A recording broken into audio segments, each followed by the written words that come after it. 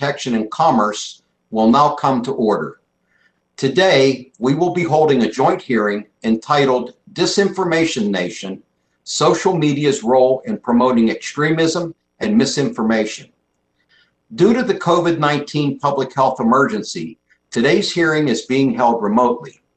All members and witnesses will be participating via video conferencing. As part of our hearing, microphones will be set on mute for the purpose of eliminating inadvertent background noise. Members and witnesses, you will need to unmute your microphones each time you wish to speak. Additionally, members will need to be visible on screen in order to be recognized. Due to the anticipated length of this hearing, the committee will take a 15-minute recess around 3 o'clock to provide witnesses and members a restroom break. Finally, documents for the record can be sent to Ed Kazmarski and Joe Orlando at the email addresses we have provided to your staff. All documents will be entered into the record at the conclusion of the hearing. The chair will now recognize himself for 5 minutes. Our nation is drowning in disinformation driven by social media. Platforms that were once used to share photos of kids with grandparents are all too often havens of hate, harassment, and division. The way I see it, there are two faces to each of your platforms. Facebook has Family and Friends Neighborhood, but it is right next to the one where there is a white nationalist rally every day.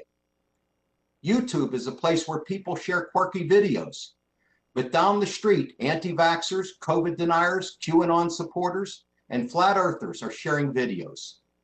Twitter allows you to bring friends and celebrities into your home, but also Holocaust deniers, terrorists, and worse. Now, it would be one thing if every user chose where to go organically, but almost everything is scripted on social media platforms. Facebook recognizes antisocial tendencies in one user and invites them to visit the white nationalist.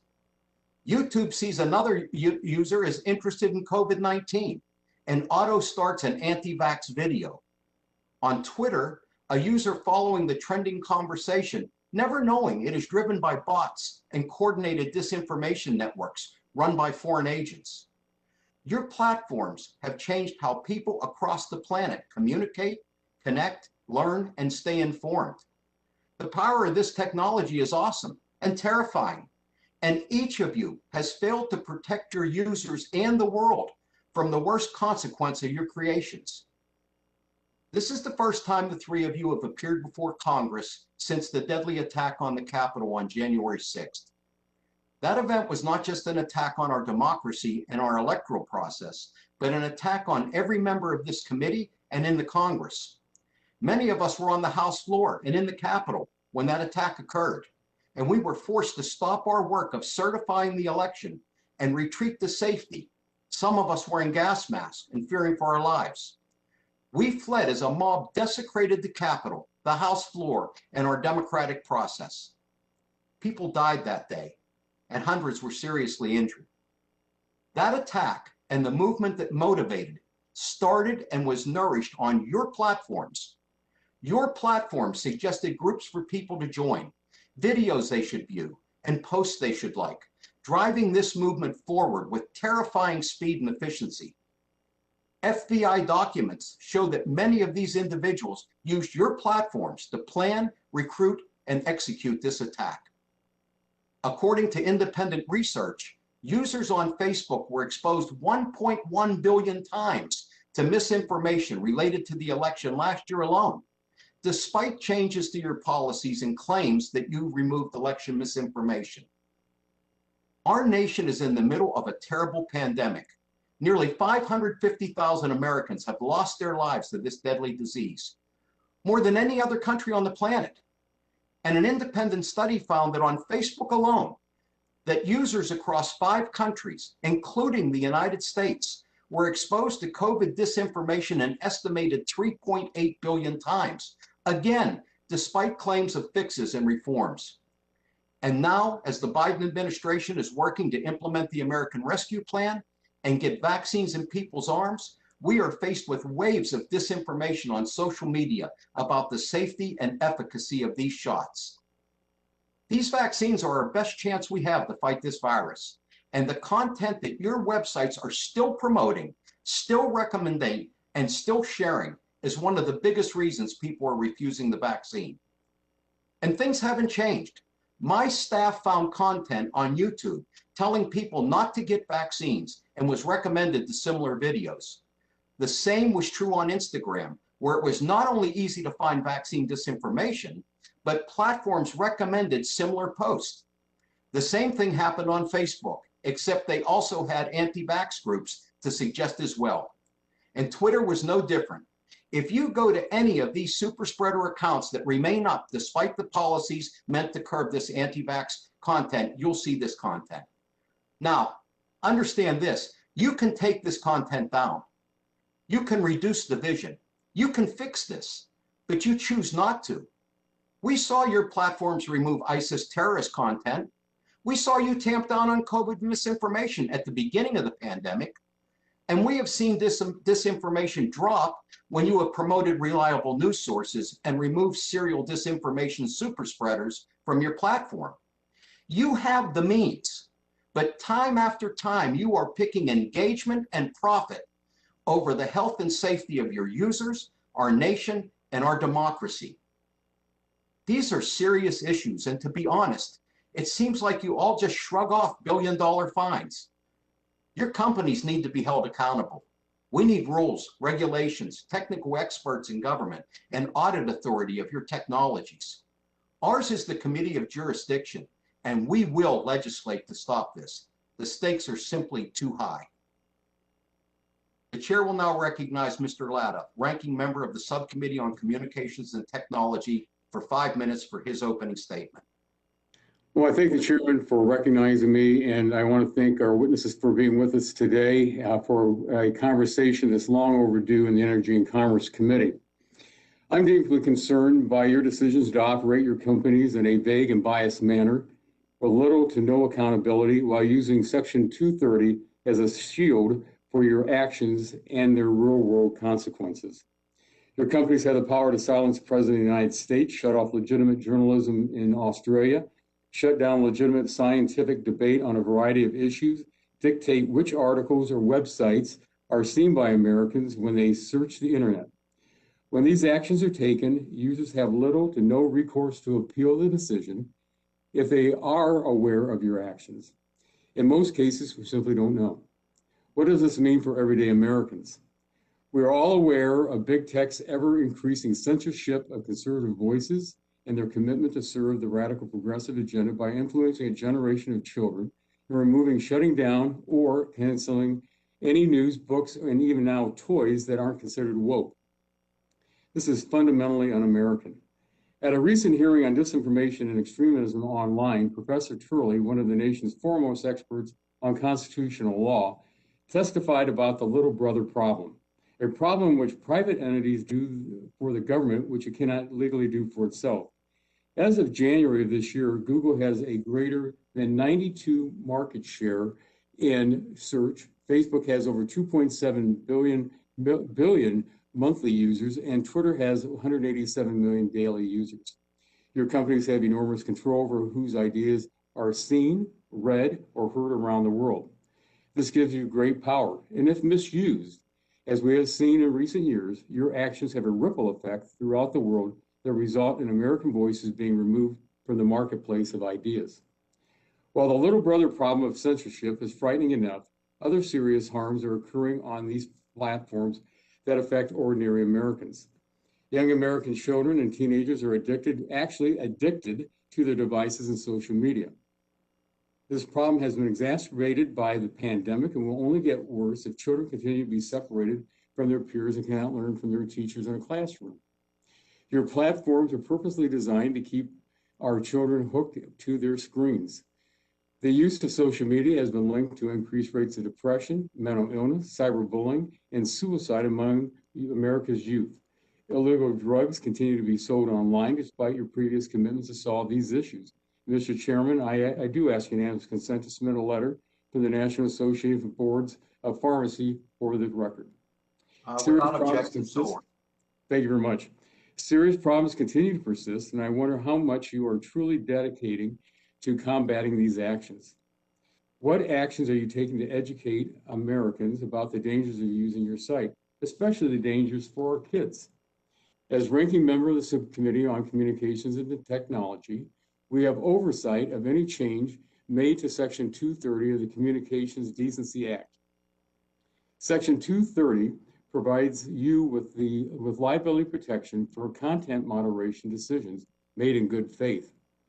Based on recent actions, however, it is clear that your definition of good faith moderation includes censoring viewpoints you disagree with and establishing full independent appeals process that doesn't make its content moderation decision based on American principles of free expression. I find that highly concerning. I look forward to today's hearing as an important step in reconsidering the extent to which big tech deserves to retain the significant liability protection.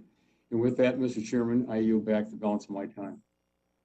Thank you, gentleman. Yields back. The chair now recognizes Chair Schakowsky, chair of the Subcommittee on Consumer Protection and Commerce, for 5 minutes for her opening statement. Thank you. It's a pleasure to co-chair this meeting with you. I want to welcome our witnesses and thank them for coming. It is not an exaggeration to say that your companies have fundamentally and permanently transformed our very culture and our understanding of the world. Much of this is for good, but it is also true that our country, our democracy, even our understanding of what is truth has been harmed by the proliferation and dissemination of misinformation and extremism, all of which has deeply divided us. What our witnesses today need to take away from this hearing is that self-regulation has come to the end of its road, and that this democracy, this democratic, the people that you see before you, elected by the people, is preparing to move forth with legislation and regulation. The regulation that we seek should not attempt to limit constitutionally protected freedom of speech, but it must hold platforms accountable when they are used to incite violence and hatred, or, as in the case of the COVID pandemic, spread misinformation that costs thousands of lives. All three of the companies that are here today run platforms that are hotbeds of misinformation and disinformation. And despite all the promises and new policies to match, disinformation was rampant in the 2020 election, especially targeting vulnerable communities. For example, Spanish language ads run by the Trump campaign falsely accused President Biden of being endorsed by Venezuelan President Maduro. The spread of disinformation fed upon itself until it arrived at the Capitol of the United States on January 6th, which cost 5 lives. The lives lost in the insurgency were not the first cases of these platforms' failure, nor even the worst. In 2018, Facebook admitted a genocide of the Rohingya people in Myanmar was planned and executed on Facebook. 2020 saw the rise of coronavirus disinformation on Facebook platforms, including the playing of the, they called it the Plandemic. This film got 1.8 million views and 150,000 shares before it was removed. Disinformation like Plandemic made people skeptical of the need for vaccines and almost certainly contributed to the horrible loss of life during the pandemic. Disinformation and also hops platforms to spread viruses. I'm looking for a time. Disinformation also hops from platform to platform. The pandemic actually was first on YouTube before it was on Facebook and Instagram and Twitter. Misinformation regarding the election dropped 73% across social media platforms after Twitter permanently suspended Trump, as well as also, I'm sorry? 30 seconds. Okay. And also the Capitol insurgency and QAnon. But the question really is, what took so long? The witnesses here today have demonstrated time and time again that that self-regulation has not worked. They must be held accountable for allowing disinformation and misinformation to spread. And that is why I'll be introducing the Online Consumer Protection Act, which I hope will earn bipartisan support. And thank you. I yield back. Gentlelady yields back. The chair now recognizes Mr. Bilirakis, ranking member for the Subcommittee on Consumer Protection and Commerce, for 5 minutes for his opening remarks. Thank you, Mr. Chairman. I appreciate it. Thank you for participating in today's hearing, all the witnesses and the members. I've been thinking about this hearing since our side first requested this hearing last year. My time in Congress has provided me enough knowledge about the history of the committee to know what the Telecommunications Act was, and importantly, what it wasn't. Components of that law have been struck down by the courts, while other provisions are interpreted and applied differently than first conceived. This is all a departure from congressional intent. Regardless of what one thinks or whether all of the Communications Decency Act was the right approach, the same members that voted for Section 230 voted for that entire bill. The statute was meant to protect our society, specifically our children. To our witnesses today, here lies the problem for you. You don't want the federal government telling you what parts of your company you're allowed to operate. So imagine things from our perspective when you pick and choose what parts of the law you want to follow. I really do admire your ingenuity. You have created something truly remarkable, in my opinion. But with that power, you must also be good Samaritans. And you have an obligation to be stewards of your platform. If your legal department doesn't believe you're bound to the intent of the law, I would hope your moral compasses will. Many of my colleagues will raise legitimate concerns about the attack on the Capitol from January, and other colleagues can point to what occurred in our cities last summer. These were all incidents where social media escalated tension, incited chaos, and bred extremism through echo chambers and algorithms. As the new Republican leader, quite an honor, on the Commerce Protection and Commerce Committee, so the Consumer Protection and Commerce Committee, I have been digging into how your companies operate. That led me to run a survey of my district following our big tech hearing announcement. The conclusion is my constituents simply don't trust you anymore. With thousands of responses, over 82% say they do not trust big tech to be good stewards of their platforms or consistently enforce their policies. That includes my constituent who told me we were providing information to local families on teen suicide risks, on Facebook live stream. It was blocked by Facebook. Another constituent said she has seen countless teens be bullied online or simply not able to process a devastating comparison game that they are forced to deal with on social media. Others told me they stopped using your services altogether out of fear and distrust. One even told me they quit social media due to treatment from your companies over their family's Christian views. Each one of these represents a story of how your companies have failed people. And you'll be hearing from my colleagues with more of these stories about how big tech has lost its way, highlighting a much larger problem.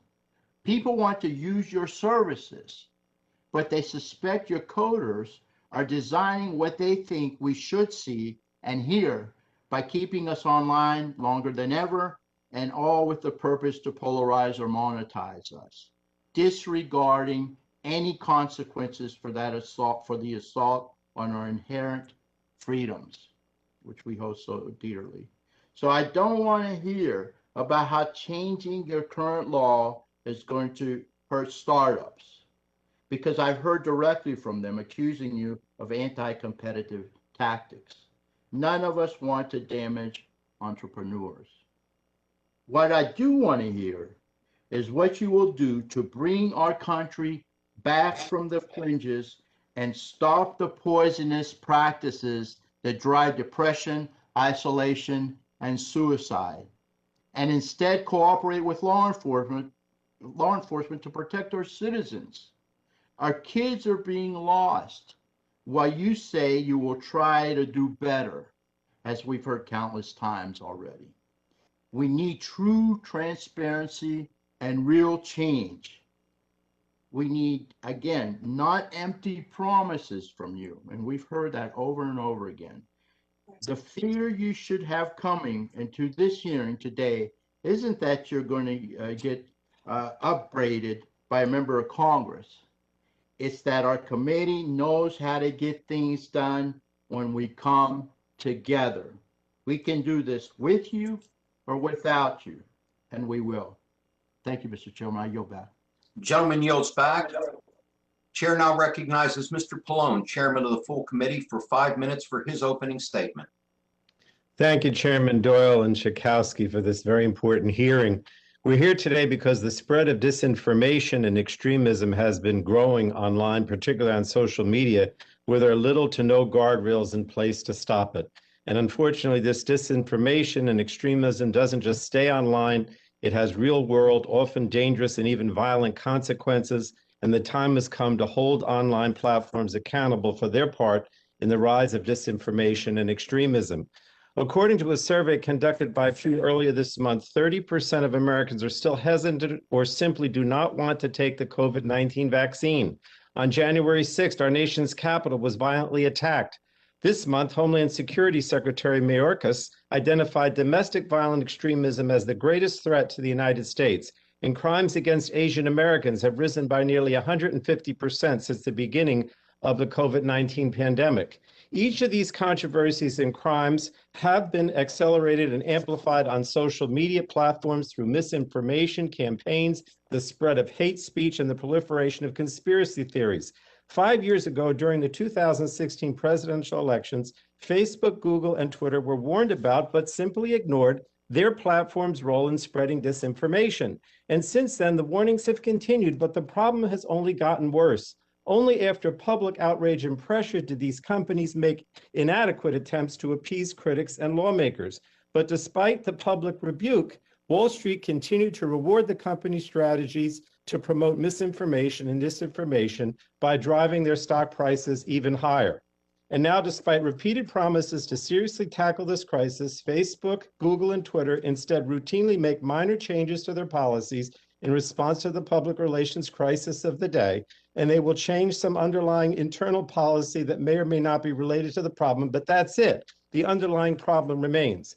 So, Mr. Chairman, it is now painfully clear that neither the market nor public pressure will force these social media companies to take the aggressive action they need to take to eliminate disinformation and extremism from their platforms. And therefore, it's time for Congress and this committee to legislate and realign these companies' incentives.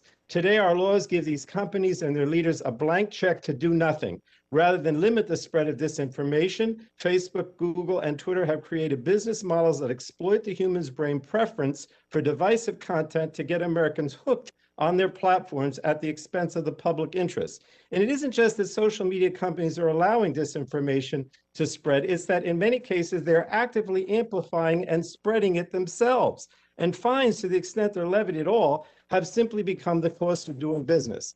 The dirty truth is that they are relying on algorithms to purposely promote conspiratorial, divisive, or extremist content so that they can take more money and ad dollars. And this is because the more outrageous and extremist the content, the more engagement and views these companies get from their users, and more views equals more money, Mr. Chairman. That's what it's all about, more money. It's crucial to understand that these companies aren't just mere bystanders. They're playing an active role in the meteoric rise of disinformation and extremism because they make money on it. So when a company is actually promoting this harmful content, I question whether existing liability protection should apply. Members on this committee have suggested legislative solutions and introduced bills. The committee is going to consider all these options so that we can finally align the interests of these companies with the interests of the public and hold the platforms and their CEOs accountable when they stray. That's why you're here today, Mr. Zuckerberg, Mr. Pichai, and Mr. Dorsey. You failed to meaningfully change after your platforms played a role in fomenting insurrection, in abetting the spread of the virus, and trampling American civil liberties. And while it may be true that some bad actors will shout fire in a crowded theater by promoting harmful content, your platforms are handing them a megaphone to be heard in every theater across the country and the world. Your business model itself has become the problem, and the time for self-regulation is over. It's time we legislate to hold you accountable. That's what we're going to do. And I want to thank you, Mr. Chairman, Mr. Doyle, and Ms. Schakowsky, because I know that you're very serious about moving forward on legislation, which we will do. I promise everyone. Thank you, and I yield back. Gentleman yields back. The chair now recognizes Ms. Rogers, the ranking member of the full committee, for 5 minutes for her opening statement. Thank you, Mr. Chairman.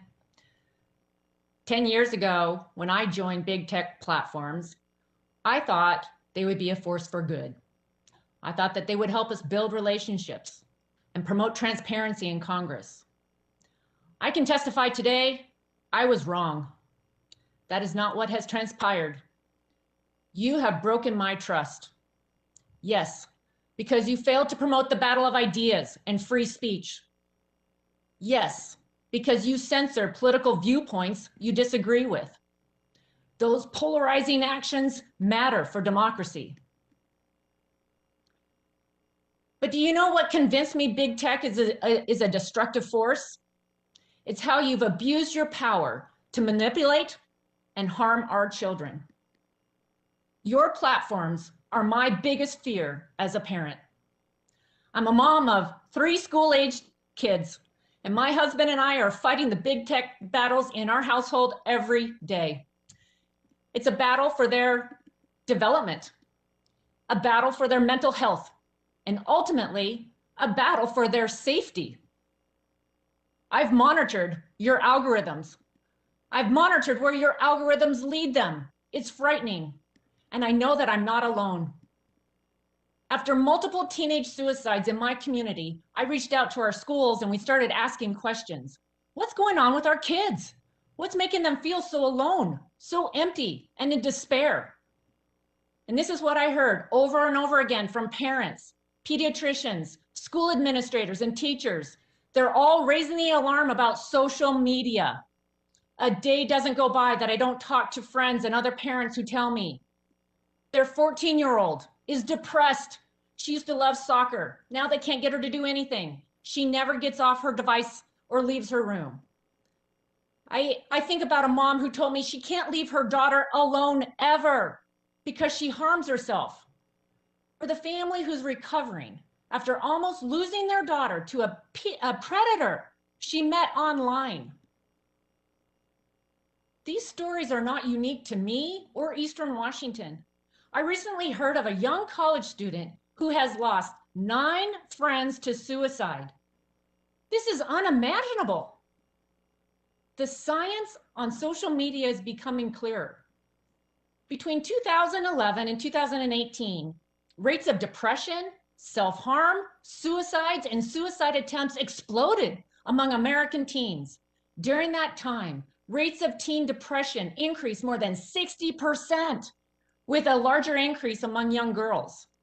Between 2009 and 15, emergency room admissions for self-harm among 10 to 14-year-olds tripled, and suicide substantially increased. One study found during that time, teens who used their devices for 5 or more hours a day were 66% more likely to have at least one suicide-related outcome compared to those who use their device for just one. Other studies have found that teens who spend more time online report lower psychological well-being and more feelings of loneliness. Remember, our kids, the users, are the product. You, big tech, are not advocates for children. You exploit and profit off of them. Big tech needs to be exposed and completely transparent for what you are doing to our children, so parents like me can make informed decisions. We also expect big tech to do more to protect children because you haven't done enough. Big tech has failed to be good stewards of your platforms. I have 2 daughters and a son with a disability. Let me be clear. I do not want you defining what is true for them. I do not want their future manipulated by your algorithms. I do not want their self-worth defined by the engagement tools you built to attract their attention. I do not want them to be in danger from what you've created. I do not want their emotions and vulnerabilities taken advantage of so you can make more money and have more power. I'm sure most of my colleagues on this committee who are parents and grandparents feel the same way. Over 20 years ago, before we knew what big tech would become, Congress gave you liability protections. I want to know, why do you think you still deserve those protections today? What will it take for your business model to stop harming children?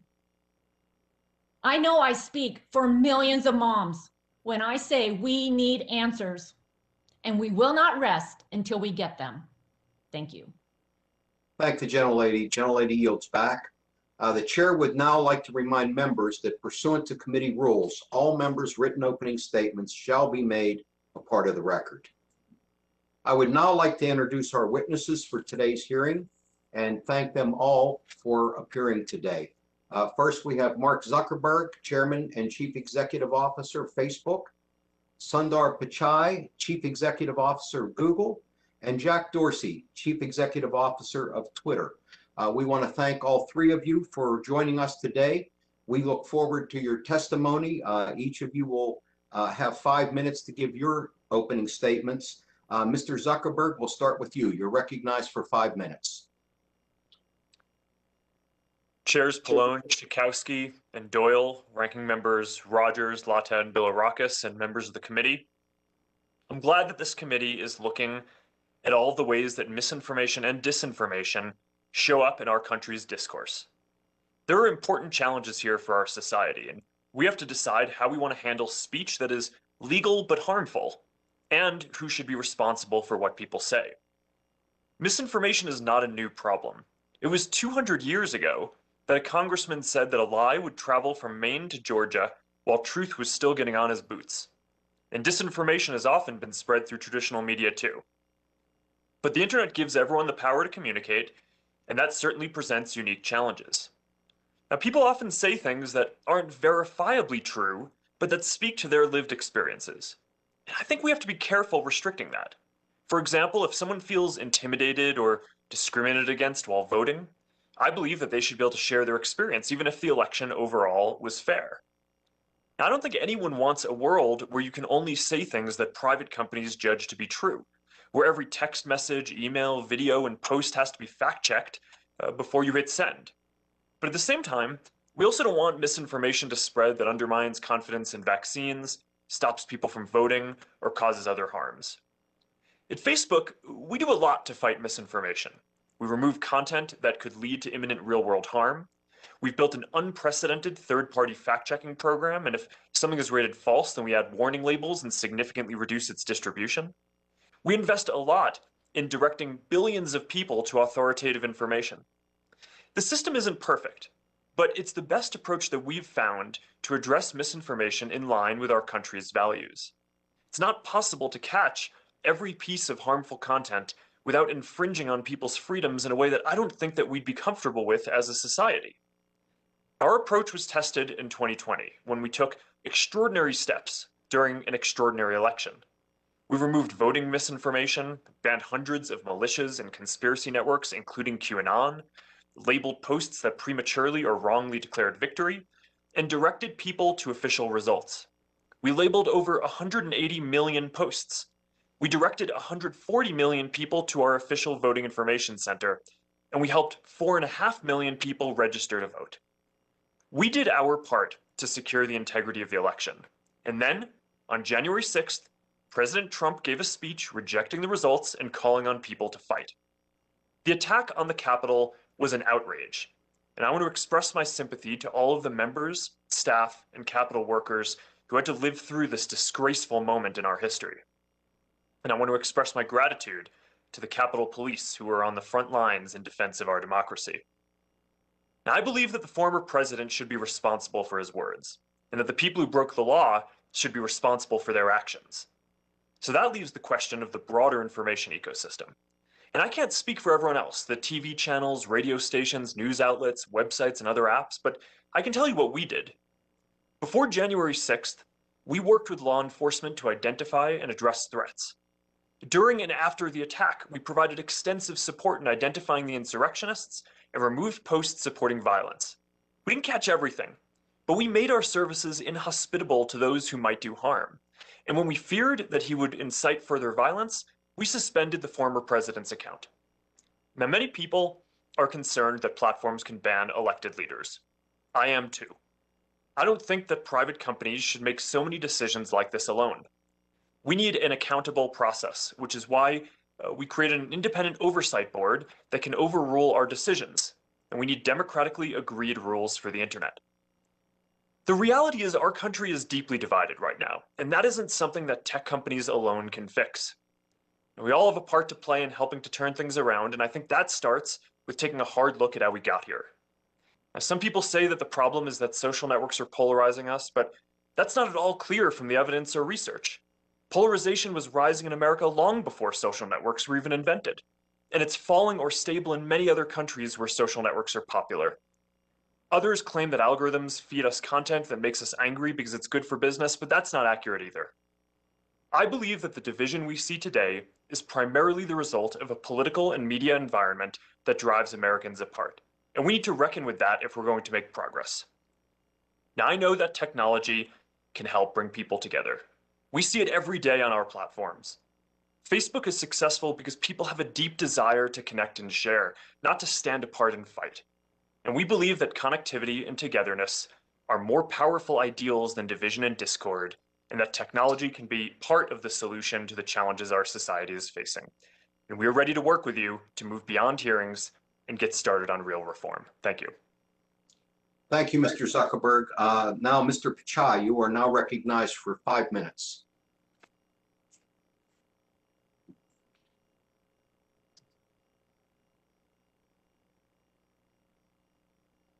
Mr. Pichai, are you Sorry, I have unmuted? my volume on. Chairman Doyle, Ranking Member Latta, Chairwoman Shakowski, Ranking Member Bilirakis, Full Committee Chair Pallone, and Full Committee Ranking Member McMorris Rogers, and members of the committee. Thank you for the opportunity to appear before you today.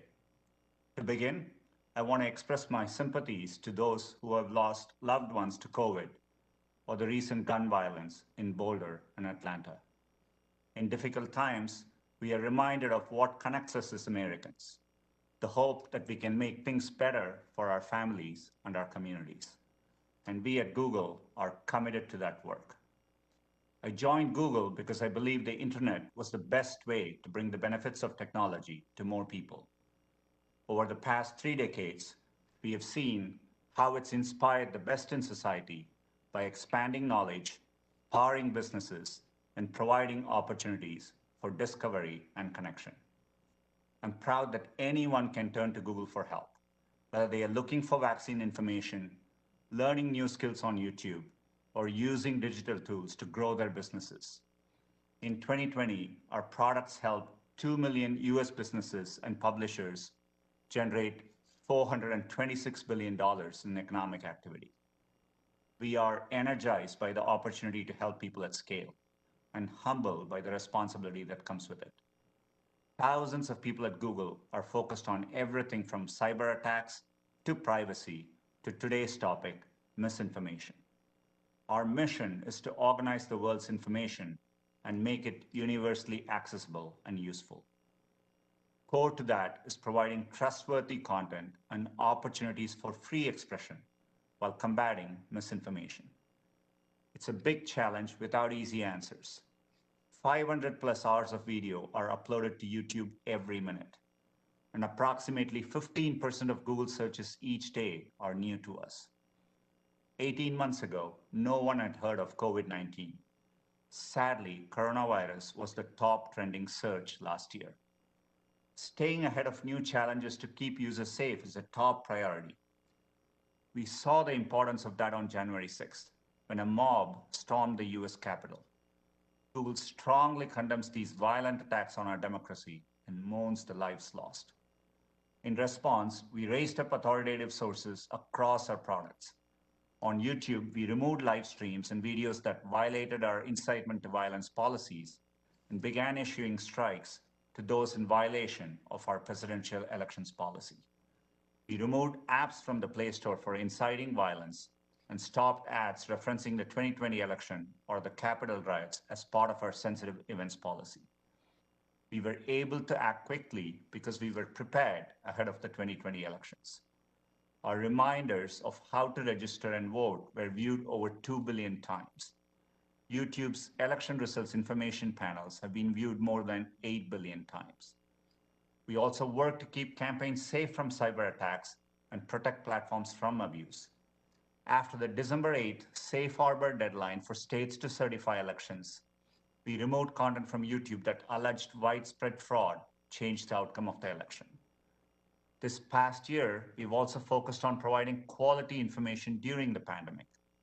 Globally, we've committed over $550 million in ad grants for COVID-related PSAs to governments, health organizations, and nonprofits. On YouTube, our COVID information panels have been viewed over 400 billion times.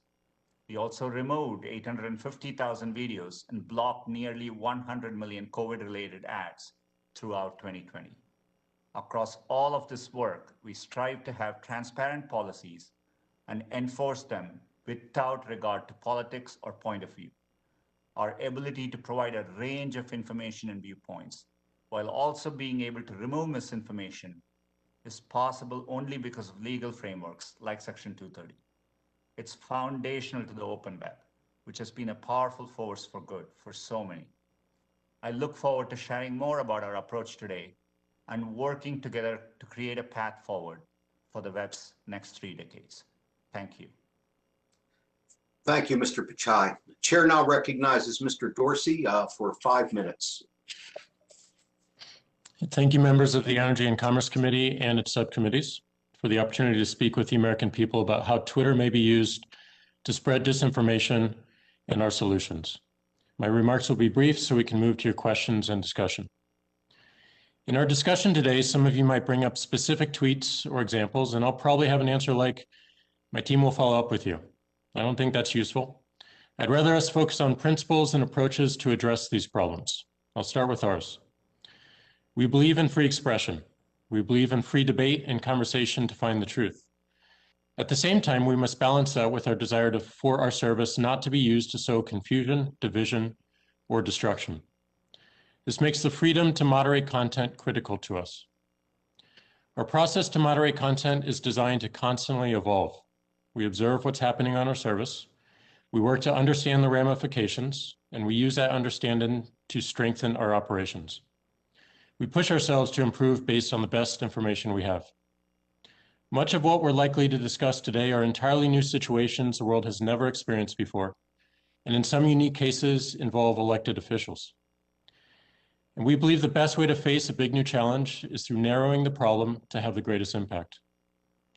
Disinformation is a broad concept. We needed to focus our approach on where we saw the greatest risk if we hope to have any impact at all. So we chose to focus on disinformation leading to offline harm, and 3 categories to start: manipulated media, public health, and civic integrity. Many of you will have strong opinions on how effective we are in this work. Some of you will say we're doing too much and removing free speech rights. Some of you will say we're not doing enough and end up causing more harm. Both points of view are reasonable and worth exploring. If we woke up tomorrow and decided to stop moderating content, we'd end up with a service very few people or advertisers would want to use. Ultimately, we're running a business, and a business wants to grow the number of customers it serves. Enforcing policy is a business decision. Different businesses and services will have different policies, some more liberal than others. And we believe it's critical this variety continues to exist. Forcing every business to behave the same reduces innovation and individual choice, and diminishes free marketplace ideals. If instead we woke up tomorrow and decided to ask the government to tell us what content to take down or leave up, we may end up with a service that couldn't be used to question the government. This is a reality in many countries today and is against the right of an individual. This would also have the effect of putting enormous resource requirements on businesses and services, which would further entrench only those who are able to afford it. Smaller businesses would not be able to compete, and all activity would be centralized into very few businesses. So how do we resolve these 2 viewpoints? One way is to create shared protocols. Social media has proven itself important enough to be worthy of an internet protocol, one that a company like Twitter can contribute to and compete on creating experiences people love to use. We've started work on such a protocol, which we call Blue Sky. It intends to act as a decentralized, open source social media protocol, not owned by any single company or organization. Any developer around the world can help develop it, just as any company can access its services. How does an open protocol address the concerns raised here? Greater transparency is the strongest benefit. Anyone around the world can see everything that's happening in the network, including exactly how it works. One doesn't have to trust a company, just look at the source code. Second, since the base protocol is shared, it will increase innovation around business models, recommendation algorithms, and moderation controls, which are in the hands of individuals rather than private companies. This will allow people to experiment in a market-based approach. Finally, it will allow all of us to observe, acknowledge, and address any societal issues that arise much faster. Having more eyes on the problems will lead to more impactful solutions that can be built directly into this protocol, making the network far more secure and resilient. A decentralized open source protocol for social media is our vision and work for the long term. We continue the cycle mentioned earlier of constantly improving our approach to content moderation in the short term. I hope our discussion today will focus on more enduring solutions. One final note, we are a bunch of humans with a desire to make the world around us better for everyone living today and those that come after us. We make mistakes in prioritization and in execution. We commit to being open about these and doing our best to remedy what we control. We appreciate the enormous privilege we have in building technologies to host some of the world's most important conversations. And we honor the desire to create better outcomes for everyone who interacts with them. Thanks for your time, and I look forward to the discussion. Thank you, Mr. Dorsey. Well, we've concluded witness opening statements. At this time, we will move to member questions. I want to make sure that members are aware that our witnesses are being assisted by counsel, and during questions, our witnesses may briefly mute themselves to seek advice of counsel, which is permitted. Each member will have 5 minutes to start asking questions of our witnesses. I ask everyone to please adhere to that 5-minute rule, as we have many people that want to ask questions. I will start by recognizing myself for 5 minutes. Mr. Chairman, point of order. Gentlemen, who's speaking? Jeff Duncan, point of order. Yes, If sir. the witnesses are advised by counsel and we're not swearing them in, why would they need counsel? In previous hearings, we've always permitted witnesses to have counsel. Sometimes you'll see them at a hearing just leaning back and talking to their counsel before question. But it's allowed under our rules. And I just wanted to make members aware that they may mute themselves while that's going on. They should be sworn in, but I yield back. Thank you. Thank you. Okay. Gentlemen, my time is short, and I ask that you make your responses as brief and to the point as possible. If I ask you a yes or no question, I'm just looking for a yes or no, so please respond appropriately. I want to start by asking all three of you if your platform bears some responsibility for disseminating disinformation related to the election and the Stop the Steal movement that led to the attack on the Capitol. Just a yes or no answer. Mr. Zuckerberg. Chairman, I think our responsibility is to build systems that can help. Mr. Zuckerberg, I just want a yes or no answer, okay? Yes or no, do you bear some responsibility for what happened? Congressman, our responsibility is to make sure that we build effective systems to Okay, help the fight the spread gentleman's of this. choice is not to answer the question. Mr. Pichai, yes or no? We always feel a deep sense of responsibility, but I think we worked hard. This election effort was one of our most substantive efforts. Is that a yes or a no? Congressman, it's a complex question. Okay, we'll move on. Mr. Dorsey. Yes, but you also have to take into consideration a broader ecosystem. It's not just about the technology platforms we use. Thank you. Thank you. And I agree with that. Mr. Zuckerberg, independent analysis has shown that despite all the things that Facebook did during the election, users still interacted with election misinformation roughly 1.1 billion times over the last year.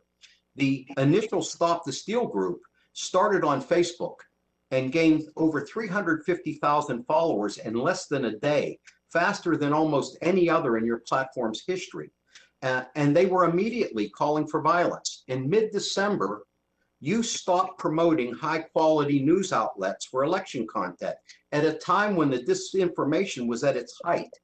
And finally, the FBI has released numerous documents showing that many of the insurrectionists used Facebook to coordinate and plan the attack on January 6th. So my question is, how is it possible for you not to at least admit that Facebook played a central role or a leading role in facilitating the recruitment, planning, and execution of the attack on the Capitol?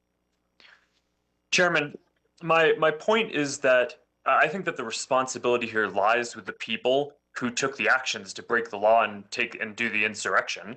And secondarily, also the people who spread that content, including the president, but others as well, with repeated rhetoric over time, saying that the election was rigged and encouraging people to organize. I think that those people bear the primary responsibility as well. And that was the point that I was making. I understand that, but your platforms supercharged that. You took a thing and magnified in 12 hours. You got 350,000 people in your site. You gin this up. Your algorithms make it possible to supercharge these kinds of opinions. I think we're here because of what these platforms enable, how your choices, put our lives and our democracy at risk. And many of us just find it just unacceptable. I want to ask each of you another question. Do you think vaccines that have been approved for COVID-19 work? Just yes or no. Do you think the vaccines that have been approved work? Mr. Zuckerberg.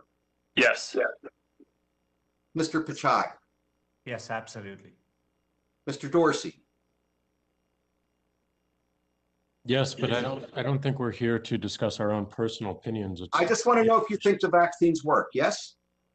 Yes, however. Thank you.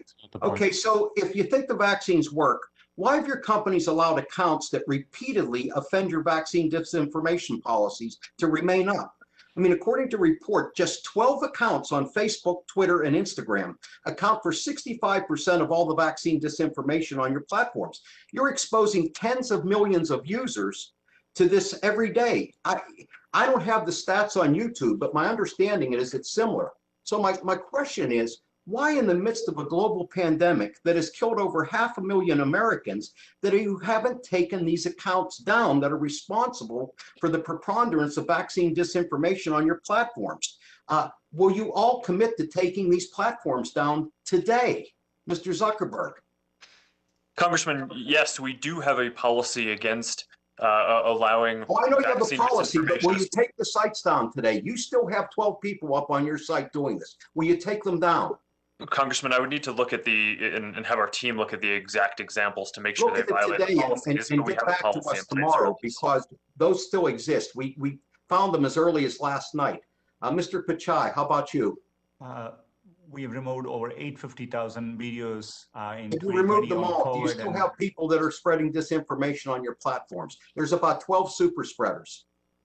we have clear policies and we take down content. Some of the content is allowed if it's people's personal experiences, but we definitely Okay, take thank down you. Mr. widespread. Dorsey, I see my time is getting expired. Mr. Dorsey, will you take these sites down?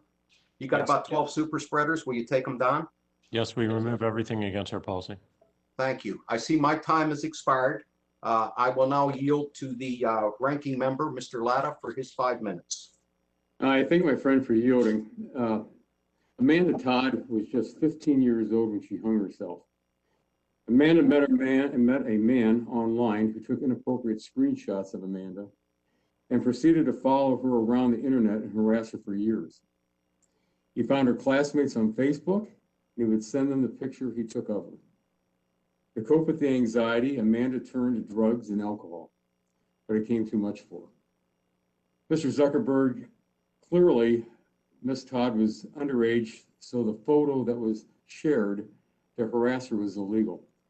Do you believe that Facebook bears any responsibility for the role it played in her death, yes or no?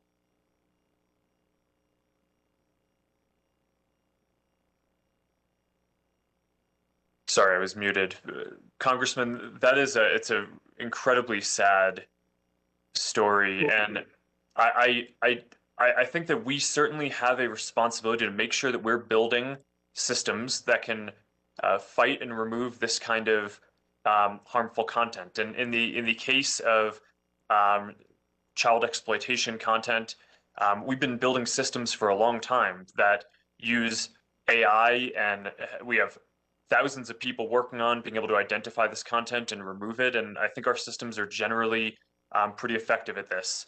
And I think it's our responsibility to make sure that we keep improving them. My time's pretty short, but would you say yes or no then? Sorry, can you repeat that? Well, in the question, yes or no, then any responsibility? Congressman, I believe that the responsibility Okay, of the well, platforms. let me move on because I've got very short on time. Do you believe that Facebook should be held accountable for any role in her death? Yes or no?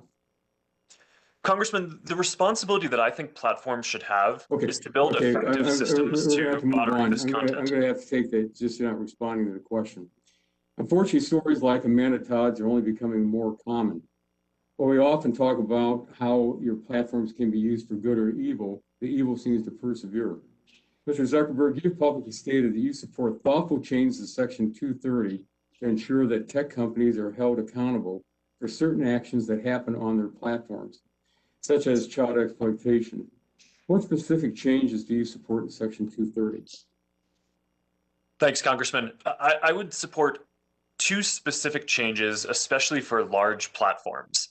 Although I want to call out that I think for smaller platforms, I think we need to be careful about any changes that we make that remove their immunity, because that could hurt competition. So let me just call on these for larger platforms. I think first, platforms should have to issue transparency reports that state the prevalence of content across all different categories of harmful content, everything from child exploitation to terrorism to incitement of violence to intellectual property violations to pornography, whatever the different harms are. And well, let me ask also, you quick now, where those transparency reports be reported to, and how often do you think those should be going out? well, Congressman, as a model, Facebook has been doing something to this effect for every quarter, right, where we report on the prevalence of each category of harmful content and how effective our systems are at identifying that content and removing it in advance. And I think the company should be held accountable for having effective systems to do that broadly. The second change that I would propose is creating accountability for the large platforms to have effective systems in place to moderate and remove clearly illegal content. So things like sex trafficking or child exploitation or terrorist content. And I think it would be reasonable to condition immunity for the larger platforms on having a generally effective system in place to moderate clearly illegal types of content. Let me interrupt real quick because I'm running really short on time, because I know in your testimony you're talking about that you say that platforms should not be held liable if a particular piece of content evades its detection. So again, that's one of the areas when you're talking about the transparency and also the accountability I'd like to follow up on. I have to go on real quick. Mr. Pichai, yes or no, do you agree with Mr. Zuckerberg's changes to Section 230? There are definitely good proposals around transparency and accountability, which I've seen in various legislative proposals as well, which I think are important principles, and we would certainly welcome legislative approaches in that area. Okay, Mr. Dorsey, do you agree with Mr. Zuckerberg, yes or no, on the changes on 230? I think the ideas around transparency are good. I think it's going to be very hard to determine what's a large platform and a small platform, and it may incentivize the wrong things. Okay, gentlemen's time has expired. Thank you very much. My time has expired, and I yield back. Chair now recognizes Chair Schakowsky, Chair of the Subcommittee on Consumer Protection and Commerce, for 5 minutes. Thank you so much. Mr. Zuckerberg, immediately after the Capitol insurgency, Sheryl Sandberg did an interview in which she insisted that the siege was largely planned on smaller platforms, but court filings actually show something quite the opposite, that the Proud Boys and Oath Keepers used Facebook to coordinate in real time during the siege. And so my question for you is, will you admit today that Facebook groups in particular played a role in fomenting the extremism that we saw and that led to the Capitol siege? Congresswoman, thanks for the question on this. In the comment that Sheryl made, what I believe that we were trying to say was, and what I stand behind, is what was widely reported at the time, that after January 6th. I'm sorry to interrupt, as many of my colleagues have had to do, because we only have 5 minutes. But would you say that, and would you admit that Facebook played a role? Congresswoman, I think certainly there was content on our services, and from that perspective, I think that there's further work that we need to do to make our services and moderation more effective. I hear that. Okay, I'm going to ask Mr. Pichai a question. Many companies have used Section 230 as a shield to escape consumer protection laws. And I have a bill that would actually not protect companies that do that. And so, Mr. Pichai, would you agree that that would be a proper use to not allow liability protection for those who violate consumer protection laws? Congresswoman, consumer protection laws are very important in many areas, like we comply with COPPA and HIPAA. I think the right approach is to have legislation in applicable areas and have us. Okay, I'm going to have to interrupt again. Is that a yes?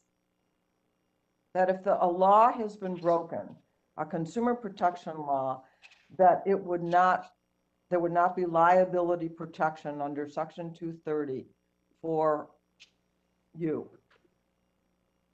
We rely on the liability protections to actually take strong action in particularly new types of content. When the Christchurch shooting happens, within a few minutes, our teams have to make decisions about the content to take down. That certainty is what we rely on. But I agree with you that we should have strong consumer protection laws and be subject to it, and have agencies like the FTC have clear oversight over those laws and how we comply with them. Let me just ask a real yes or, thank you, a real yes or no quickly. Do you think that when you take money to run advertisements that promote disinformation, that you are exempt from liability? Yes or no? Yes or no? Section 230. Mr. Zuckerberg, yes or no? Congresswoman, I don't know the legal answer to that, but we don't allow misinformation in our ads. And any ad that's been fact checked as false, we don't allow to run as an ad. Okay, and Mr. Dorsey? Again, I also would need to review the legal precedent for it, but we would not allow that. Okay, and Mr. Pichai? We are subject to FTC's deceptive ad practices, so there are statutes which apply to us. We removed over 3 billion bad ads last year alone. Okay, let me ask one more question. Do you think that Section 230 should be expanded to trade agreements that are being made, as happened in the U.S. trade agreement with Mexico and Canada? Yes or no? Mr. Zuckerberg? Congresswoman, my primary goal would be to help update Section 230 to reflect the kind of modern reality and what we've learned over 25 years. But that said, I do still think that Section 230 plays a foundational role in the development of the internet and new companies getting built. So I do think that we should support it. I'm talking now about trade agreements. Mr. Pichai? Congresswoman, I think there's value in it, but if there are evolution of Section 230, that should apply. And so in a flexible way, being able to do that would be good, I think. Mr. Dorsey? I don't fully understand the ramifications of what you're suggesting, so we'd have to review that. I'm saying to have a liability shield that would be international and ratified in trade agreements, and I think it's a bad idea. Okay, gentlelady's time has expired. Thank you. I yield back. Chair now recognizes Mr. Bilirakis, subcommittee on ranking member of the Subcommittee on Consumer Protection and Commerce, for 5 minutes. Thank you, Mr. Chairman. Appreciate it. Mr. Dorsey, you have heard briefly about what I'm hearing from, again, in my district, my opening remarks, you've heard them. The other key part with these stories that we're hearing when we conduct these surveys is how we empower law enforcement. In a hearing last year, we received testimony that since 2016, Twitter has intentionally curtailed sharing threat data with law enforcement fusion centers. Here's the question. You're well aware that on Twitter and Periscope, that traffic has increased from bad actors seeking to groom children for molestation, lure females into sex trafficking, sell illegal drugs, incite violence, and even threaten to murder police officers. Are you willing to reinstate this cooperation, retain evidence, and provide law enforcement the tools to protect our most vulnerable? Yes or no? Well, first, child sexual exploitation has no place on our platform, and I don't believe that's true. We work with local law enforcement regularly. So you're saying that this is not true? What I'm telling you. Are you willing to reinstate? In other words, it's not going on now. Reinstate this cooperation with law enforcement to retain evidence and provide law enforcement the tools to protect our most vulnerable. We would love to work with you in more detail on what you're seeing, but we work with law enforcement regularly. We have a strong partnership. So you're saying that this is not true, what I'm telling you? I don't believe so, but we'd love to understand the specifics. will you commit to doing what I'm telling you you're not doing in the future, and work with me on this? We'll commit to continue doing what we are doing. And what is that? You're saying that. Working. So in other words, local law enforcement. okay. Well, let me go on to the next question, but I'm going to follow up with this to make sure you're doing this. I mean, our children's lives are in jeopardy here.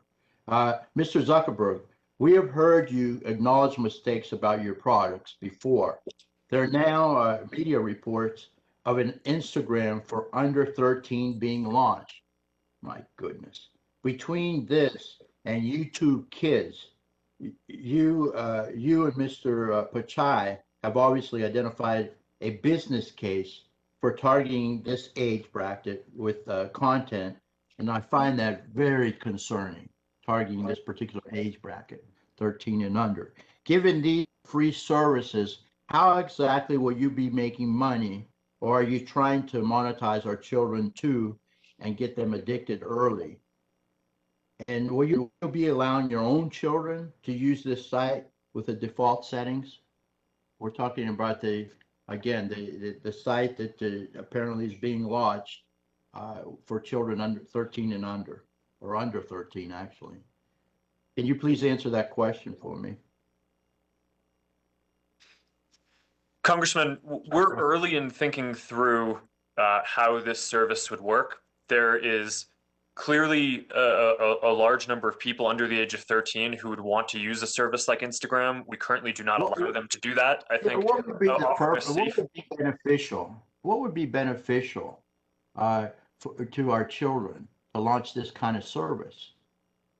Well, Congressman, I think helping people stay connected with friends and learn about different content online is broadly positive. There are clearly issues that need to be thought through and worked out, including how parents can control the experience of kids, especially kids under the age of 13.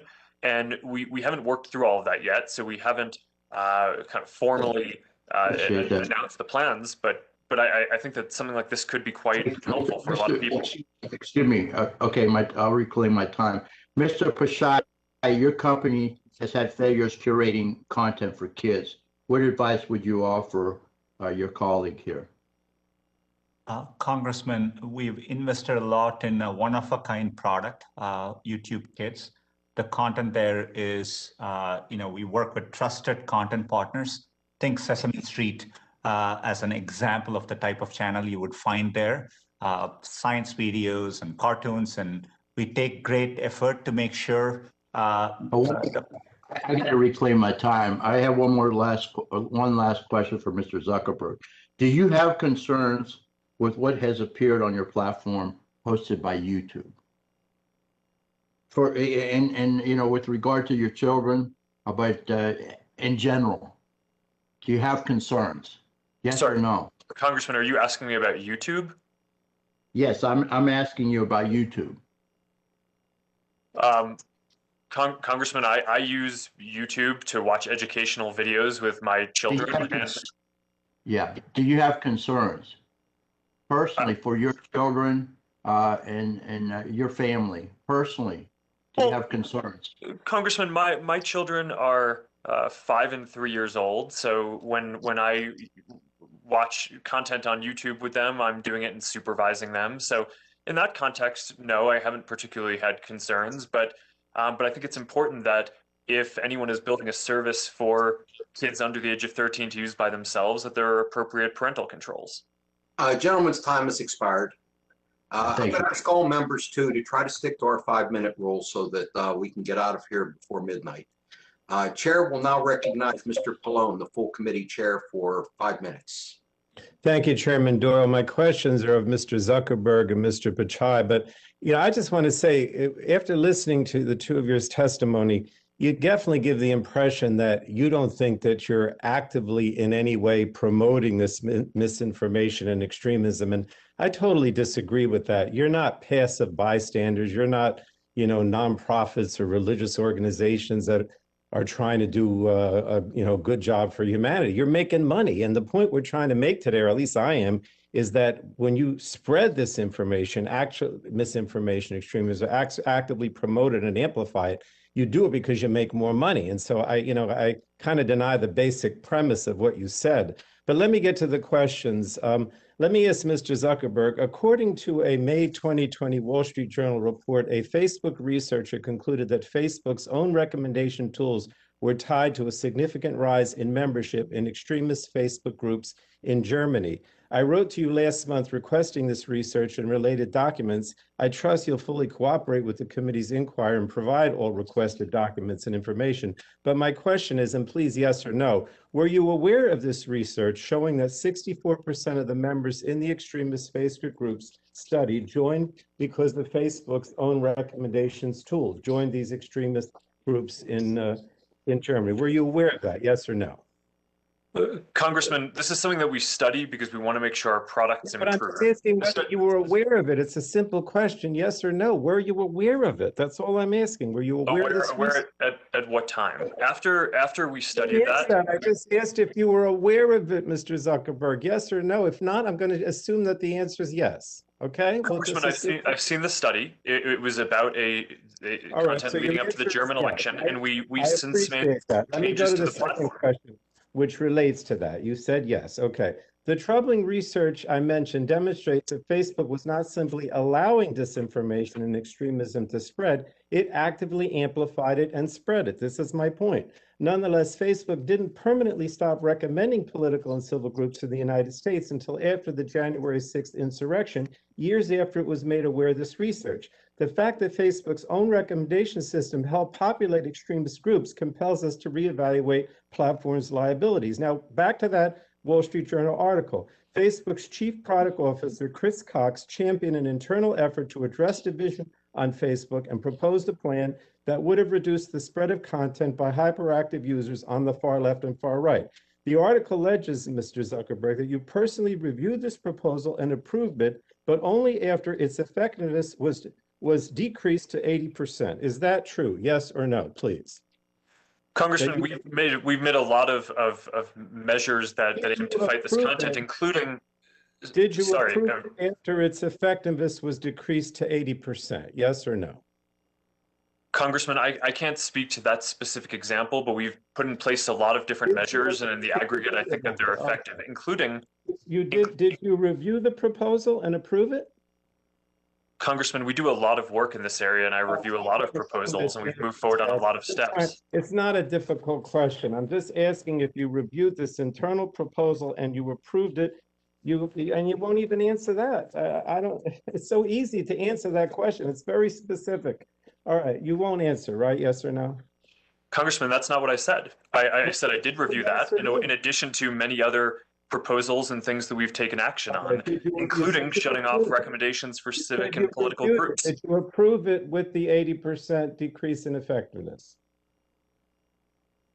Congressman, I don't remember that specifically, but we've taken a number of different steps on this. Let me go to Mr. Pichai. Mr. Pichai, according to the New York Times, YouTube's recommendation algorithm is responsible for more than 70% of the time users spend on YouTube. In fact, a former design ethicist at Google was quoted as saying, "If I'm YouTube and I want you to watch more, I'm always going to steer you towards Crazy Town." Mr. Pichai, is YouTube's recommendation algorithm designed to encourage users to stay on the site? Yes or no? Is it designed to encourage users to stay on the site? Yes or no?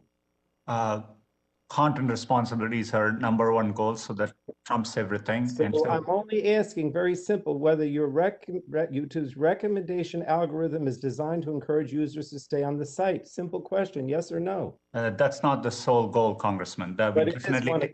So the answer is yes. Okay. So the bottom line is, simply put, your company's bottom line compel you to amplify extremist and dangerous content. You're not bystanders. And what happens online doesn't stay online. It has real-world consequences. That's why Congress has to act, because you're not bystanders. You're encouraging this stuff. Thank you, Mr. Chairman. Gentleman's time has expired. The chair now recognizes Ms. Rogers, the full committee ranking member, for 5 minutes.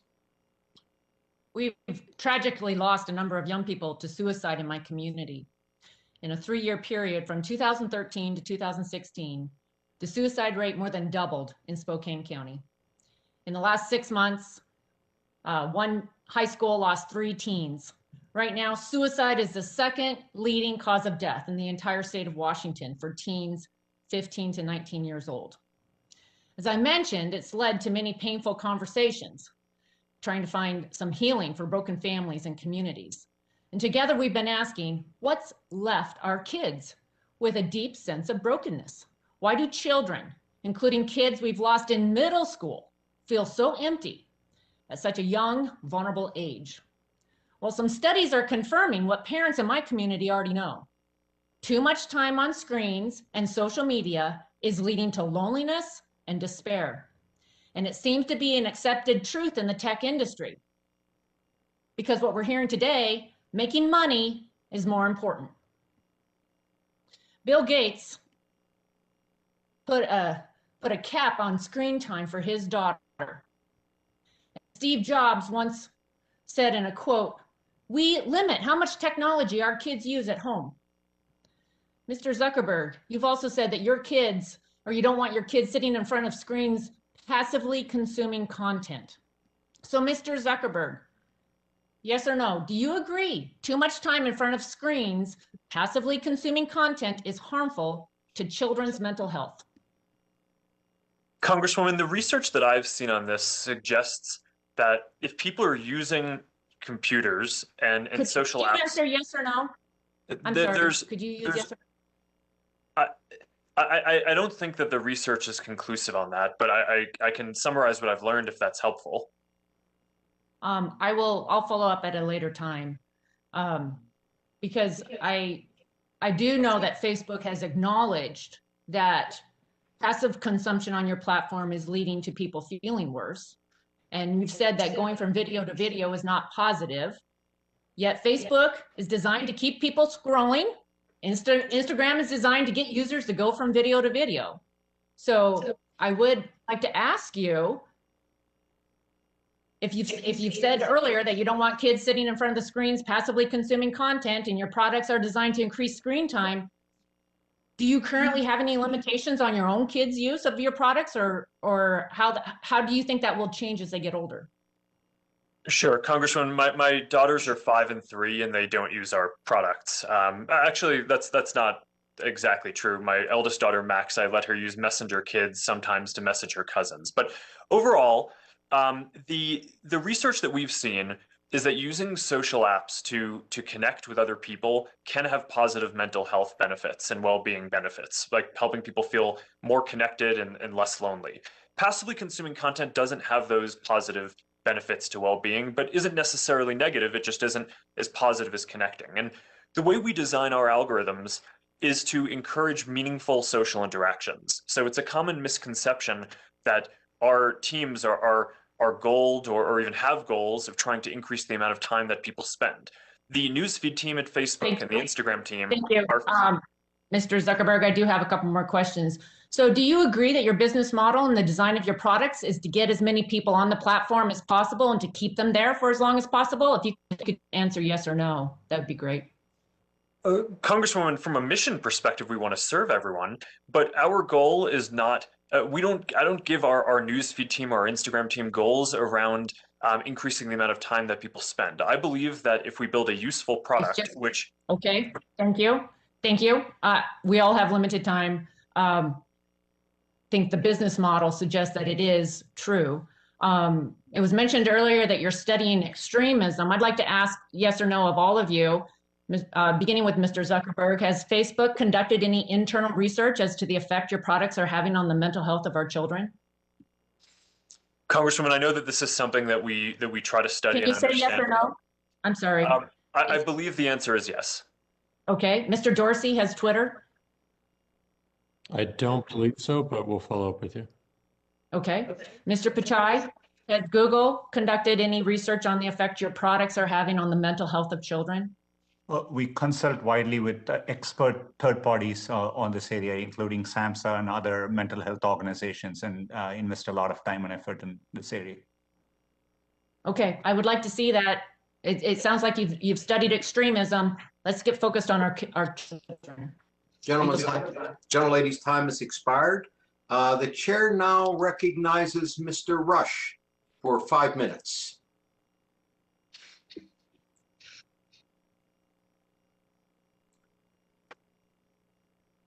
Bobby, you need to unmute. There you go. Nope, you're still muted. I want to thank you, Mr. Chairman. We all agree that social media sites should not be tools for stoking racial division or exacerbating racial injustices. However, there's a growing body of research that demonstrates the disproportionate effects of disinformation and white supremacist extremism on women and people of color, especially Black people. We have seen and continue to see that too often social media sites put their earnings before equality. Simply stated, your corporations carelessly put profits over people. Misinformation, outlandish conspiracy theories, and incendiary content targeting minorities remains prevalent.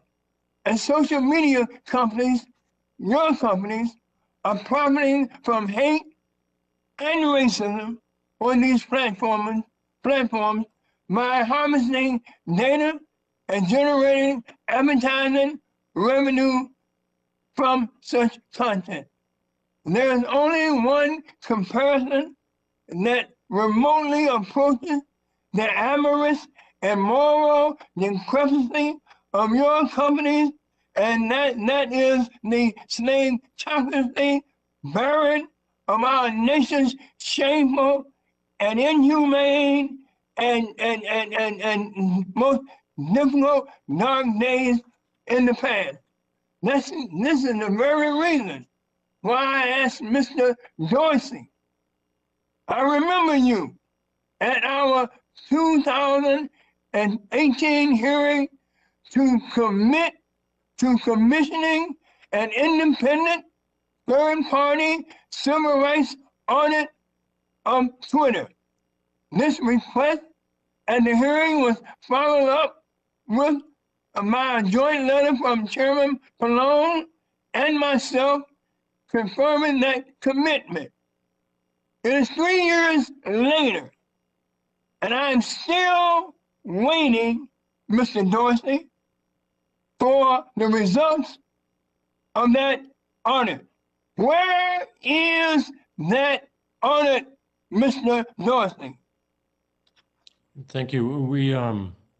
We've taken another approach, which is to work with civil rights orgs on a regular basis. We have regular conversations with civil rights orgs multiple times a year. Mr. Dorsey, where is the audit that members of Congress, including the chairman of the committee, where is the audit that we asked you and you agreed to forward? We don't have it. We thought a different approach was I don't have it either, and I thought that you were being very, very disingenuous. As a matter of fact, I thought that you had intentionally lied to the committee, and you should be condemned for that. And I can't wait until we come up with legislation that will deal with you and your cohorts in a very, very effective way. This was nothing but an empty promise that you made. You haven't taken this issue seriously. And Mr. Dorsey, I, as a Black man in America, my experiences are different from your experiences. This audit is very, very important to me and to those who are similarly situated just as I am. Facebook, to their credit, has completed an audit. And there's no reason, simply no reason under the sun that a corporation as large as yours should not have completed that audit. Mr. Dorsey, Has Twitter evaluated the disparate impact from COVID-19 vaccination misinformation that effect on the African American community? And secondly, has the company even attempted to identify methods to combat COVID-19 misinformation targeted at African Americans and amplify reliable, trustworthy vaccine information? Yes on both, and we review with civil rights orgs directly on a regular basis. That is the solution we chose. Gentlemen's time has expired. Chair now recognizes Mr. Upton for 5 minutes. Thank you, Mr. Chairman.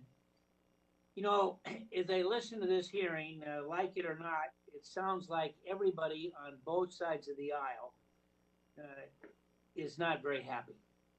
I think we all believe that there is a lot of responsibility that should be shared for some of the issues that we've raised today by the three of you.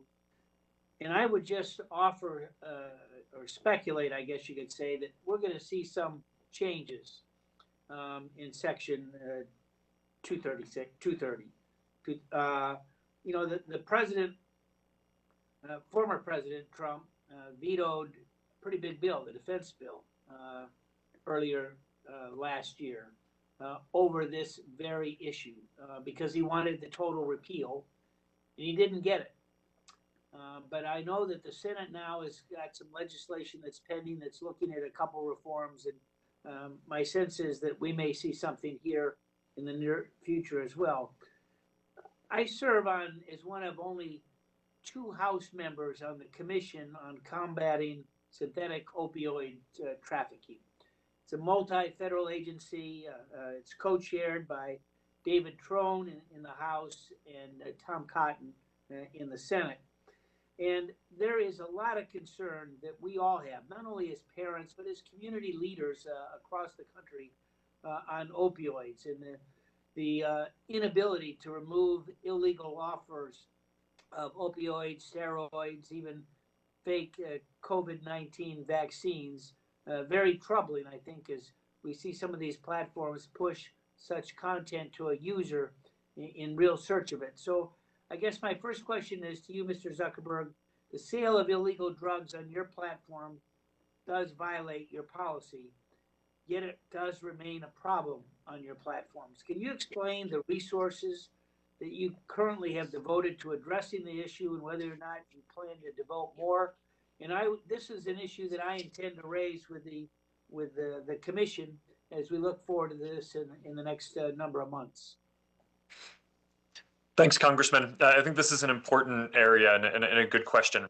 We have more than 1,000 engineers who work on our what we call integrity systems, that basically are AI systems that try to help find content that violates our policies. You're right that content does violate our policies.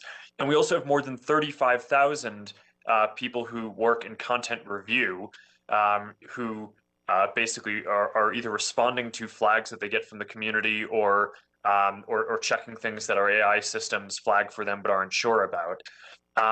And this is an area, when we're talking about reforming Section 230, where I think it would be reasonable to expect that large platforms especially build effective systems to be able to combat and fight this kind of clearly illegal content. I think that there will be a lot of ongoing debate about how to handle content which people find distasteful or maybe harmful but is legal. But in this case, when the content is illegal, I think it is pretty reasonable to expect that large platforms build effective systems for moderating this. So we saw earlier this week, of course, we don't know all the facts on this terrible shooting in Boulder, Colorado. It appears, at least some of the initial reports, that the alleged shooter was in fact bullied. And I think I saw some press reports that some of it had happened online as well. What process do you have that it would allow parents or families to be able to pursue anti-bullying efforts that might be on your platforms? Thanks, Congressman. I think bullying is a really important case to consider for Section 230 because, first of all, it's horrible and we need to fight it, and we have policies that are against it. But it also is often the case that that bullying content is not clearly illegal. So when we talk about needing the ability under something like Section 230 to be able to moderate content, which is not only clearly illegal content but broader, one of the primary examples that we have in mind is making sure that we can stop people from bullying children. And here we work with a number of advocacy groups. We work with law enforcement to help fight this. This is a huge effort and part of what we do, and I think it's extremely important. And other than taking the approach that you don't want to see any changes to 230, what suggestions might you have for us as we examine this issue?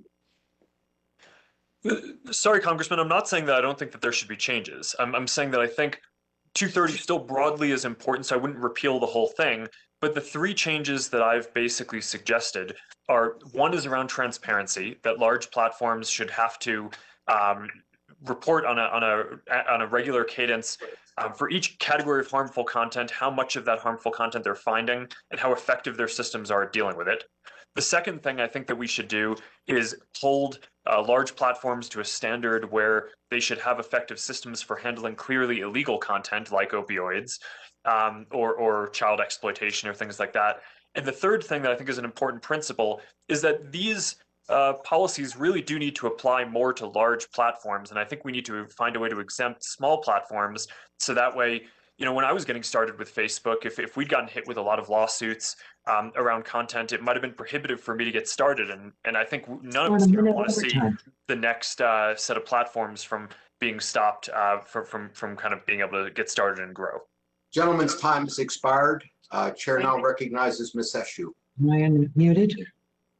Thank you, Mr. Chairman, and good morning. Well, it's still, we're Californian, so it's good morning for us. I want to start by saying that content moderation, like removing posts or banning accounts, is about treating symptoms. And I think that we need to treat symptoms, but I also think that we need to address two underlying diseases. The first is that your products amplify extremism. The second is that your business models of targeted ads enable misinformation to thrive because you chase user engagement at great costs to our society. So to Mr. Pichai, last month, the Anti-Defamation League found that YouTube amplifies extremism. Scores of journalists and researchers agree. And here's what they say happens. A user watching an extremist video is often recommended more such videos, slowly radicalizing the user. YouTube is not doing enough to address recommendations, and it's why Representative Melankowski and myself introduced the Protecting Americans from Dangerous Algorithms Act to narrowly amend Section 230 so courts can examine the role of algorithmic amplification that leads to violence. And it's also why I, along with 40 of my House colleagues, wrote to each of you about this issue. And Mr. Chairman, I ask that those letters be placed into the record. So my question to you, Mr. Pichai, is, are you willing to overhaul YouTube's core recommendation engine to correct this issue? Yes or no? Congresswoman, we have overhauled our recommendation systems, and I know you've engaged on these issues before, pretty substantially in pretty much any area. But Mr. Pichai, yes or no? Because we still have a huge problem. And I outlined what the, are you saying that the Anti-Defamation League doesn't know what they're talking about? All these journalists and researchers, there is a lot more to address. And that's why I'm asking you if you're willing to overhaul YouTube's core recommendation engine to correct this. It's serious, it's dangerous. What more can I say about it? Yes or no? Congresswoman, if I may explain, we have I don't have time to explain. So, let me just say this to to the witnesses, we don't do filibuster in the House. That's something that's done in the Senate. So filibuster doesn't work with us. To Mr. Zuckerberg, your algorithms use unseemly amounts of data to keep users on your platform because that leads to more ad revenue. Now, businesses are in business to make money. We all understand that. But your model has a cost to society. The most engaging posts are often those that induce fear, anxiety, anger, and that includes deadly misinformation. The Center for Countering Digital Hate found that the Explore and suggested parts of Instagram are littered with COVID misinformation, election disinformation, and QAnon posts. So this is dangerous, and it's why Representative Schakowsky and I are doing a bill that is going to ban this business model of surveillance advertising.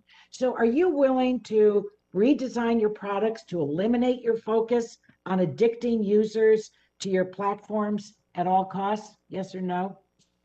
Congresswoman, as I said before, the teams that design our algorithms and especially let me just say this, and I think it's irritating all of us, and that is that no one seems to know the word yes or the word no.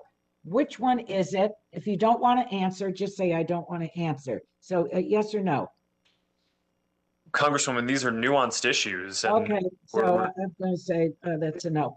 To Mr. Dorsey, as chairwoman of the Health Subcommittee, I think that you need to eliminate all COVID misinformation and not label or reduce its spread, but remove it.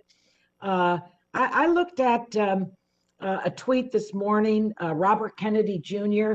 Links the death of baseball legend Hank Aaron to the COVID vaccine, even though fact checkers debunked the story. The tweet has 9,000 retweets. Will you take this down, and why haven't you? And also, why haven't you banned the 12 accounts that are spewing its deadly COVID misinformation? This could cost lives. No, we won't take it down because it didn't violate our policy. So we have a clear policy in place. What kind of policy is that?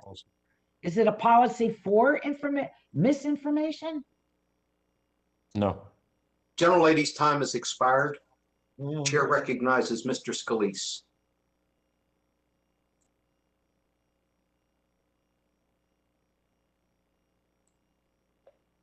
Is Mr. Scalise here? Thank you. There we go. Thank you, Mr. Chairman. I want to thank you for having this here. I want to thank our three witnesses for coming as well. Clearly, you're seeing a lot of concern being expressed by members on both sides, both Republican and Democrat, about the way that your social media platforms are run, and especially as it relates to the fairness and equal treatment of people. I know I've had a lot of concerns, shared it with some of you individually over the last few years about whether it's algorithms that seem to be designed sometimes to have an anti-bias against conservatives. But look, we all agree that whether it's illegal activity, bullying, those things ought not be permeated through social media. But there's a big difference between stopping bullying and violent type of social media posts versus actual censorship of political views that you disagree with. And I think I want to ask my first question to Mr. Dorsey, because there have been a lot of concerns expressed recently about that unequal treatment. And I'll just start with the New York Post article. I think a lot of people have seen this. This article was censored by Twitter when it was originally sent out. This is the New York Post, which is a newspaper that goes back to 1801, founded by Alexander Hamilton. And for weeks, this very credibly sourced article right before an election about Hunter Biden was banned by Twitter. And then when you contrast that, you have this Washington Post article that was designed to misportray a conversation between President Trump and the Georgia Secretary of State. Since parts of this have been debunked, and yet this article can still be tweeted out. I want to ask Mr. Dorsey, first of all, do you recognize that there is this real concern that there's an anti-conservative bias on Twitter's behalf? And would you recognize that this has to stop. If this is going to be, Twitter is going to be viewed by both sides as a place where everybody's going to get a fair treatment. Yeah, we made a total mistake with the New York Post. We corrected that within 24 hours. It was not to do with the content. It was to do with a hacked materials policy.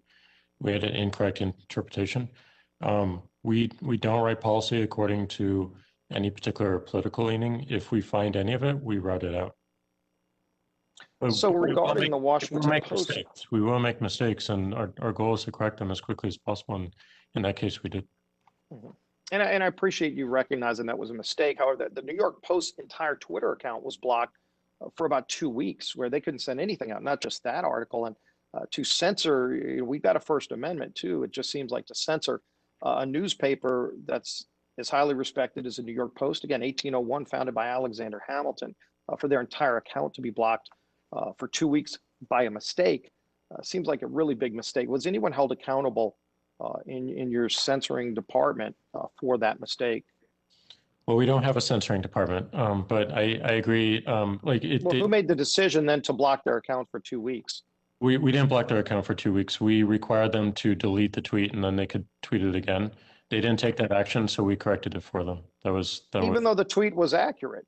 I mean, are you now, look, you've seen the conversations on both sides about Section 230, and there's going to be more discussion about it, but you're acting as a publisher. If you're telling a newspaper that they've got to delete something in order for them to be able to participate in your account, I mean, don't you recognize that you're no longer hosting a town square, you're acting as a publisher when you do that? It was literally just a process error. This was not against them in any particular way. We require, if we remove a violation, we require people to correct it. We change that based on they're not wanting to delete that tweet, which I completely agree with. I see it, but it is something we learn. Like we learn. Okay, well, let me go to the New York. Now let me go to the Washington Post article, because this article can still be tweeted. I don't know if it was ever taken down. It contains false information. Even the Washington Post acknowledges that it contains false information. Yet their tweets today on your service that still mischaracterize it in a way where even the Washington Post admitted it's wrong, yet those mischaracterizations can still be retweeted. Will you address that and start taking those down to reflect what even the Washington Post themselves has admitted as false information? Our misleading information policies are focused on manipulated media, public health, and civic integrity. That's it. We don't have a general. Well, I would hope that you would go and take that down. And look, I know you said in your opening statement, Mr. Dorsey, that Twitter is running a business, and you said, quote, a business wants to grow its customer, the customers it serves. Just recognize, if you become viewed, continue to become viewed as an anti-conservatively biased platform, there will be other people that step up to compete and ultimately take millions of people away from Twitter. I would hope you recognize that, and I would yield back the balance of my time. Gentleman's time has expired. The chair now recognizes Mr. Butterfield for 5 minutes. Thank you, Mr. Chairman. Mr. Zuckerberg, last year, in response to the police killing of George Floyd, you wrote a post on your Facebook page that denounced racial bias. It proclaimed Black Lives Matter. You also announced that the company would donate $10 million to racial justice organizations. And Mr. Dorsey, Twitter changed its official bio to a Black Lives Matter tribute, and you pledged $3 million to an anti-racism organization started by Colin Kaepernick. And Mr. Pichai, your company held a company-wide moment of silence to honor George Floyd, and you announced $12 million in grants to racial justice organizations. The CEO of Google subsidiary YouTube wrote in a blog post, quote, "We believe Black Lives Matter and we all need to do more to dismantle systemic racism," end of quote. YouTube also announced it would start a $100 million fund for Black creators. Now, all of this sounds nice, but these pronouncements, gentlemen, these pronouncements and money donations do not address the way your company's own products, Facebook, Twitter, and YouTube, have been successfully weaponized by racists and are being used to undermine social justice movements, to suppress voting in communities of color, and spread racist content and lies. And so, gentlemen, in my view, your companies have contributed to the spread of race-based extremism and voter suppression. As the New York Times noted last year, it's as if the heads of McDonald's, Burger King, and Taco Bell all got together to fight obesity by donating to a vegan food co-op rather than lowering their calories, end of quote. Gentlemen, you could have made meaningful changes within your organizations to address the racial biases built into your products and donated to these organizations. But instead, we are left with platitudes and another round of passing the buck. America is watching you today. This is a moment that begins a transformation of the way you do business, and you must understand that. Perhaps a lack of diversity within your organizations has contributed to these failures. The Congressional Black Caucus's Tech 2025 initiative has been working for years to increase diversity and equity in tech companies at all levels, and you know that because we have visited with you in California. We founded this initiative in 2015 with the hope that by now the tech workforce would reflect the diversity of our country. Here we are, 2021. I acknowledge that you've made some modest advancements, but not enough. There must be meaningful representation in your companies to design your products and services in ways that work for all Americans. And that requires public accountability. History has shown that you have talked the talk, but have failed to walk the walk. It appears now that Congress will have to compel you, perhaps with penalties, to make meaningful changes. And I'm going to try the yes or no answer, and hopefully I will have better results than my colleagues. Mr. Zuckerberg, I'll start with you, and please be brief, yes or no. Would you oppose legislation that would require technology companies to publicly report on workforce diversity at all levels? Congressman, I don't think so, but I need to understand it in more detail. Well, we have talked about that, and I hope that if we introduce this legislation, you will not oppose it. What about you, Mr. Dorsey? Would you oppose a law that made workforce diversity reporting a requirement? No, I wouldn't oppose it. It does come with some complications in that we don't always have all the demographic data for our employees. Well, thank you for that. And we talked with you in your office some years ago, and you made a commitment to work with us, but we need more. What about you, Mr. Pichai? Are you willing to support, well, would you be willing to commit would you oppose a law that made workforce diversity reporting a requirement? Would you oppose it? Congressman, we were the first company to publish transparency reports. We publish it annually, and so happy to share that with you and take any feedback. But we do today provide in the U.S. Detailed demographic information on our workforce, and we are committed to doing better. Well, gentlemen, for the last 6 years, the Congressional Black Caucus has said to you over and over again, we need greater diversity among your workforce from the top to the bottom, and we need for you to publish the data so the world can see it. That's the only way we're going to deal with diversity and equity. Thank you so very much, Mr. Chairman. I heard you at the beginning of the committee gavel, and I yield back the 10 seconds that I have. Gentleman deserves commendation for doing that, and I hope others follow his example. Chair now recognizes Mr. Guthrie for 5 minutes. Thank you, Mr. Chair, and thanks to the witnesses for being here. And, you know, big tech decisions have real impact on people. And that's why I ask my constituents using your platforms to share their experiences on your platforms with me as their representative. And I'm here to advocate on their behalf.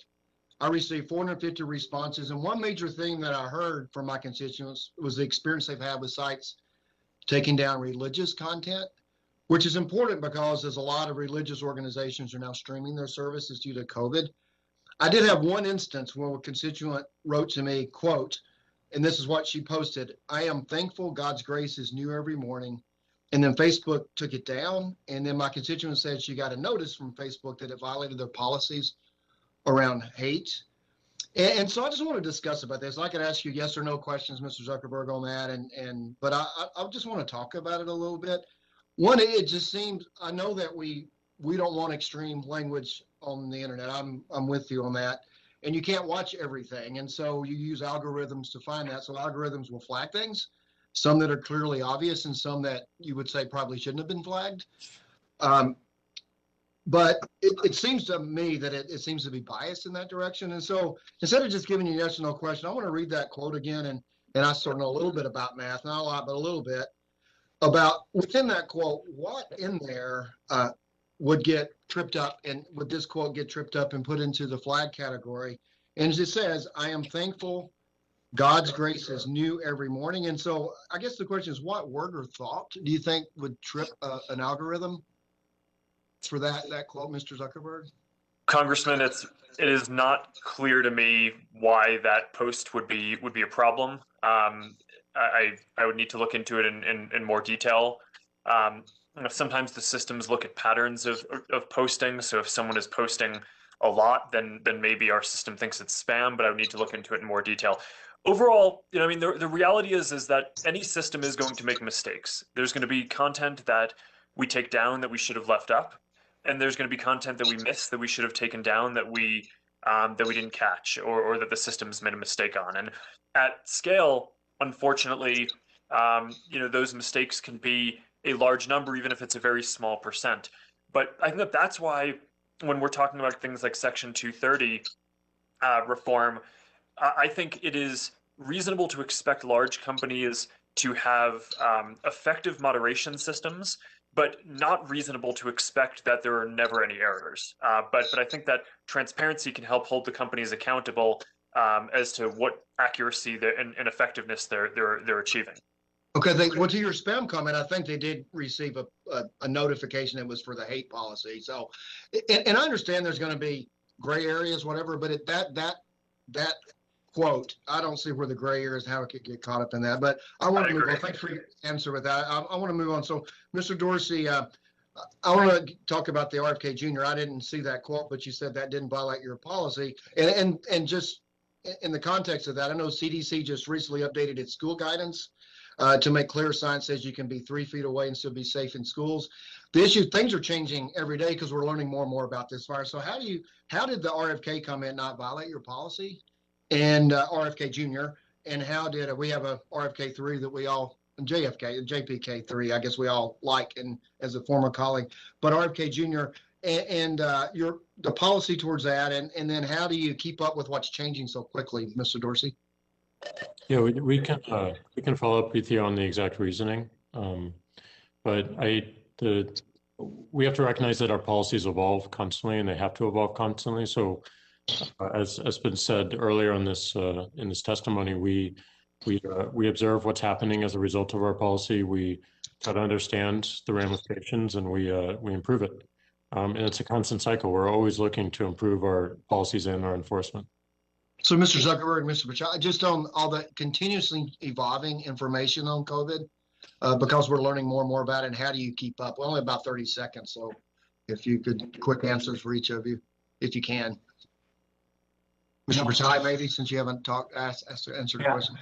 On COVID, we've been really taking guidance from CDC and other health experts, proactively removing information. One thing we get to do in YouTube is to recommend higher quality content. We have shown over 400 billion information panels on COVID alone last year, including a lot from CDC and other health organizations. Okay, thank you. And I'll yield back 4 seconds, Mr. Chair. Thank you, Mr. Guthrie. Chair now recognizes Ms. Matsui for 5 minutes. Thank you very much, Mr. Chairman, for having this hearing today. Today, we have another opportunity to hear from the leaders of Facebook, Twitter, and Google. In what has become a concerning pattern, the members of this committee are here to demand answers to questions about social media's role in escalating misinformation, extremism, and violence. Last week, I testified at a House Judiciary Committee hearing about the rise in discrimination and violence against Asian Americans. Horrifically, that hearing came on the heels of a violent attack in Atlanta that left 8 people, 6 of whom were Asian women, dead. The issues we are discussing here are not abstract. They have real-world consequences and implications that are too often measured in human lives. I'm worried, as are many watching this hearing, that the companies before us today are not doing enough to prevent the spread of hate, especially when it's targeted against minority communities. Clearly, the current approach is not working, and I believe Congress must revisit Section 230. A recent study from the University of San Francisco examined nearly 700,000 tweets in the week before and after President Trump tweeted the phrase Chinese virus. The results showed two alarming trends. There was a significantly greater increase in hate speech the week after the president's tweet, and that half of the tweets using the hashtag China virus showed an anti-Asian sentiment compared to just 1/5 of the tweets using the hashtag COVID-19. This empirical evidence backs up what the World Health Organization already knew in 2015, saying disease names really do matter. We've seen certain disease names provoke a backlash against members of particularly religious or ethnic communities. Despite this, Facebook and Twitter are still allowing hashtags like China virus, Kung flu, and Wuhan virus to spread. Mr. Zuckerberg and Mr. Dorsey, given the clear association between this type of language and racism and violence, why do you still allow these hashtags on your platforms? Anyone want to answer that, or is that not answerable? I think we were waiting for you to call on one of us. We do have policies against hateful conduct, and that includes the trends. So when we see it associated with any hateful conduct, we will take action on it. It's useful to remember that a lot of these hashtags, though, do contain counter speech, and people on the other side of it do own them and show why this is so terrible and why it needs to stop. Could I just take my time back? The fact of the matter is I think you know how to develop algorithms to kind of get rid of this and examine this further. Mr. Zuckerberg, any comment here? Thanks, Congresswoman. The rise in anti-Asian hate is a really big issue and something that I do think that we need to be proactive about. I agree with the comments that Jack made on this. You know, on Facebook, any of that context, if it's combined with something that's clearly hateful, we will take that down. It violates the hate speech policy. But one of the nuances that Jack highlighted that we certainly see as well in enforcing hate speech policies is that we need to be clear about when someone is saying something because they're using it in a hateful way versus when they're denouncing it. And this is one of the things that has made it more difficult to operationalize this at scale. An opportunity to really look at hate speech, what it really means, particularly in this day and age when we have many instances of these things happening. You know, hate speech on social media can be baked in. And unfortunately, this also is a trend that maybe happened years and years ago, in which it might have just been a latent situation. But with social media, it travels all around the world and it hurts a lot of people. And my feeling, and I believe a lot of other people's feeling, is that we really have to look at how we define hate speech. And, you know, you all are very brilliant people and you hire brilliant people. I would think that there is a way for you to examine this further and take it one step lower to see if it is something that is legitimate or not. And I really feel that this is a time, especially now when we're examining platforms and what you can do and should do. And as we're examining here in this committee, and as we write legislation, we really want to have the entire multitude of what can and can't be done. So with that, Mr. Chairman, I only have 11 seconds left and I yield back. Thank you. Thank you. Gentlelady yields back. Let's see. The chair now recognizes Mr. Kinzinger for 5 minutes. Thank you, Mr. Chairman, and thank you all for being here. You know, in all this conversation, it's good to have. I think we also have to recognize that we're lucky to have all these companies located in the United States. You know, when we talked about the issues and concerns, for instance, with TikTok, we can see that a lot of these companies could easily leave here and go elsewhere, and then we would have far less oversight. I think the crackdown on January 6th was correct. I think we need to be careful to not use that as a way to deflect from, you know, what led to January 6th, you know, pushing of this narrative of stop the steal. I think there are folks that are concerned, though, that we also need to make sure that those same levels of protection exist when you talk about like Iran, for instance, and what the leaders there tweet. But let me go into specific questions. So over the years, we've obviously seen the rise of disinformation. It's not new. I remember getting disinformation in the 90s, but we've seen it spread on these platforms. So we live in a digital world where many people get their news and entertainment from the internet. from articles and posts that are often based off algorithms that can cater to what people see and read.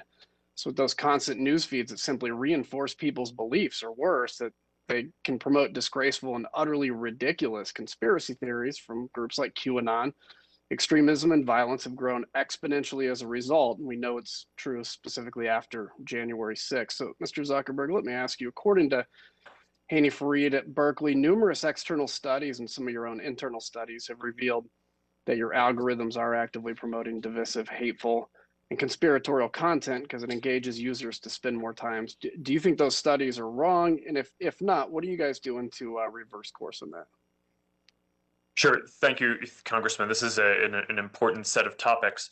In terms of groups, we stopped recommending all civic and political groups, even though I think a lot of the civic and political groups are healthy, because we were seeing that was one vector that there might be polarization or extremism, and groups might start off with one set of views, but migrate to another place. So we removed that completely, and we did it first as an exceptional measure during the election, and since the election, we've announced that we're going to extend that policy indefinitely.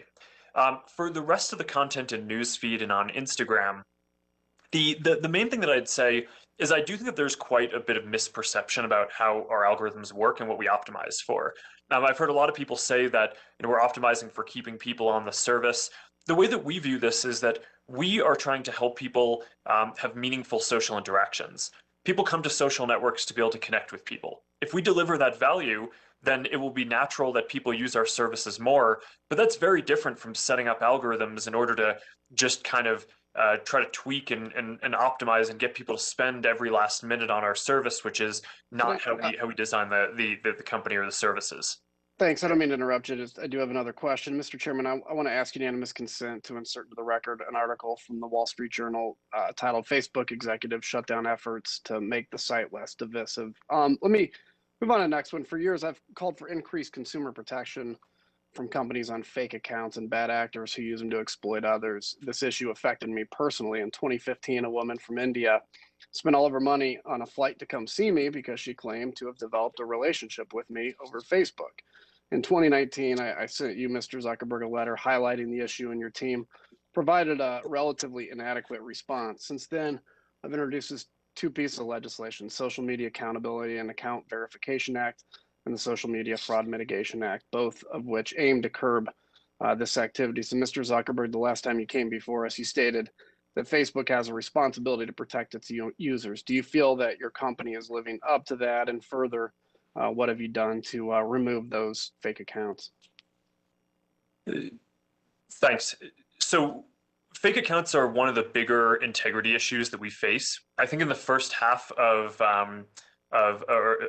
in the last half of last year, I think we took down more than 1 billion fake accounts, just to give you a sense of the volume, although most of those our systems are able to identify within seconds or minutes of them signing up, because the accounts just don't behave in a way that a normal person would in using the service. But this is certainly one of the highest priority issues we have. We see a large prevalence of it. Our systems, I think at this point, are pretty effective in fighting it, but they're not perfect, and there are still a few percent that get through, and it's a big issue and one that we'll continue working on. Thank you. I'd love to ask the others the question, but I don't have time, so I yield back, Mr. Chairman. Thank you for your attention. I thank the gentleman. The chair now recognizes Ms. Castor for 5 minutes. Well, thank you, Mr. Chairman. Gentlemen, since you were last here in front of the committee, the illegal activity, the incessant surveillance of unwitting Americans, the rampant misinformation on your platforms have gotten worse. Part of the reason for this toxic stew is that you employ manipulative methods to keep people cemented to the platform, often amplifying discord, and it boosts your bottom line.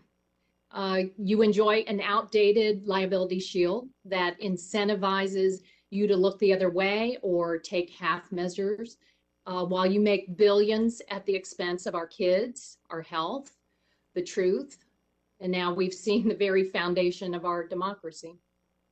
I've been working for over a year with advocates and other members on an update to the children's protections online.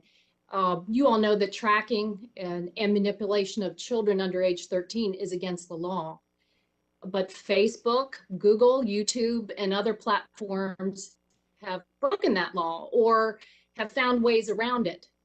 Many have been sanctioned for knowingly and illegally harvesting personal information of children and profiting from it. I have a question for each of you. It's a quick yes or no. Did you all watch The Social Dilemma, where former employees of yours or other big tech platforms say they do not allow their kids on social media?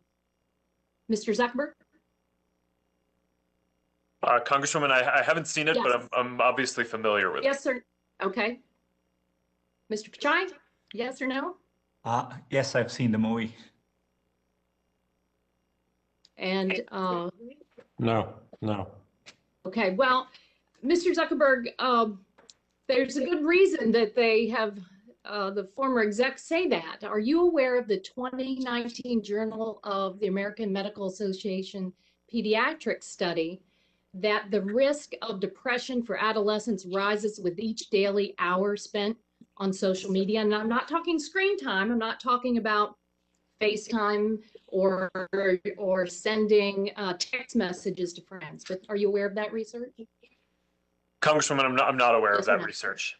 All right. What about the 2019 HHS research that suicide rates among kids aged 10 to 14 increased by 56% between 2007 and 2017 and tripled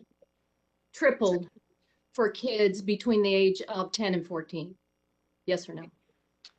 Congresswoman, I'm aware of the Yes. issues. So yes, certainly you are also aware of the research that indicates a correlation between the rise in hospital admissions for self-harm and the prevalence of social media on phones and the apps on platforms that are designed to be addictive and keep kids hooked. Yes?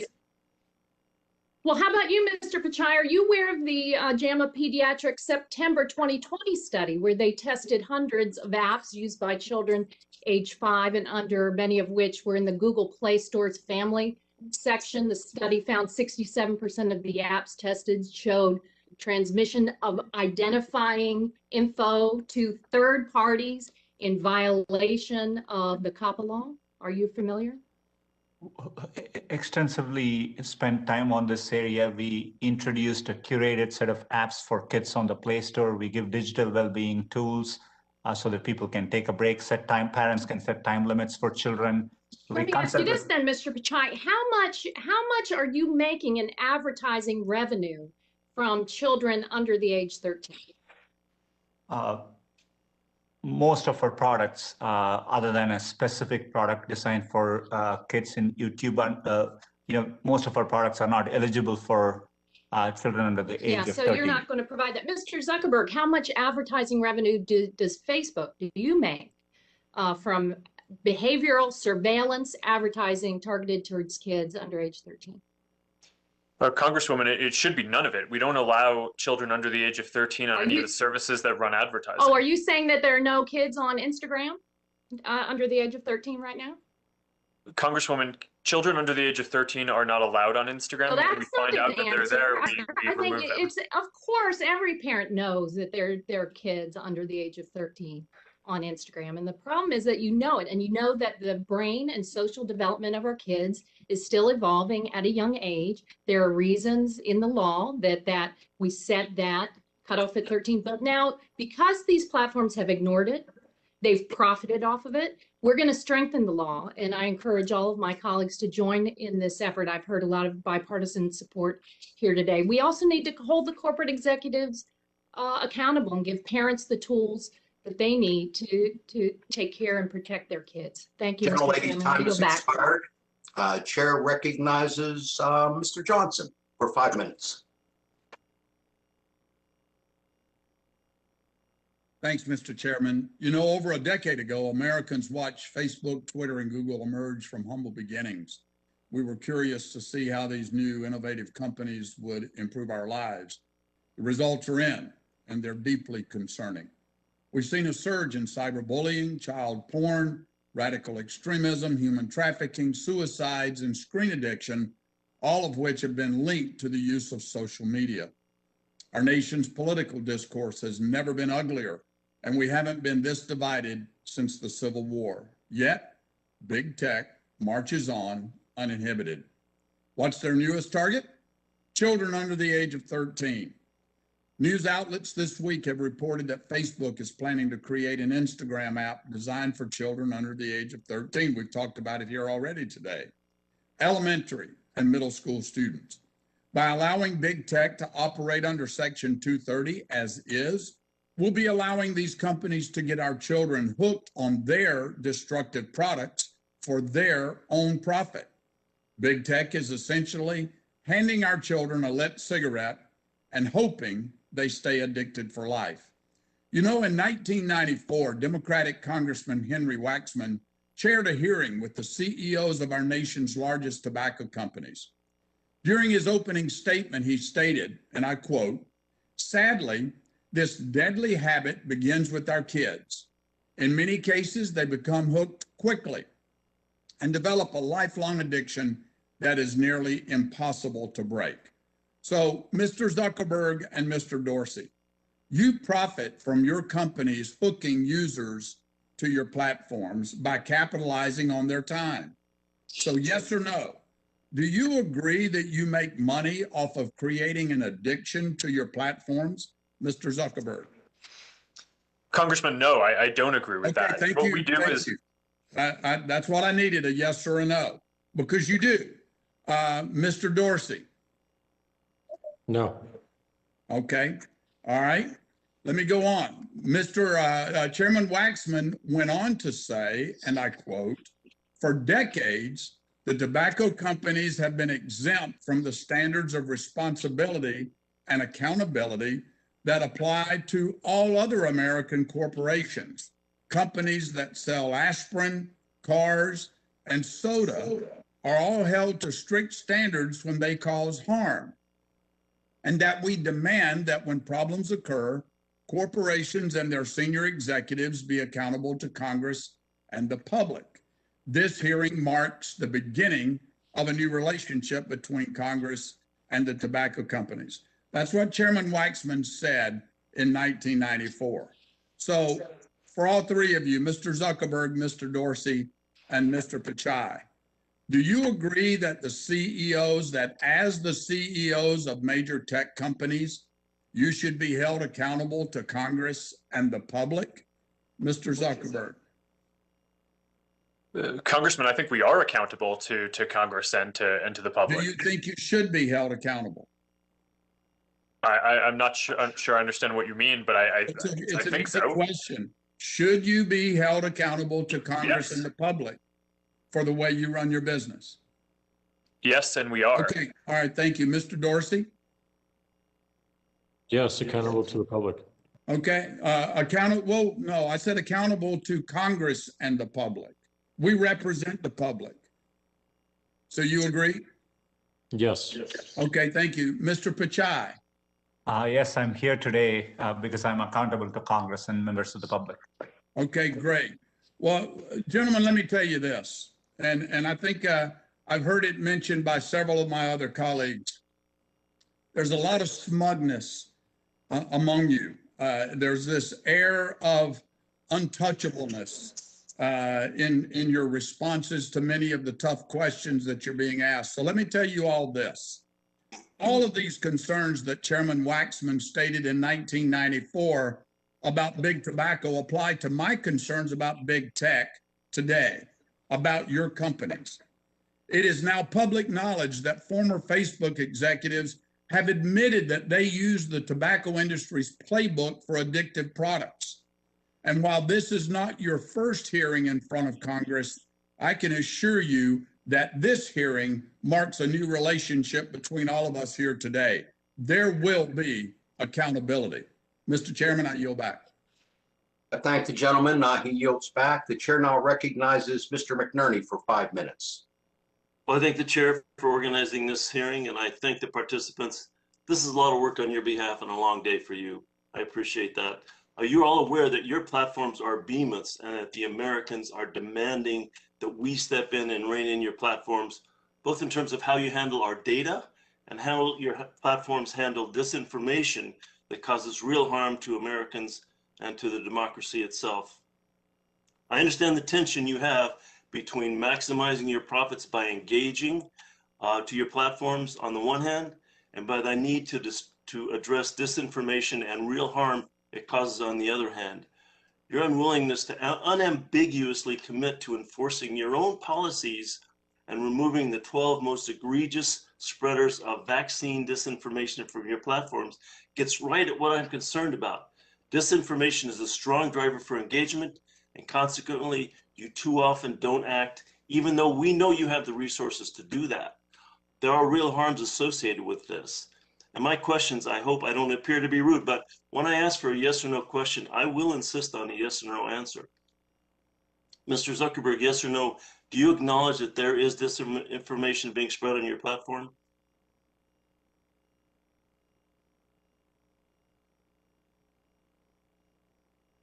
Sorry, I was muted. Yes, there is, and we take steps to fight it. Thank you. Yes or no, do you agree that your company has profited from the spread of disinformation? Congressman, I don't agree with that. People don't want to see disinformation on our services, and when we do, So I that's think it no, hurts our long-term you business. You said you don't agree with that. I appreciate your forthrightness on that. But we all know this is happening. Profits are being generated from COVID-19 and vaccine disinformation, election disinformation, QAnon conspiracy theories, just to name a few things. And it's baffling that you have a negative answer to that question. Approximately, well, let's move on to the next issue. Mr. Zuckerberg, you talk a lot about relying on third-party fact checkers to combat the spread of disinformation, but you tell us very little about the process. I wrote you a letter nearly 2 years ago asking about it, and you failed to answer my question. I asked this question again when an executive from your company testified last year, and she failed to answer it. I'd like to get an answer today. On average, from the time content is posted to Facebook's platform, how long does it take Facebook to flag suspicious content to third-party fact checkers, for third-party fact checkers to review the content, and for Facebook to take remedial action after this review is completed? How long does this entire process take? I'm just looking for a quick number. Congressman, it can vary. If an AI system identifies something immediately, it can be within seconds. If we have to wait for people to report it to us and have human review, it can take hours or days.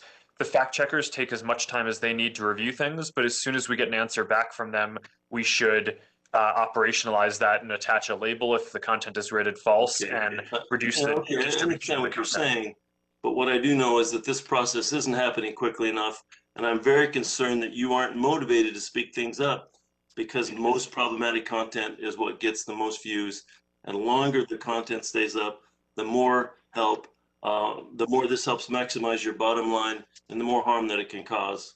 It's clear that you aren't going to make these changes on your own. This is a question for all of the participants, panelists. Would you oppose legislation that prohibits placing ads next to what you know to be or should know to be false or misleading information, including ads that are placed in videos, promoted content, and ads that are placed above, below, or on the side of a piece of content? Mr. Zuckerberg, would you answer with a yes or no first, please? Congressman, that's very nuanced. I think the questions to determine whether something is misinformation is a process that I think would need to be spelled out well in a law like that. Well, okay, I appreciate that. Mr. Dorsey? Yes, I would oppose it until we see the actual requirements and what the ramifications are. We need to understand that. Okay, Mr. Pichai, would you oppose the prohibition like this? The principle makes sense. In fact, advertisers don't want anywhere near to be content like that. And so we already have incentives. You can imagine reputable advertisers like consumer products advertisers do not want any ads to appear next to information that could turn off their consumers. So we have natural incentives to do the right thing here. Okay, you all say you want a safe and open platform for everyone. You say it's not in your company's interest to have disinformation on your platform, so you shouldn't oppose efforts that would prevent harming American people. I yield back. Gentleman's time has expired. Gentleman yields back. Chair now recognizes Mr. Long for 5 minutes. Thank you, Mr. Chairman. Mr. Pichai, I'm going to ask you a yes or no question. And just tell me if you know the difference in these two words. Yes and no. Yes. Mr. Zuckerberg, same question for you. Do you know the difference in yes and no? Yes, Congressman. And Mr. Dorsey, same question for you. Do you know the difference in two words, yes or no? Yes. I'm sorry? Yes. Yes, I didn't hear. I know the difference. Okay, thank you. I won a steak dinner there from one of my colleagues. They didn't think I could get you all to answer, all three of you to answer yes or no question. I did it. Mr. Zuckerberg, let me ask you, how do you ascertain if a user is under 13 years old? Congressman, on services like Facebook, we have people put in a birthday when they register. That's handy. So a 13-year-old would never, an 11-year-old would never put in the wrong birth date by 2 years and say they were 13. Is that kind of your policy? Congressman, it's more nuanced than that, but I think you're getting at a real point, which is that people lie. And we have additional systems that try to determine what someone's age might be. So if we detect that someone might be under the age of 13, even if they lied, we kick them off. But this is part of the reason why we're exploring having a service for Instagram that allows under 13s on, because we worry that kids may find ways to try to lie and evade some of our systems. But if we create a safe system that has appropriate parent controls, then we might be able to get people into using that instead. We're still early in figuring this out, but that's a big part of the theory and what we're hoping to do here. But currently, they're not allowed to use Instagram, correct? That's correct. Our policies do not allow people under the age of 13 to use it. I'm from Missouri, the show me state, and just to say that no one under 13 could get on, to me, doesn't pass the Missouri smell test of show me. So sticking with you, Mr. Zuckerberg, you created the Facebook Oversight Board as a way to help hold Facebook accountable. They are currently looking at Facebook's decision to remove President Trump's Facebook account. If the Oversight Board determines that Facebook should have left President Trump's account up, what will you do? Congressman, we will respect the decision of the Oversight Board, and if they tell us that former President Trump's account should be reinstated, then we will honor that. I don't know why people call Attorney General Ashcroft Attorney General, but when they speak of President Trump, they just call him former president. But I guess I'll leave that for another day. Sticking with you again, Mr. Zuckerberg, it's my understanding is that Facebook Oversight Board is comprised of members from all over the world. As you're well aware, the United States has the strictest protections on free speech than any other country. Since the decisions of the board are being made by a panel rather than the U.S. Court of Law, how can you assure members of this committee and the American people that the Oversight Board will uphold free speech and make their decisions based on American laws and principles? Congressman, the members of the Oversight Board were selected because of their views on free expression and strong support of it. That's why we created the Oversight Board, to help us defend these principles and to help us balance the different aspects of human rights, including free expression. But each of the people on the Oversight Board was selected because of a strong commitment to free expression. And I think the decisions that the Oversight Board has made so far reflect that. Okay, let me move on to Mr. Dorsey. Mr. Dorsey, I know you're from the Show Me State also. Have you been vaccinated against COVID-19? Not yet. Mr. Pichai, have you been vaccinated against COVID-19? Sorry, I missed the question, Congressman. Have you? I know I bore a lot of people. Have you been vaccinated against COVID-19? Congressman, I was very fortunate to have received it last week. So you have one shot, you have another one to go, or is it just Johnson & Johnson, or you just need one? I still have one more shot to go. And Mr. Zuckerberg, same question. Have you been vaccinated against COVID-19? I have not yet, but hope to as soon as possible. Okay, it's not a personal preference not to get vaccinated, you just haven't got to your age group, or? That's correct. Okay, thank you. And I just cannot believe Robert Kennedy Jr. is out there with his anti-vax stuff, and it's allowed to stay up on Twitter. With that, I yield back. Gentleman yields back. Let's see who's next. I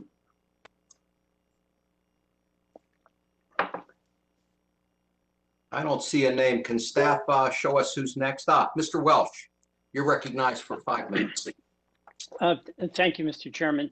What we're hearing from both sides of the aisle are enormous concerns about some of the consequences of the development of social media, the algorithmic amplification of disinformation, election interference, privacy issues, the destruction of local news, and also some competition issues. And I have listened carefully, and each of the executives has said that your companies are attempting to face these issues.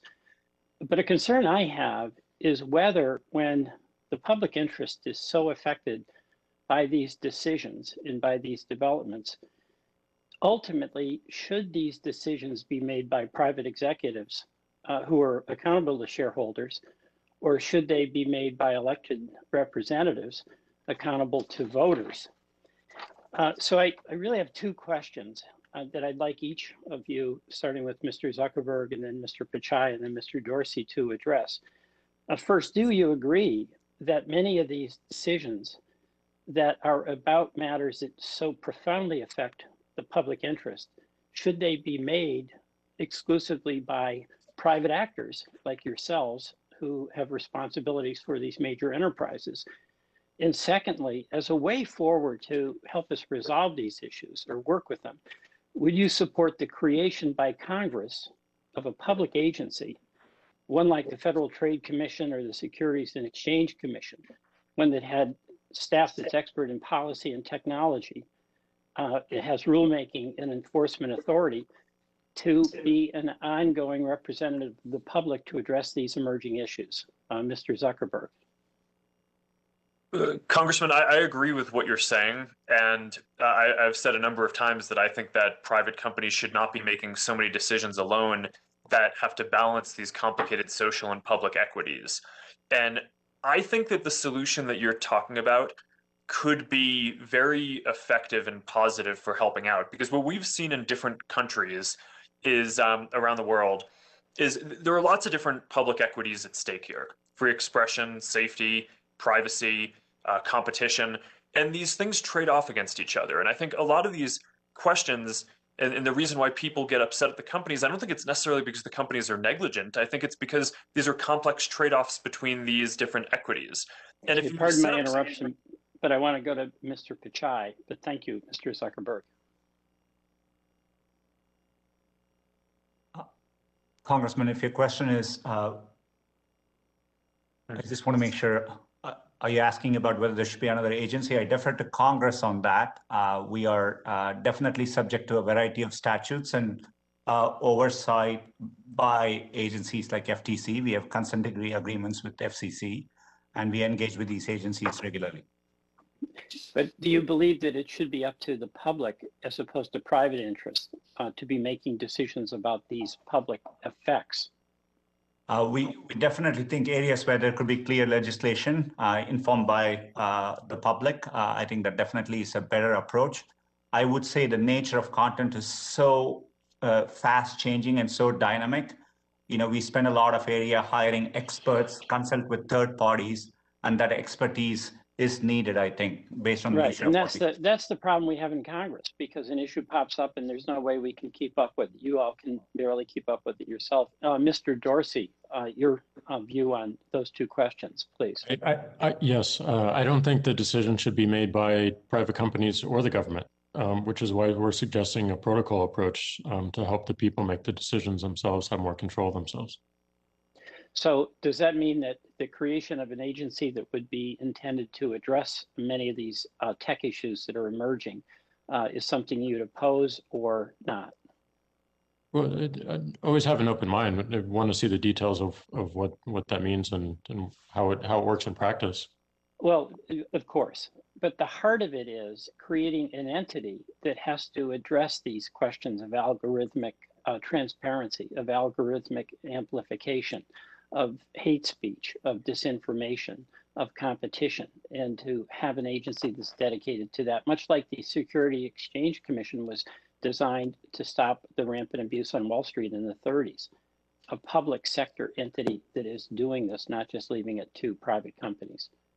I do think there should be more regulation around the primitives of AI, but we focus a lot of our conversations right now on the outcomes of it. I don't think we're looking enough at the primitives. Thank you. I yield back.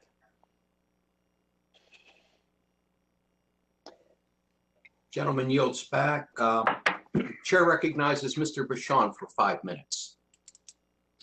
Thank you, Mr. Chairman. And first of all, I want to thank the witnesses for being here today. It's going to be a long day, and appreciate your testimony and your answering questions. I do think it's important to understand history, excuse me, when you look at these situations. And, you know, when it comes to the political side, when Thomas Jefferson wanted to get out an anti-Adams message, even though he was his own vice president, he started his own newspaper because it was pretty clear that the newspapers that were being published weren't going to change their view because there was no competitive reason to do that. And I think we're looking at potentially a similar situation here. Without competition, things don't change. I mean, it'd be interesting to know the conversations with John D. Rockefeller in the early 1900s, prior to the breakup of Standard Oil in 1911, and then of course AT&T in 1982. So I understand that these are businesses, they're publicly held companies. I respect that. I understand that. I'm a capitalist. That said, these situations are a little different, I think, because there's some social responsibility here. And I appreciate your answers that your companies are doing what you believe are necessary. But so I want to add, I'm going to take the antitrust angle here. And Mr. Pichai, what do you think? What's the situation when you have Google? 92% of the searches are Google. You basically can't get on the internet without some sort of Google service. What do you think? What do you think is going to happen? What do you think we should do about that? Congressman, we definitely are engaged with conversations as well as lawsuits in certain cases. We understand there will be scrutiny here. We are a popular general purpose search engine, but we compete vigorously in many of the markets we operate in. For example, majority of our revenue comes from product searches, and 1 in 2 product searches originate with Amazon today in the US. So we definitely see a lot of competition by category. There are many areas as a company, we are an emerging player, be it making phones or when we are trying to provide enterprise software, we compete with other larger players as well. And if you look at last year and look at all the new entrants in the market, new companies that have gone public and emerged strongly, in tech shows that the market is vibrant and dynamic. As Google, we have invested in many startups. Googlers have started former Google employees have started over 2,000 companies in the past 15 years. And so, I see a highly dynamic, vibrant, competitive tech sector, and we are committed to doing our part. Okay, fair enough. Mr. Zuckerberg, do you have some comments on that subject? Congressman, I would echo Sundar's comments. I think that this is a highly competitive market. I mean, if this is a meeting about social media, not only do you have the different companies that are here today that all offer very big services that compete with each other, but you have new entrants that are growing very quickly, like TikTok, which is reaching a scale of hundreds of millions or billions of people around the world, and I think is growing faster than any of our services of the companies that are up here today, and certainly competitive with us. And that's just naming a few, right? I mean, obviously there's Snapchat and a bunch of other services as well. So it's a very competitive marketplace. Do you think, and I'll ask you this, Mr. Zuckerberg, I think you've commented that some of the privacy things that maybe the Europeans did would kind of solidify your dominance as a company. So what should we do in the United States on this? Because it's a different subject, but similar. to not do something that would stymie innovation, competition, and further, in my view, further create a monopolistic, or at least a perceived monopolistic environment. Well, Congressman, I do think that the U.S. should have federal privacy legislation because I think we need a national standard, and I think having a standard that is across the country that's as harmonized with standards in other places would actually create clearer expectations of industry and make it better for everyone. But I think the point that you're making is a really important one, which is if we ask companies to lock down data, then that to some degree can be at odds with asking them to open up data to enable whether it's academic research or competition. So I think that when we're writing this privacy regulation, we just should be aware of the interaction between our principles on privacy and our principles on competition. And that's why I think a more holistic view, like what Congressman Welch was just proposing, I think is perhaps a good way to go about this. Okay, quickly, Mr. Dorsey, do you have any comments on that? One of the reasons we're suggesting more of a protocol approach is to enable as many new entrants as possible. Okay. We want to be a client on that. I want to thank time has expired. With that, I'll yield back. Chair recognizes Ms. Clark for 5 minutes. Thank you, Mr. Chairman. I thank you, the chairs and the ranking members for today's hearing. I also thank our witnesses for appearing. In January, I called for a public comment for the discussion draft of my bill, the Civil Rights Modernization Act of 2021, a narrowly focused proposal to protect historically marginalized communities from the harms of targeted advertising practices. These harms can and have infringed on the civil rights of protected classes, and I'm proud to formally introduce this bill next week to diminish inequities in the digital world. For time's sake, I ask our witnesses to please answer the questions as succinctly as possible. The first question goes to Mr. Zuckerberg. Facebook currently provides their advertisers with insight on how to get their ads in front of people who are most likely to find their ads relevant by utilizing tools to use criteria like consumers' personal interests, geography, to fine-tune the targeting. This is often used code that target or avoid specific races or other protected classes of people. Let me add that I'm aware of the updates to your special ad audience. However, why does Facebook continue to allow for discrimination in the placement of advertisements that can violate civil rights laws? Congresswoman, we've taken a number of steps to eliminate ways that people can target different groups based on racial affinity and different ways that they might discriminate, because this is a very important area. And we have active conversations going on with civil rights experts as to the best ways to continue improving these systems, and we'll continue doing that. Mr. Dorsey, Twitter allows advertisers to use demographic targeting to reach people based on location, language, device, age, and gender. In July, your company made changes to your ad targeting policy to advise advertisers to, quote, not wrongfully discriminate against legally protected categories of users, end quote. What did Twitter mean by the phrase wrongfully discriminate? Are some kinds of discriminatory advertising permitted on Twitter? If so, would you please explain? No, not at all. I'm sorry, I didn't get that answer. No, none at all. Okay, and so can you explain what you meant by wrongfully discriminate? We mean that you shouldn't just use our ad systems to discriminate. Oh, okay. Mr. Pichai, Google has recently announced a new approach in their targeting system called FLoC, or Federal Learning of Cohorts.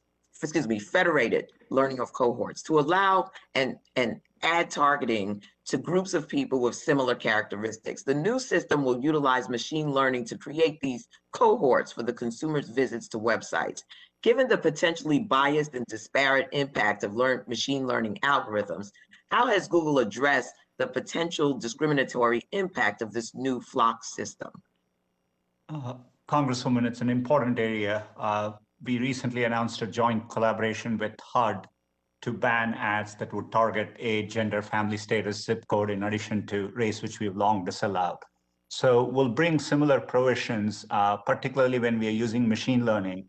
And by the way, Flock is early. We haven't implemented it yet. We will be publishing more technical proposals on it. And they will be held to our AI principles, which prohibit discrimination based on sensitive categories, including race. And we will be happy to consult and explain our work there. I appreciate that. Gentlemen, I just want you to be aware that the longer we delay in this, the more that these systems that you have created bake discrimination into these algorithms. I think that is critical that you get in there and that you do what is in the best interest of the public of the United States of America and undo a lot of the harm that has been created with the bias that has been baked into your systems. With that, Mr. Chairman, I yield back 23 seconds, and I thank you for this opportunity. And I thank the gentlelady for that. The chair now recognizes Mr. Wahlberg for 5 minutes. Thank you, Mr. Chair, and thanks to the panel for being here. What I've listened to so far today, I'd have to say that based upon what many of us in Congress say about the best legislation, when both sides don't like it, it's probably good. And you've certainly hit that today. I think from both sides, you have been attacked for various reasons. But I have to say the platforms that you've developed are amazing, and they have huge potential. And they indeed have enabled us to go directions, information, communications, relationships that can be very positive and are amazing in what's been accomplished. I think we'll get down to how that is controlled and who controls it. Going back to our foundations as our country, it was our second president, John Adams, who said that our Constitution was meant for a moral and religious people and is wholly inadequate for any other. I think we're seeing a lot of the problems that you're frustrated with as a result of parents and families, churches, schools that aren't taking the primary responsibility. I get that. So it comes down to the choice that's left for the people is really between conscience and the constable. We're either going to have a conscience that self-controls, and as you've said, Mr. Zuckerberg, in fact, what you said, I wouldn't mind my 3- and 5-year-old granddaughters coming to your house. I'm not asking for the invitation, but I think they'd be safe there relative to the online capabilities from what you said. But that's conscience versus constable. But what I've heard today is that there will be some constable, and I'm not sure that we'll have success in moving forward. So I guess, Mr. Chairman, unfortunately, we've been here before. We've been here many times. A few years ago, when Mr. Zuckerberg was here before this committee, I held up a Facebook post by a state senator in Michigan whose post was simply announcing his candidacy as a Republican for elected office, and yet it was censored as shocking and disrespectful or sensational in content. Just a few months ago, I posted my resolution that would add teachers to the vaccine priority list on Twitter, and it was labeled as, quote, sensitive content and encouraged to be changed. Well, hiding behind Section 230, all of you have denied that there's any bias or an inequitable handling of content on your platforms. And yet Pew Research Center found that, and this is where I have my problem, not so much with the platform or even the extent of what's on the platform, but they found that 72% of the public thinks it's likely that social media platforms actively censor political views that big tech companies find objectionable. Further, and I quote, by a 4-to-1 margin, respondents were more likely to say big tech supports the views of liberals over conservatives than vice versa, probably equaled only by higher education. That was my statement. And yet every time this happens, you fall back on blaming glitches in the algorithms. It was former Greg Coppola, former Google insider, who said before he was suspended by Google, he said algorithms don't write themselves, we write them to do what we want them to do. That's my concern. Whether it's censoring pro-life groups like Live Action or pro-Second Amendment groups like the Well-Armed Women, their platforms continually shut down law-abiding citizens and constitutional discussions and commerce that don't align with big tech views and the worldview. And this includes the First and Second Amendments that causes me to be concerned that you don't share the same freedom and constitutional concerns.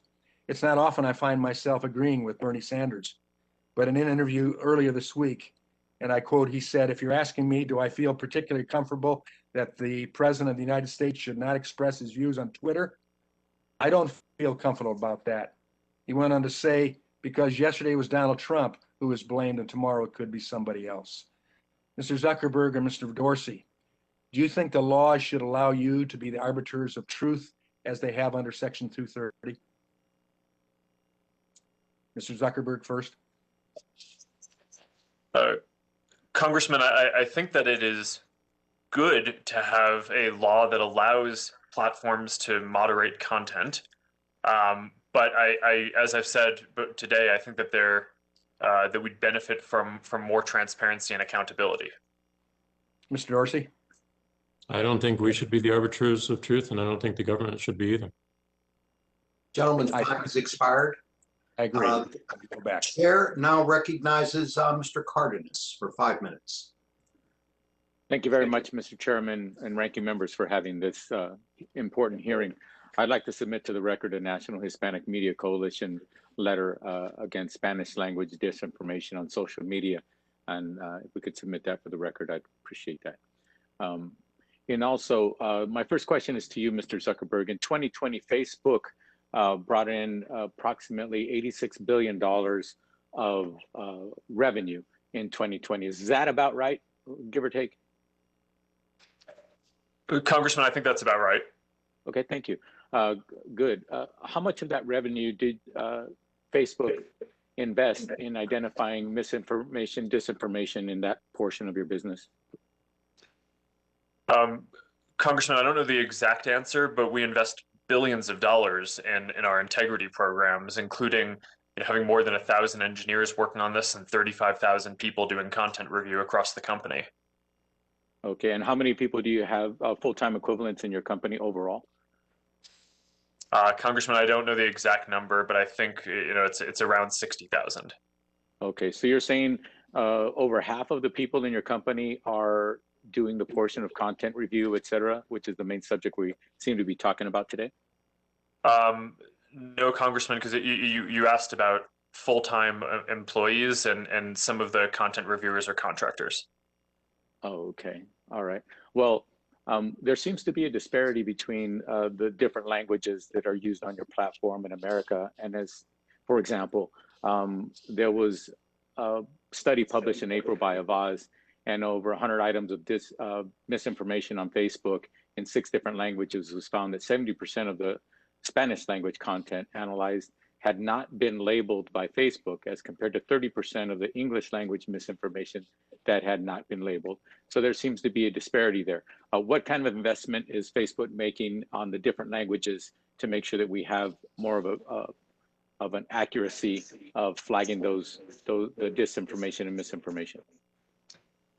Congressman, thanks. We have an international fact-checking program where we work with fact checkers in more than 80 countries and in a bunch of different languages. In the US specifically, we have Spanish-speaking fact checkers as well as English-speaking fact checkers. So that's on the misinformation side. But also, when we create resources with authoritative information, whether it's around COVID information or election information, we translate those hubs so that way they can be available in both English and Spanish. And we make it so that people can see the content in whatever language they prefer. Thank you. So basically you're saying it's extensive. Congressman, this is certainly something that we invest a lot in, and it will be something that we continue to invest more in. Okay, I like the last portion. I do believe and would love to see you invest more.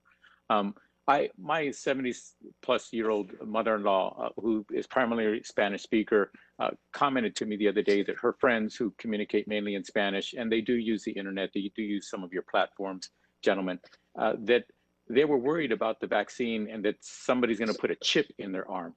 For God's sakes, I mean, that to me just was unbelievable that they would comment on that. But they got most of that information on the internet, on various platforms. Clearly, Spanish language disinformation is an issue, and I'd like to make sure that we see all of your platforms address these issues, not only in English, but in all languages. I think it's important for us to understand that a lot of hate is being spewed on the internet, and a lot of it is coming through many of your platforms. For example, there are 23 people dead in El Paso because somebody filled this person's head with a lot of hateful nonsense, and he drove to specifically kill Mexicans along the Texas-Mexican border.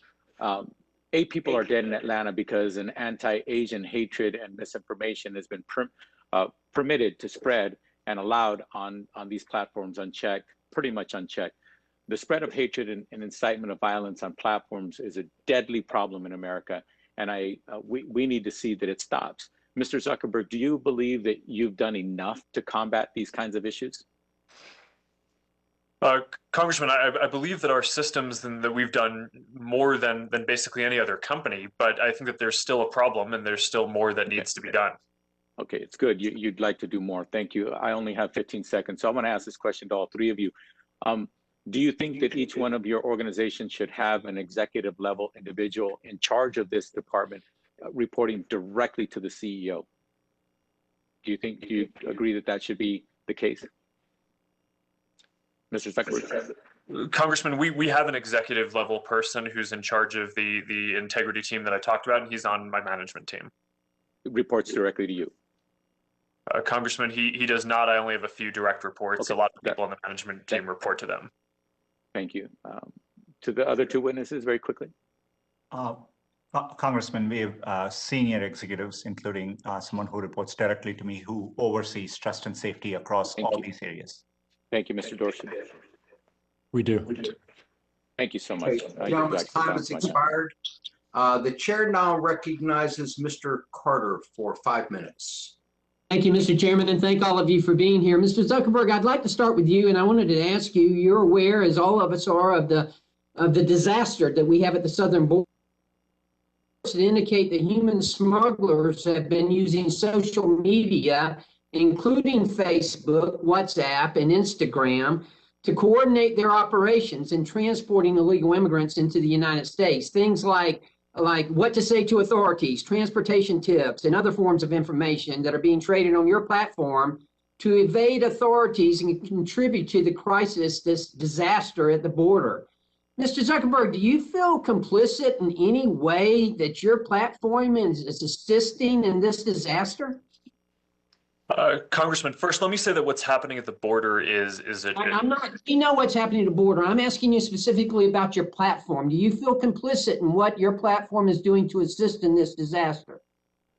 Congressman, we have policies and we're working to fight this content. We have policies against scams and pages, groups, and events like the content that you're talking about. We're also seeing the State Department use our platform to share factual information with people about what is going on. I think that's I'm talking about coyotes who are using your platform to spread this kind of information to assist in this illegal activity that is resulting in horrible conditions for these people who are trying to come across that border. Congressman, that's against our policies, and we're taking a lot of steps to stop it. And again, I mean, let me just say that I think that the situation at the border is really serious, and we're taking it very seriously. Well, and I hope you'll look into these reports that your platform is being used by these traffickers. This is something we need your help with. I hope you feel a sense of responsibility, sir, to help us with this, because we certainly need it. Let me ask you something. You've dedicated a lot of your written testimony to election issues, and even today during this hearing, you've been very public in pushing back about the election claims in November. Yet, when Facebook has been essentially silent on the attempted theft of the certified election in Iowa of Representative Miller Meeks. Why is that? Why are you silent on that, yet you're not silent on other elections? Congressman, I think what we saw leading up to January 6th was unprecedented in American history, where you had a sitting president trying to undermine the peaceful transfer of power. You determine which one is important and which one is not. This seat to these people who elected this duly certified representative, this is the most important thing to them as well. Congressman, I think part of what made the January 6th events extraordinary was not just that the election was contested, but that you had folks like the president. Let me ask you this. What is it that makes this particular issue irrelevant, that you're not even covering it? Congressman, I didn't say that it's irrelevant, but on January 6th, we had insurrectionists storm the Capitol, leading to the death of multiple people. Mr. Zuckerberg, I'm aware of that. I was there. I understand what happened. But again, will you commit to treating this as a serious election concern? What's going on in Iowa? Congressman, I will commit to that, and we apply our policies to all situations. And I think that this is different from what happened on January 6th, but we apply our policies equally in these cases. Mr. Dorsey, you too have been very silent on this issue on your platform. Will you commit to treating this as a serious concern, the attempted theft of the certified seat in Iowa? Yes, we're looking for all opportunities to minimize anything that takes away from the integrity of elections. Okay, Mr. Dorsey, while I've got you, let me ask you, you've started a new program. It's called the Bird Watch, and it allows people to identify information in tweets that they believe is misleading and the right notes to provide context in an effort to stop misleading information from spreading. Have you seen, we've seen mobs of Twitter users cancel others even when the information they share is accurate. Why do you think Birdwatch is going to work, given the culture that you created on your platform? Well, it's an experiment. We wanted to experiment with more a crowdsource approach than us going around and doing all this work. Don't you think that's kind of a dangerous experiment when you're taking off truthful information? No, it's an alternative. And I think we need to experiment as much as possible to get to the right answers. I think it's okay. Well, that's fine as long as you're not the one being experimented on. As long as you're not the one that the information, truthful information. Gentleman's time has expired. The chair announces that we're going to take a recess now for 15 minutes. So the committee will stand in recess until 3:18, and then we'll come back promptly. I call the committee in recess.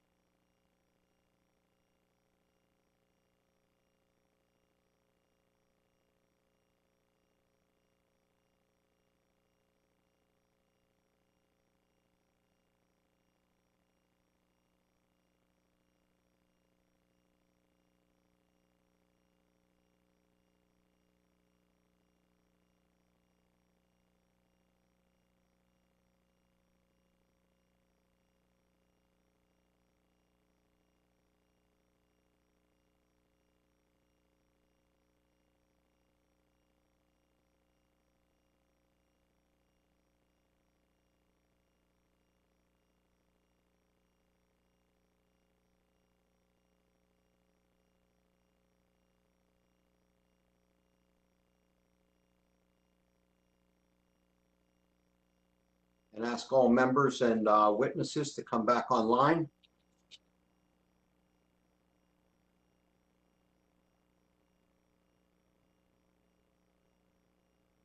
Okay, we'll get started. The chair recognizes Ms. Dingle for 5 minutes. Thank you, Mr. Chairman. Thanks for having this hearing, and to everyone for testifying today. We can all agree that social media companies have a responsibility to reduce and eliminate the impact of disinformation on their platforms. Mr. Zuckerberg, in the fall of 2020, you made numerous assurances to Congress that you had a handle on militia and conspiracy networks. We know, however, that Facebook private groups and the algorithms that recommend them have assisted in radicalizing users and facilitated terrorism, violence, and extremism against individuals, including the governor of my state of Michigan. Racial and ethnic minorities, including Muslims and recently Asian Americans, are facing growing racist hate online and violence offline. Last year, I sent you multiple letters about these issues, so I know you're aware of them. In October of 2020, Facebook temporarily decided to stop recommending political or civic groups on its platforms, a change you've now made permanent. But to be honest, despite what you did in October, we had an insurrection that stormed the Capitol on January 6th. I seriously question Facebook's commitment to actually stopping extremism. In a recent investigative report, a former Facebook AI researcher said he and his team conducted study after study confirming the same basic idea: models that maximize engagement increase polarization. And you yourself have said that the more likely content is to violate Facebook community standards, the more engagement it generally receives. Engagement is the key to Facebook's growth and success, and the stock market's rewarded you for it, even as you've been criticized for promoting extremism and racist content, including in a 2020 Facebook civil rights audit. The two seem to go hand in hand, as Facebook was also the most cited social media site in charging documents that the Justice Department filed against the Capitol Hill insurrections. Mr. Zuckerberg, do you still maintain that the more likely user content is to violate Facebook community standards, the more engagement it will receive? Yes or no? Congresswoman, thanks for raising this, because I think that there's been a bunch of inaccurate things about this shared today. Okay, There seems to be a belief. Yes or no? Sorry, this is a nuanced topic. So if you're okay with it, I'd like to explain I'd like to keep it short, but I'll give it a second, since I'm one of the people that's a top victim of this hate. People don't want to see misinformation or divisive content on our services. People don't want to see clickbait and things like that. While it may be true that people might be more likely to click on it in the short term, it's not good for our business or our product or our community for this content to be there. It's not what people want, and we run the company for the long term with a view towards 10 or 20 years from now. And I think that we're highly aligned with our community in trying to not show people the content that's not going to be meaningful to them.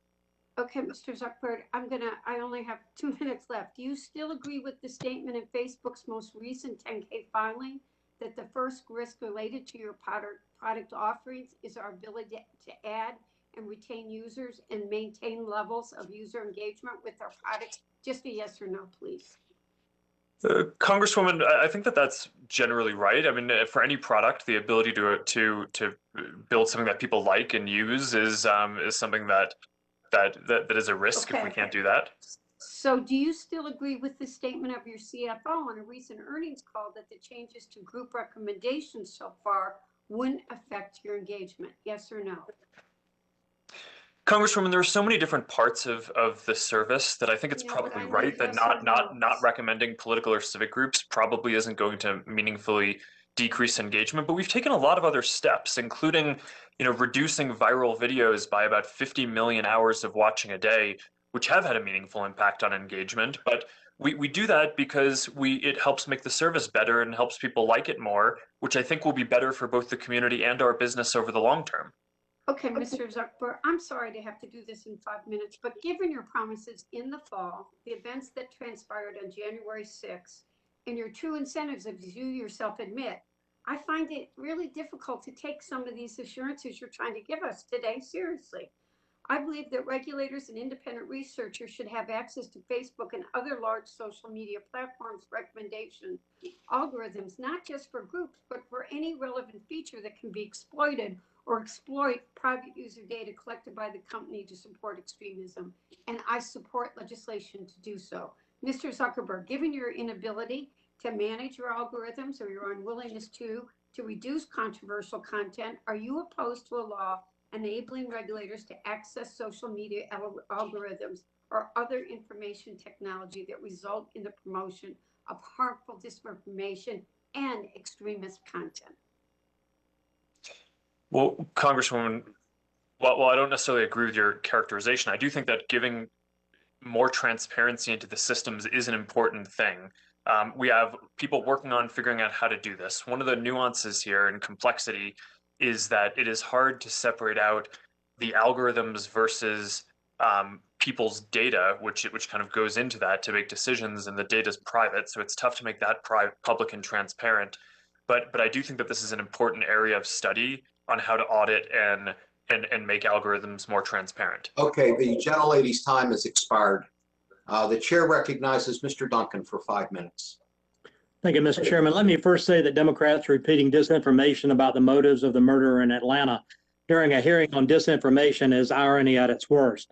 The murderer admitted that he was a sex addict. The problem was addiction, mental illness. While my thoughts and prayers go out to the families who were impacted by this hideous crime, it was not a hate crime.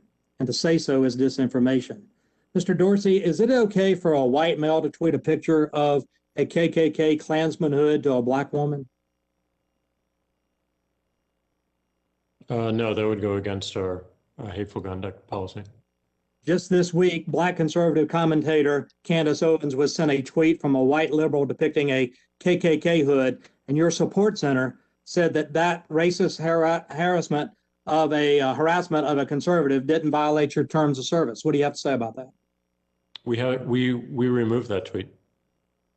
Okay, thank you for doing that. Also this week, Syrian refugee Ahmad al-Alawi Alisa, a Biden-supporting Muslim, allegedly murdered 10 people at a grocery store in Boulder, Colorado. Your support center told Newsweek that referring to this gentleman as a white Christian terrorist wasn't a violation of your misinformation policy. What do you have to say about that?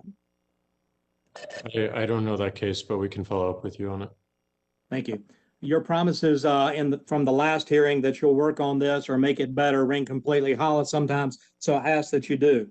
You've censored and taken down accounts of conservatives, Christian, and even pro-life groups. At the same time, liberals, tyrants, and terrorists continue to have unfettered access on Twitter. You're able to take down the account of a sitting United States president while he was still president, but you continue to allow state sponsors of terror to use Twitter as a platform, including the Ayatollah Khamenei, Javad Zarif of Iran, or even Bashar Assad of Syria.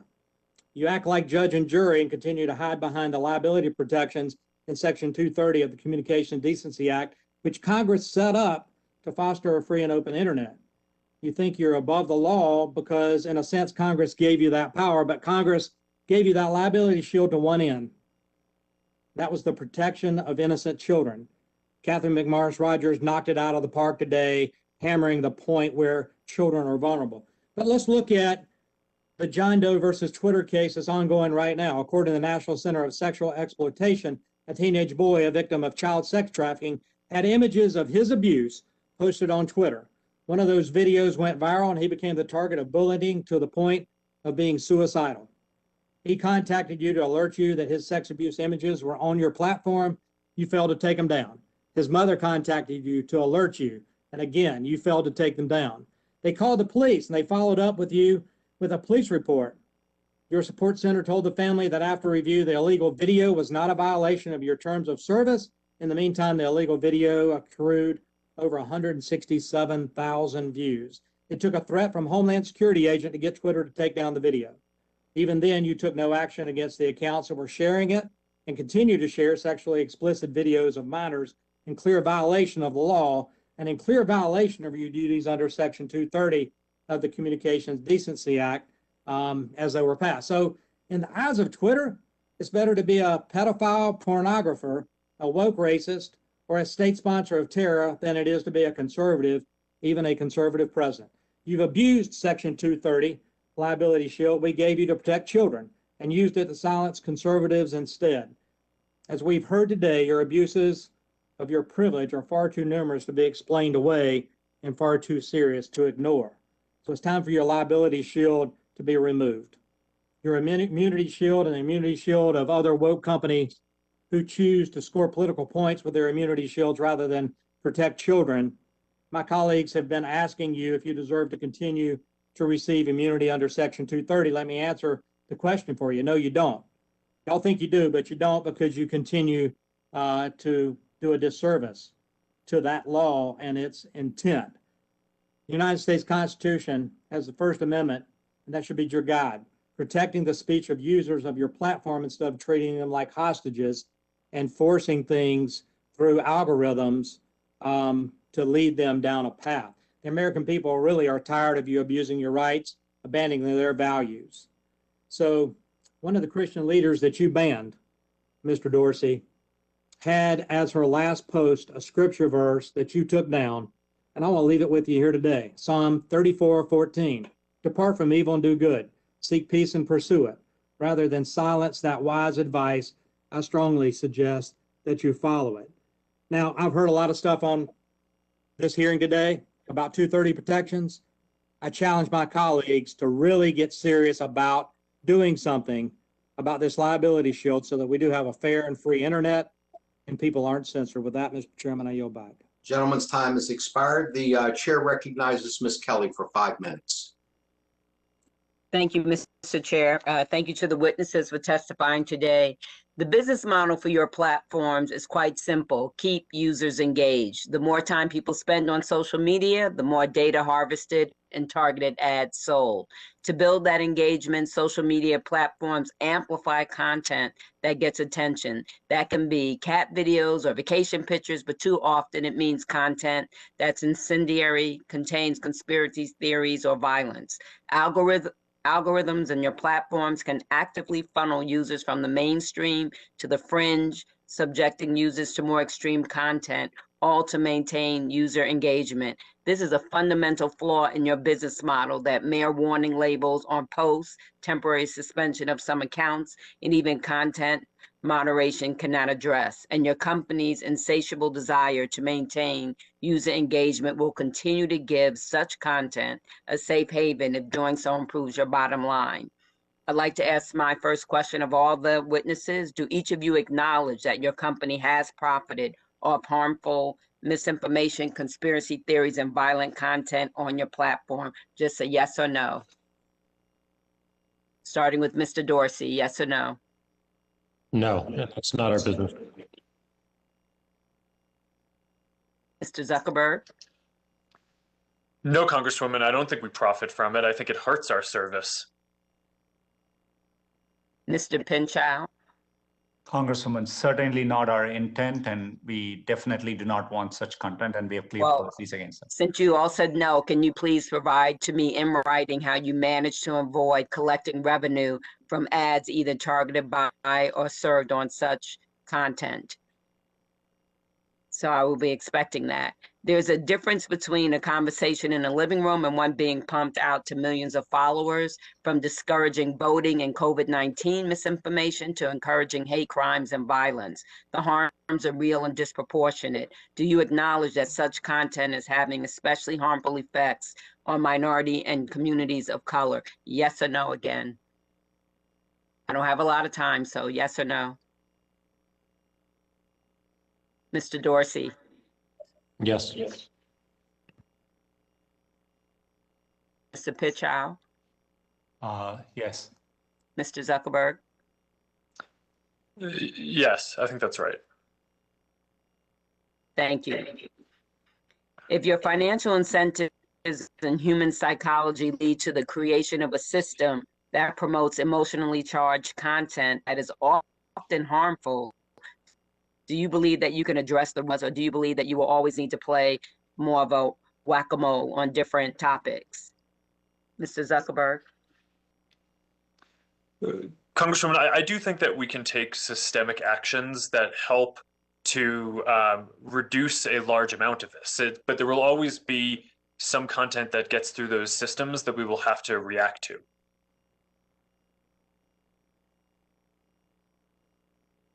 Mr. Dorsey. It's not our incentive, but I agree with Mark. Our model is to constantly iterate. We're going to miss some things, and we'll go too far in some cases. Mr. Pichai. I agree largely with what Mark and Jack said, and we terminated a lot of channels. We removed thousands of misleading election videos. There are many evolving threats, and we are very vigilant. Okay, more transparency and research into the AI models you use is needed. I understand that they are constantly evolving and proprietary. However, those obstacles must not be insurmountable. Would you agree to some type of test bed to evaluate your procedures and technology for disparate impacts? And would you welcome minimal standards set by the government? Only have 44 seconds. I'll go. You're not calling us, but we, yes, we're interested in opening all this up and going a step further and having a protocol. I don't think that should be government driven, but it should be open and transparent that the government can look at it and understand how it works. And I agree that this is an area where research would be helpful, and I think some standards, especially amongst the civil rights community, would be helpful guidance for the companies. Congresswoman, we work with many third parties. I just mentioned the HUD collaboration we had. Definitely would be open to conversations about minimum standards. It's an important area. Gentleman's time has expired. Chair now recognizes Mr. Dunn for 5 minutes. Thank you very much, Mr. Chairman. Many of the questions today deal with personal harms, but there are long-term economic and security harms to our country I'd like us to keep in mind as well. I represent Florida's 2nd Congressional District, which is proud to host a large presence of the U.S. military, including civilian support companies. One of these is Applied Research Associates, which is doing great work with our military in the field of artificial intelligence and machine learning. I agree with our nation's top national security experts on the critical importance of the United States maintaining its competitive edge in AI, and I share the concern of former Google CEO Eric Schmidt, who warned just a few weeks ago of the grave consequences should we lose that edge to China. Leader Rogers led a bipartisan bill enacted last year, the American Compete Act, to lay out clear AI strategy. We all recognize that China is not a good place to do business, evidenced by the fact that all of your respective main products and services are banned there. It's clear that the influence of the Chinese Communist Party permeates the entire corporate structure in China. Xi Jinping himself stated his goal of integrating the party's leadership into all aspects of corporate governance. Let's be clear with each other. It's impossible to do business in China without either directly or indirectly aiding the Chinese Communist Party. It's also important to state for the record that each of your business models involve collecting data from individuals who use your product and then using that data for some other purpose. Mr. Pichai, I'm deeply concerned with Google's pursuit of and investment in artificial intelligence research in China, widely reported over the last few years. First and foremost, can you assure Americans that their personal data, regardless of how you think you have de-identified it, data you collect when they use Google and which is central to your algorithms, is not used in your artificial intelligence collaboration with the Chinese government? Congressman, I want to correct any misperceptions here. We do not have an AI research center in China now. We had a limited presence working on open source projects, primarily on open source projects and around K through 12 education, a handful of employees. We don't have that anymore. Compared to our peers, we don't offer our core services in China, products like search, YouTube, Gmail, etc. So yeah, I'm going to have to reclaim my time because it's limited. But I want your team to follow up with me because I'm honestly somewhat skeptical of that. I think you had 3 centers there in China, and I want to know more about what they're doing and also what material they're using. And I want to be clear, I'm not just suggesting that simply doing business in a country means that you endorse all their policies. As a former businessman myself, I know that politics all too often get in the way of what we're trying to do. However, Google's own list of artificial intelligence principles states that it will not collaborate on technologies to gather or use information for surveillance, violating internationally accepted norms, or contravenes widely accepted principles of international law and human rights. But we know that the Chinese Communist Party is using artificial intelligence technology to spread misinformation and suppress the pro-democracy movement in Hong Kong, as well as using that technology in its genocidal crimes against the Uyghurs, including murdering them for their organ harvesting. Once again, can you be sure that none of the work you're doing in collaboration with Chinese government is not aiding them in this ability? Congressman, happy to follow up and clarify the limited work on AI we undertake. It's primarily around open source projects, and very happy to engage and very specifically follow up on what we do. Well, I think that's great. And I know I'm running out of time here, but I ask that we continue this dialogue. And I think Google would be very well served by promoting greater transparency in all of its actions regarding artificial intelligence in China. Your customers have a right to know about this. In 2018, Diane Greene, former CEO of Google Cloud, noted, "We believe the uses of our cloud and artificial intelligence will prove to be overwhelmingly positive for the world, but we also recognize we cannot control all downstream uses of our technology." Well, a good place to start would be to end this dangerous artificial intelligence research relationship with China. So with that, Mr. Pichai, thank you. Thank you all the members of the witness panel, and Mr. Chairman, I yield back. Gentleman yields back. Chair recognizes Mr. McEachin for 5 minutes. Thank you, Mr. Chairman, and to you and Chairman Pallone and Chairman Schakowsky. Thank you for convening today's hearing and for our witnesses for joining us. In July of last year, I led more than 30 of my colleagues, including several on this committee, in a letter to your companies asking what you are doing to halt the spread of climate change disinformation on your platforms. As my colleagues and I clearly expressed in our letter, climate change is a real and urgent threat, and the spread of disinformation on your platforms is undermining that fact. For instance, the World Health Organization estimates that climate change causes 150,000 deaths annually, a number that will only increase in the coming years. All this begs a simple question: why do your platforms not treat climate change disinformation with a sense of immediacy and alarm? Mr. Zuckerberg, Facebook recently implemented the Climate Change Information Center, which directs users to a landing page with climate change facts from researchers and organizations. Are you able to share data on how widespread a problem climate change disinformation is on your platform, and how much the Climate Change Information Center has reduced it? Sure, thanks, Congressman. Our approach to fighting misinformation, of which climate misinformation I think is a big issue, so I agree with your point here. We take a multi-pronged approach. One is to try to show people authoritative information, which is what the Climate Information Center does. And then we also try to reduce the spread of misinformation around the rest of the service through this broad third-party fact-checking program that we have, in which one of the fact-checkers is specifically focused on science feedback and climate feedback type of issues. Overall, I'd be happy to follow up and share more details on what we've seen across those, but this is certainly an area that I agree is extremely important and needs multiple tactics to address. Well, thank you. And it's my understanding that this climate center was modeled after your COVID-19 Information Center. However, different standards still apply for both organic content and paid-for advertising for climate change versus COVID-19. Why does Facebook not apply the same standards of fact-checking on climate change that it does on COVID-19 content? Congressman, you're right that the Climate Information Center was based off our work on the COVID Information Center and Election Information Center.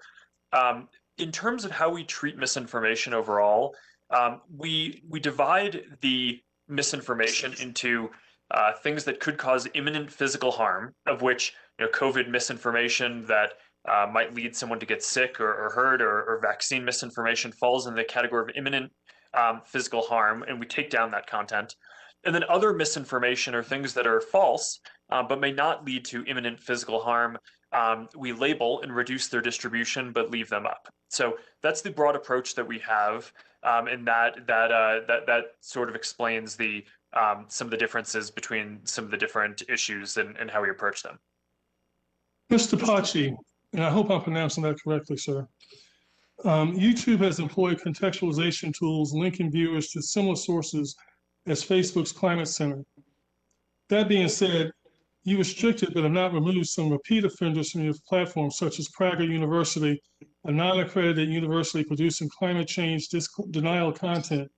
Are you not concerned that by restricting those videos and not removing repeat offenders, that people who are determined to find those videos to validate their views will indeed find them and share them with others? Congressman, it's an incredibly important area. In general, in these areas, we rely on raising authoritative information, both by showing information panels, as well as raising scientific content, academic content, and journalistic content. So our algorithms rank those types of content higher for an area like climate change, similar to election integrity and COVID.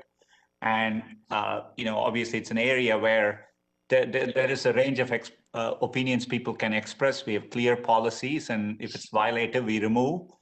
If it is not violative, but if it is not deemed to be of high quality, we don't recommend the content, and that's how we approach it. And we're committed to this area. As a company, we lead in sustainability. We have committed to operating 24/7 on a carbon-free basis by 2030. And it's an area where we are investing significantly. Well, thank you. I've run out of time, Mr. Dorsey. I apologize to you. Perhaps we'll have an opportunity to have a conversation.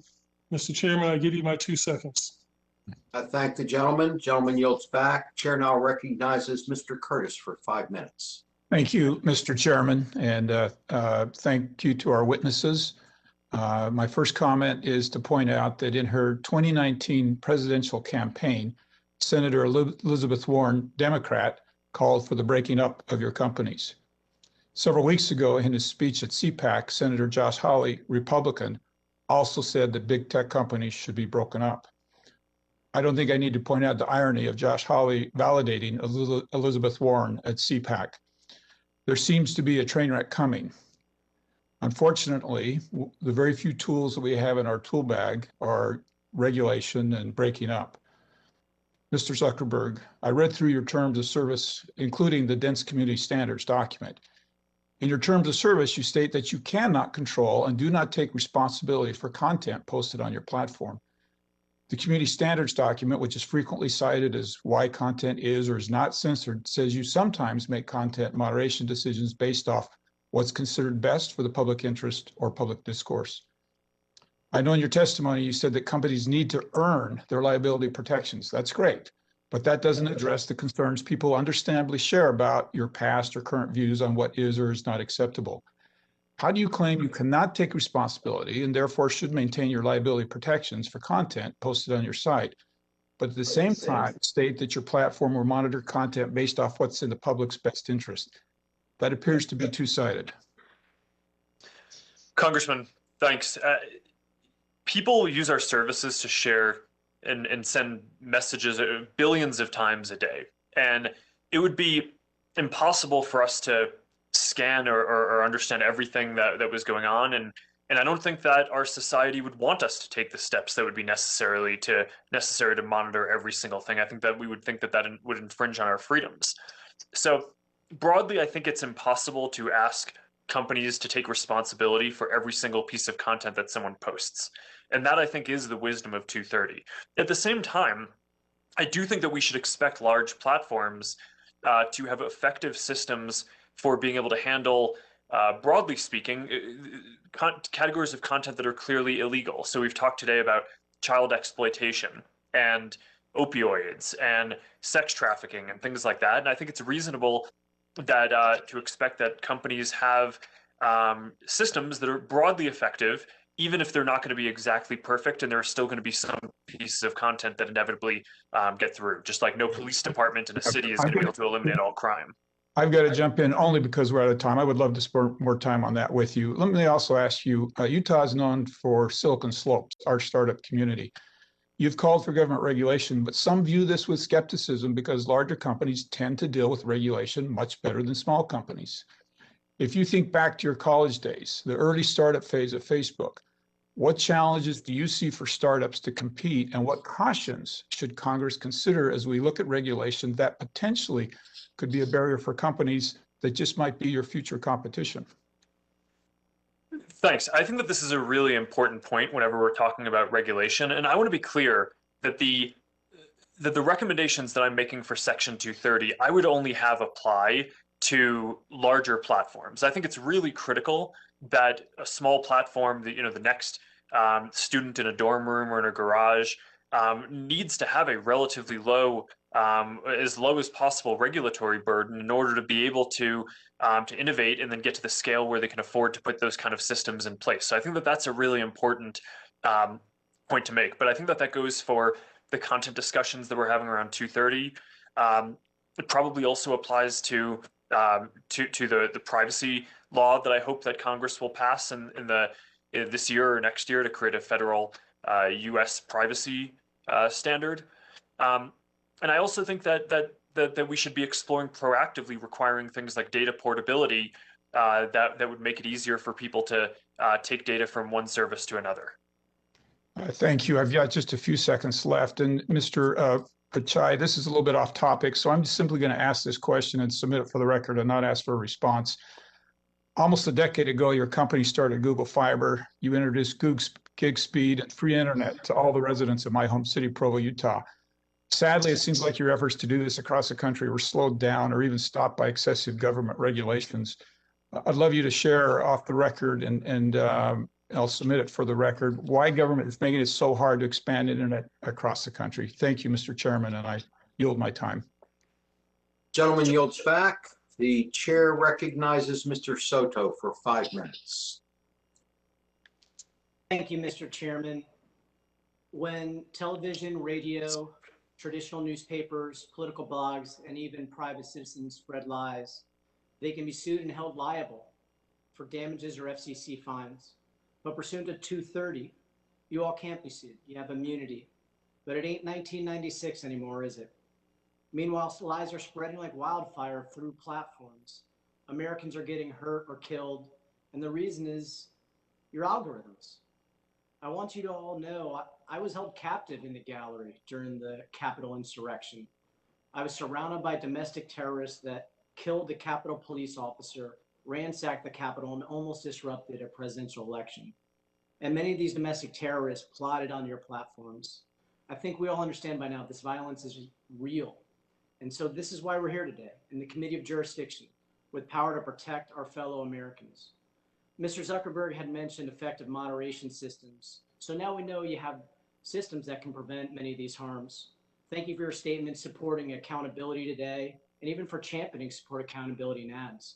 So the question is, what specific changes to Section 230 do you support to ensure more accountability? Mr. Zuckerberg just mentioned categories of content that are clearly illegal, U.S. privacy standards, and data portability is 3 standards we should be looking at. Mr. Pichai, should we be creating these standards and then holding platforms accountable if they violate them under 230? Congressman, first of all, there are many ways, there are many laws today which do hold us liable. FTC has oversight. We have consent decree with the FCC, COPPA, HIPAA, etc. And for example, areas where there are privacy laws, and we have called for federal privacy legislation. But in Europe, with GDPR, in California, we have privacy state legislation. We are both accountable as well as we are subject to private plaintiff action against these statutes. So, Mr. Pichai, you agree with these categories that were just outlined by Mr. Zuckerberg. Is that correct? I definitely think what Mark is talking about along the lines of transparency and accountability are good proposals to think through. There are various legislative proposals along those. Mr. Dorsey, do you think we should be establishing categories of content that are clearly illegal, U.S. privacy standards and data portability, as well as penalties for violation of those standards? I believe as we look upon 230 and evolutions of it, building upon it, I think we need more transparency around content moderation practices, not just the policies. I think we need more robust appeals processes. And I think the real issue is algorithms and giving people more choice around algorithms, more transparency around algorithms. So if there's any one I would pick, it would be that one. It's a tough one, but it's the most impactful. Thank you, Mr. Dorsey. Mr. Zuckerberg, political misinformation spread rampantly, unfortunately, in Spanish in Florida's Hispanic community on Facebook in the 2020 presidential election. Even with the political ad ban, how do you think this happened? Mr. Zuckerberg. Congressman, it's you know, I do still think that there's too much misinformation across all of these media that we've talked about today. How did it happen? I mean, it's, you know, I think we've talked a lot today about algorithms. I actually think a lot of this stuff happens in what we refer to as deterministic products, like messaging, right? Someone sends a text message to someone else. There's no algorithm there determining whether that gets delivered. People can just send that to someone else. A lot of this stuff, I think, unfortunately, was amplified on TV and in traditional news as well. There was certainly some of this content on Facebook, and it's our responsibility to make sure that we're building effective systems that can reduce the spread of that. I think a lot of those systems performed well during this election cycle, but it's an iterative process, and there are always going to be new things that we will need to do to keep up with the different threats that we face. Mr. Zuckerberg, will you commit to boosting Spanish language moderators and systems on Facebook, especially during election season, to help prevent this from happening again in Spanish language? Congressman, this is already something that we focus on. We already beefed up and added more capacity to Spanish language fact checking and Spanish language authoritative information resources. And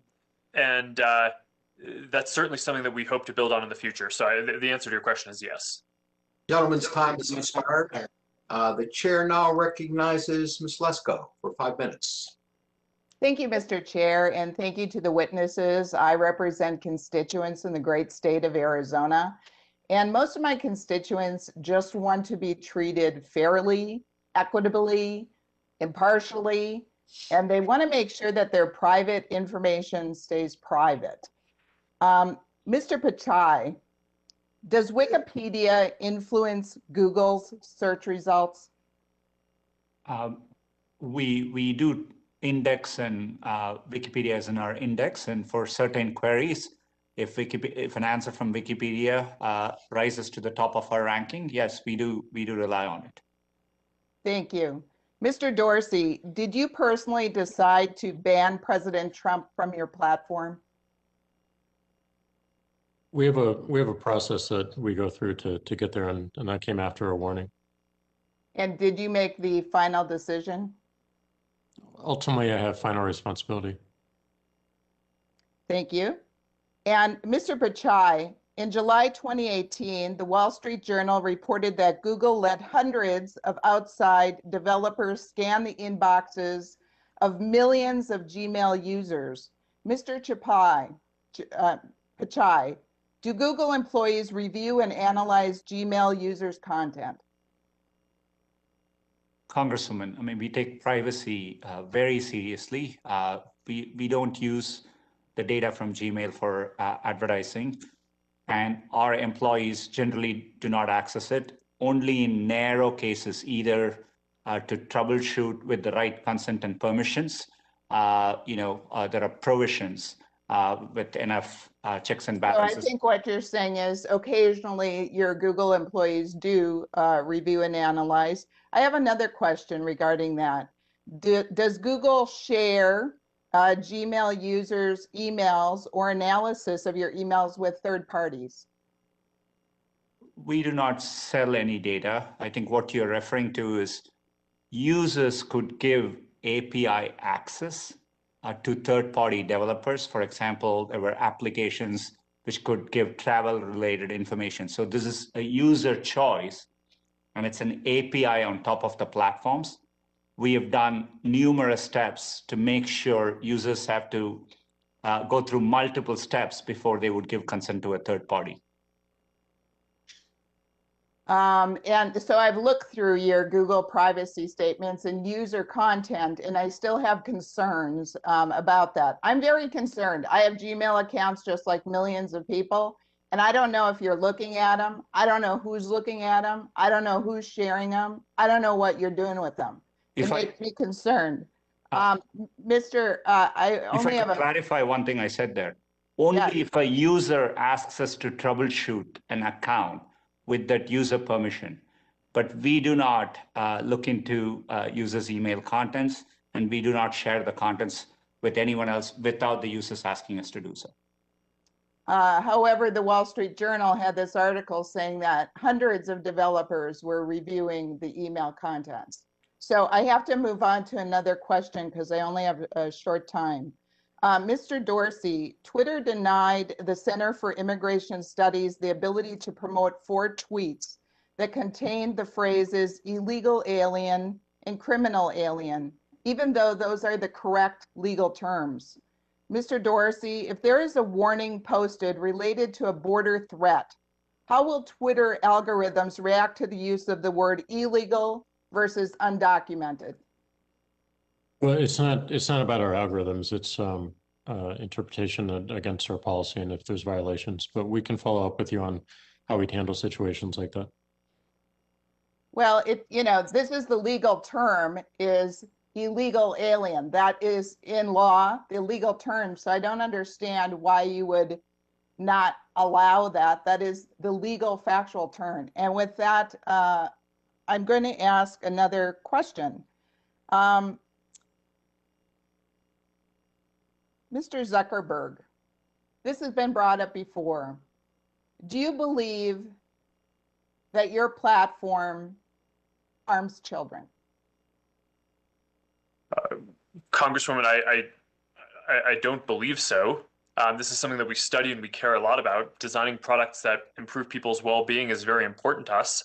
And what our products do is help people stay connected to people they care about, which I think is one of the most fundamental and important human things that we do, whether that's for teens or for people who are older than that. And again, our policies on the main apps that we offer generally prohibit people under the age of 13 from using the services. Gentlelady's time has expired. The chair now recognizes Mr. O'Halloran for 5 minutes. Thank you, Mr. Chairman. I am enlightened. Thank you to the panel today. I'm enlightened by what I've heard today. 3 of the most knowledgeable business people in the world with beautiful profit centers, business models, a sense of the future direction that your companies want to go in, standards that are in many cases reliable, but others not very much so, and a very big concern by the Congress of the United States on the direction you want to go in versus what's good for our nation in total.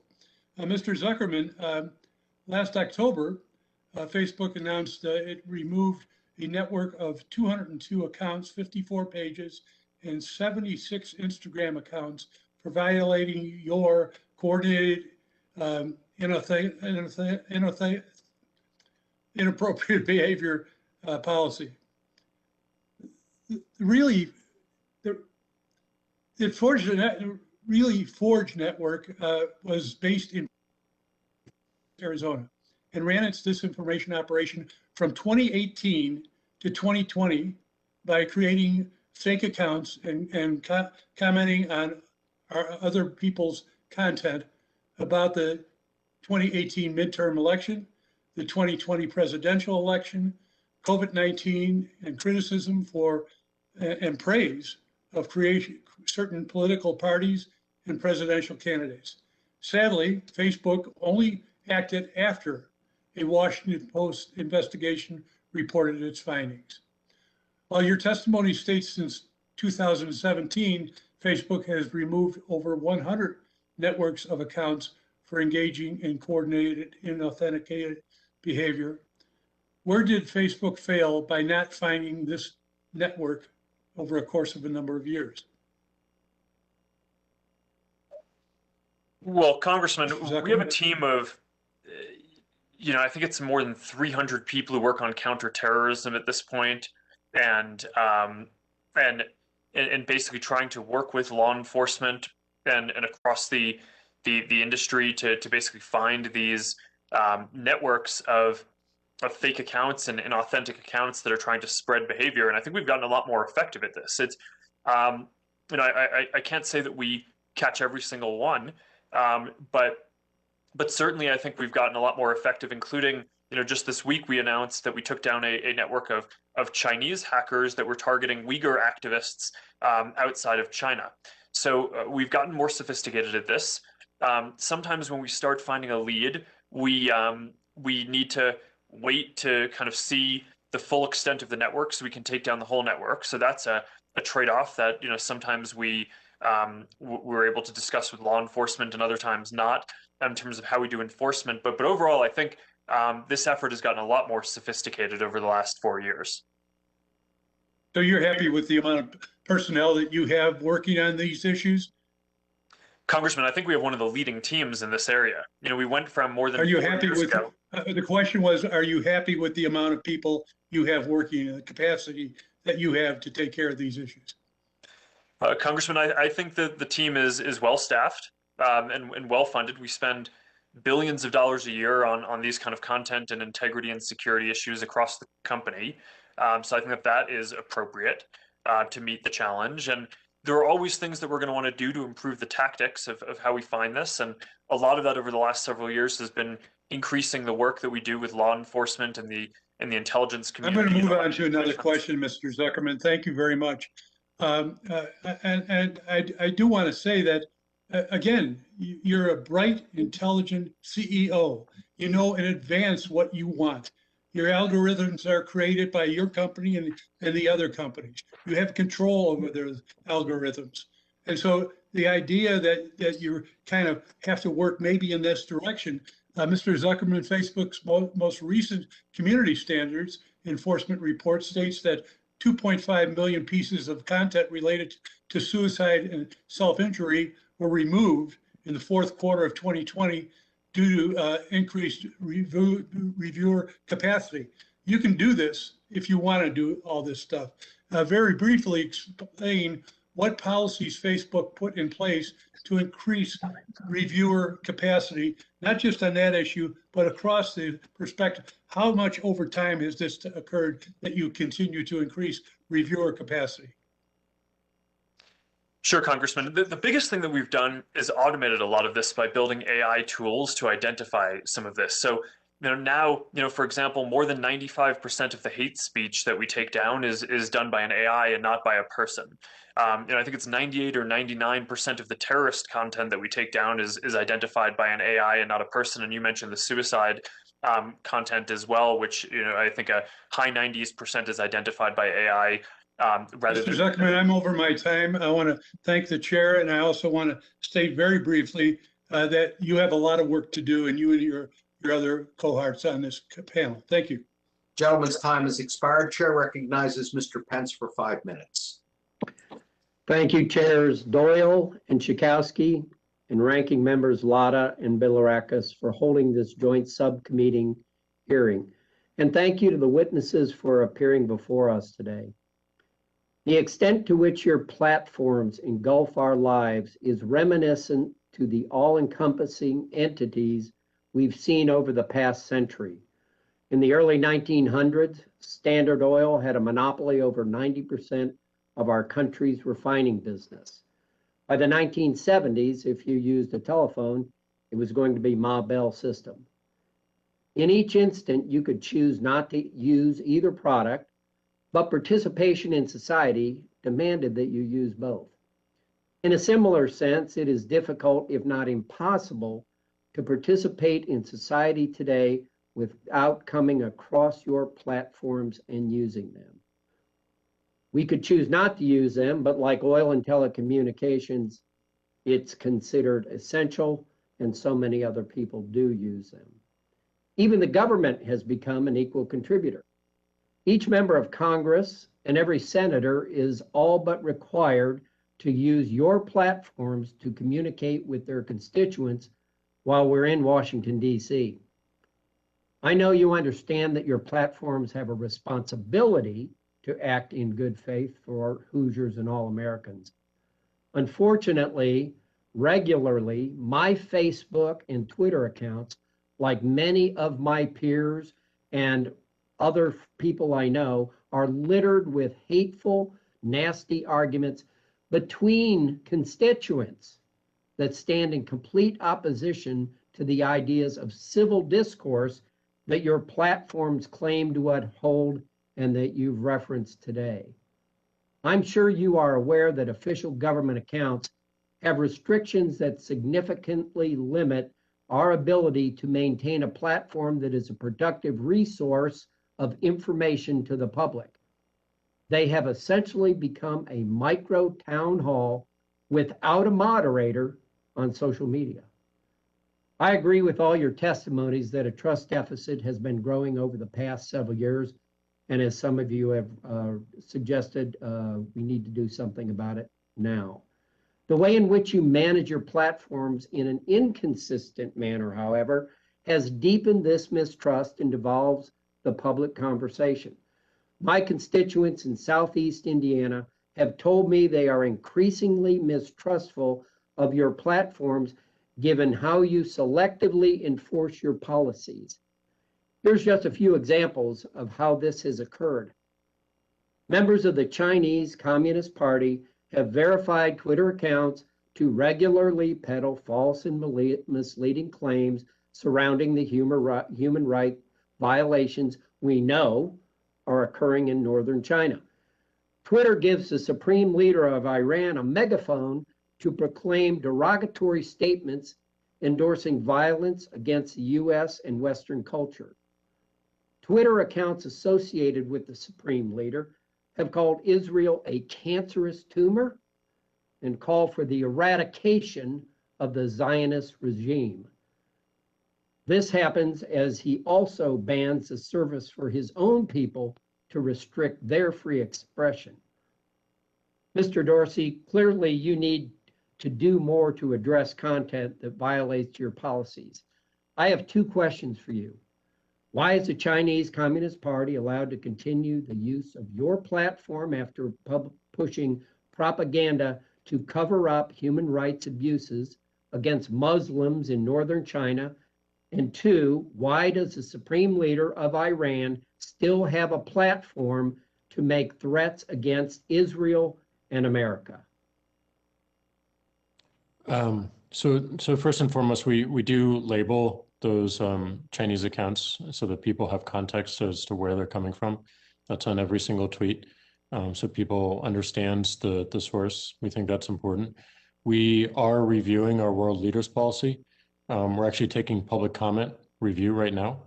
So we're enabling anyone to give us feedback on how. If I may interrupt you quickly, Mr. Dorsey, on that very point, you know, Iran has been supporting Hezbollah, and it's not just saber rattling as you've made the statement, or your company has made the statement. They have done serious damage to whole countries and people. And as I served in the military, they killed hundreds of Marines many years ago. So I don't know what you have to study about this. Mr. Chairman, I yield back. Gentleman yields back. Chair recognizes Ms. Rice for 5 minutes. Thank you, Mr. Chairman. Mr. Dorsey, what is winning, yes or no, on your Twitter account poll? Yes. Your multitasking skills are quite impressive. In December of 2020, the House Committee on Veterans Affairs released a report entitled Hijacking Our Heroes, Exploiting Veterans Through Disinformation on Social Media. I ask unanimous consent, Mr. Chairman, that this report be submitted for the record. So ordered. Thank you. I bring up the report today because it's very deeply disturbing, the involvement of our veterans and military service members in the violence that took place on January 6th. It's estimated that 1 in 5 people charged in connection with the attack have served or are currently serving in the U.S. military. It should come as no surprise to those testifying today that for years, nefarious actors have learned how to harness the algorithms on all of your platforms to introduce content to veterans and military service members that they did not actively seek out for themselves. Veterans and military service members are particularly targeted by malicious actors online in order to misappropriate their voices, authority, and credibility for the dissemination of political propaganda. We have to do better for those who have served our country. Mr. Zuckerberg, do you believe that veterans hold a special status in our communities and have military training, making them prime targets for domestic terrorists and our adversaries seeking to foment insurrection? Congresswoman, I certainly believe that veterans hold a special place in our society. I haven't seen much research. Did you see on the National Mall and at the Capitol, there were rioters who arrived in combat gear who were armed with tactical equipment? Did you see those images, yes or no? Yes. Okay. Have you personally talked to the Iraq and Afghanistan Veterans of America, IAVA, about disinformation campaigns targeting veterans? No, Congresswoman, I have not personally, although our team certainly is in contact with a number of these groups as we set up our policies. Have you talked to the Vietnam Veterans of America about disinformation campaigns targeting veterans? Congresswoman, I can get back to you on whether our team has consulted with them specifically, but broadly when our teams... Do you believe that veterans and military service members are just like other Americans in that they are susceptible to the impulses in human psychology that Facebook exploits to drive engagement? Do you believe that they are susceptible in that way? Yes or no? Congresswoman, there's a lot in your characterization there that I disagree with. No, just the question of do you think they're susceptible to that kind of information coming at them? Yes or no? Congresswoman, I believe that. Okay, so given your answers, I'm not convinced that you have the appropriate resources devoted to the problem of mitigating the real world effects of content that is designed to mislead and radicalize your users, especially those who are veterans and military service members. Would you support legislation that would require you to create an Office of Veterans Affairs that reports to the CEO and works with outside veterans service organizations to ensure our enemies don't gain ground trying to radicalize our brave men and women who serve in our military? Would you support that legislation? Congresswoman, I think the details matter a lot, so I would be happy to follow up with you or have our team follow up with your team to discuss this. But in general, I do think that...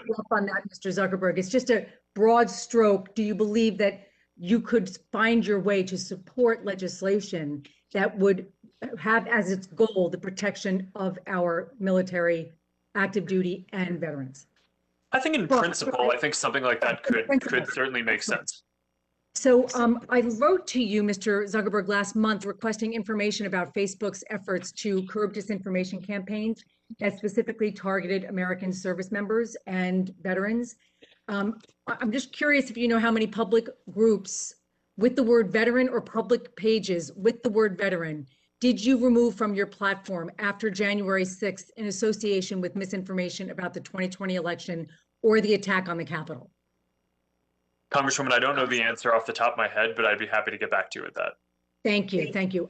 We believe that you should be tracking that information. Your platform was, in fact, a crime scene after January 6th, and we need that information and data to understand how the attack happened. I want to thank all three of you for coming here today and spending so much time with us. I yield back, Mr. Chairman. Thank you. Gentlelady yields back. Chair recognizes Mr. Armstrong for 5 minutes.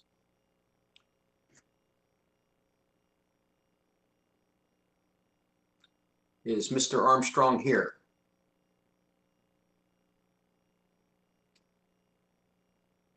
You need to unmute, Kelly. All right, sorry about that. Can you hear me? Yes, we can hear you. All right, thank you. No other industry receives such bipartisan scrutiny. disinformation, content moderation, deplatforming, antitrust, privacy, and the list continues to grow. We discuss these things too often in isolation, but they are all related. And it starts with the fact that your users aren't your customers. They are the product. More specifically, the data that you collect from your users is the product. You are incentivized to collect and monetize user data for behavior advertising. This results in the collection of even more user data. And data is unique as a business asset. It doesn't deplete. Data is perpetual and reinforcing. Data begets more data. Massive data collection expands your market share, which harms competition. That's why censorship is so concerning to all of us. Your platforms have a stranglehold on the flow of modern communication. And I think we absolutely have to resist the urge of content moderation and censorship. In 1927, Justice Brandeis wrote, "The remedy to apply is more speech, not enforced silence." I think that statement still holds true today. Yet your platforms don't simply silence certain speech. Your algorithms are designed to reinforce existing predispositions because you profit by keeping users locked into what they already enjoy. This leads to information silos, misinformation, extremism on both sides, and even more data collection, which repeats the cycle. Mr. Pichai, you testified before the House Judiciary Committee last year, and at that hearing, I raised several examples of Google's consolidation of the ad tech stack. Your answers largely reiterated the privacy justifications, which I understand and support. However, my question was whether Google's consolidation of both the buy and sell sides of digital advertising would further harm competition. Since then, I have reviewed Google's privacy sandbox and the Phlox proposal, which is an alternative group identifier to replace third-party cookies.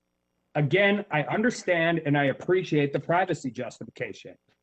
But, and this is my question, how will these actions not further entrench Google's digital advertising market share and harm competition? Congressman, as you rightfully point out, privacy is really important and we are trying to get that correct. Users are giving clear feedback in terms of the direction they would like to take. Advertising allows us to provide services to many people who wouldn't otherwise be able to use services, and we are trying to provide relevant ads, protecting their privacy. And that's what Flock is working on. We will. I'm going to move on because I understand the privacy. I understand the privacy, and I understand the rationale of eliminating individual level tracking in favor of cohorts and the potential privacy benefits of user data in Chrome at the device level.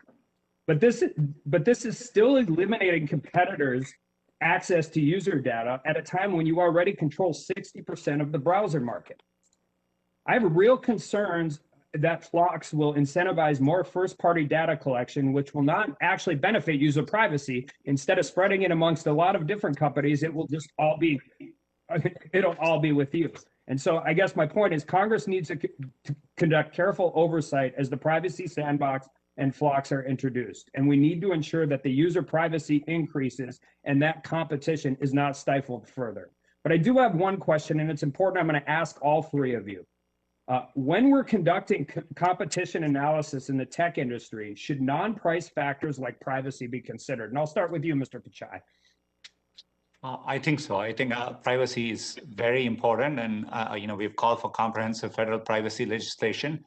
And to clarify, Google doesn't get any access to Flock data, which it is protected. And we will publish more papers on it. I understand completely, but you're forcing. You're forcing advertisers into the ad stack. I don't discount it. It increases privacy. I think this is a real problem because I think they're in conflict with each other. But Mr. Dorsey, do you think when we're conducting competition analysis in the tech industry, non-price factors should be considered?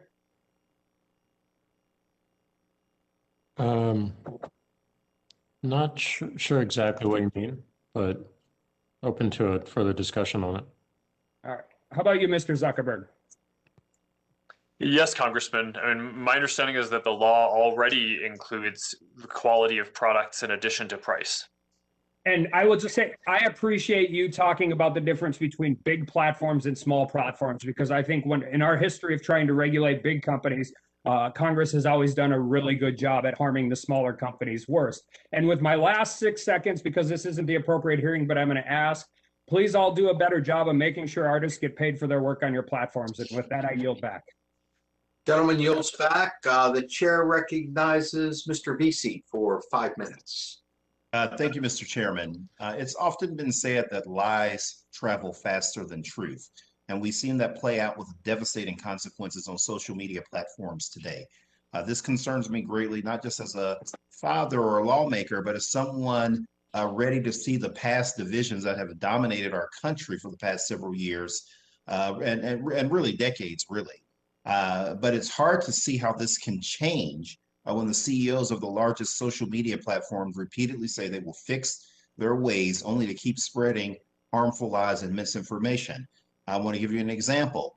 Last August here in the Dallas-Fort Worth area, the North Texas Poison Control Center felt the need to warn people against ingesting bleach or other disinfecting products as a cure to prevent COVID-19. Despite efforts of your companies to take down such harmful mis or disinformation calls to the North Texas Poison Control Center about disinfectant, ingestion rates were much higher than usual, and statewide calls about bleach products were up over 70% compared to the year before. The North Texas Poison Center pointed this out largely to misinformation online as the cause for these increases. And as we know, in the lead up to last elections, Black communities were specifically targeted for disinformation campaigns designed to suppress the vote, especially in battleground states. And right now, there are sites up that are discouraging Black people from getting the COVID-19 vaccination. I know a lady that was put in Facebook jail for 30 days because all she did was repost one of the faulty posts saying Black folks aren't falling for this BS, and she was put in Facebook jail for 30 days.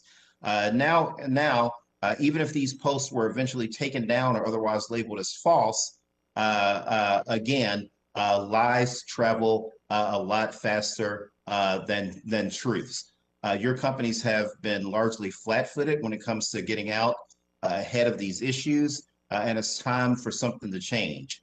That's why I'm exploring legislation that would establish an independent organization of researchers and computer scientists who could help identify and warn about misinformation trends before they become viral.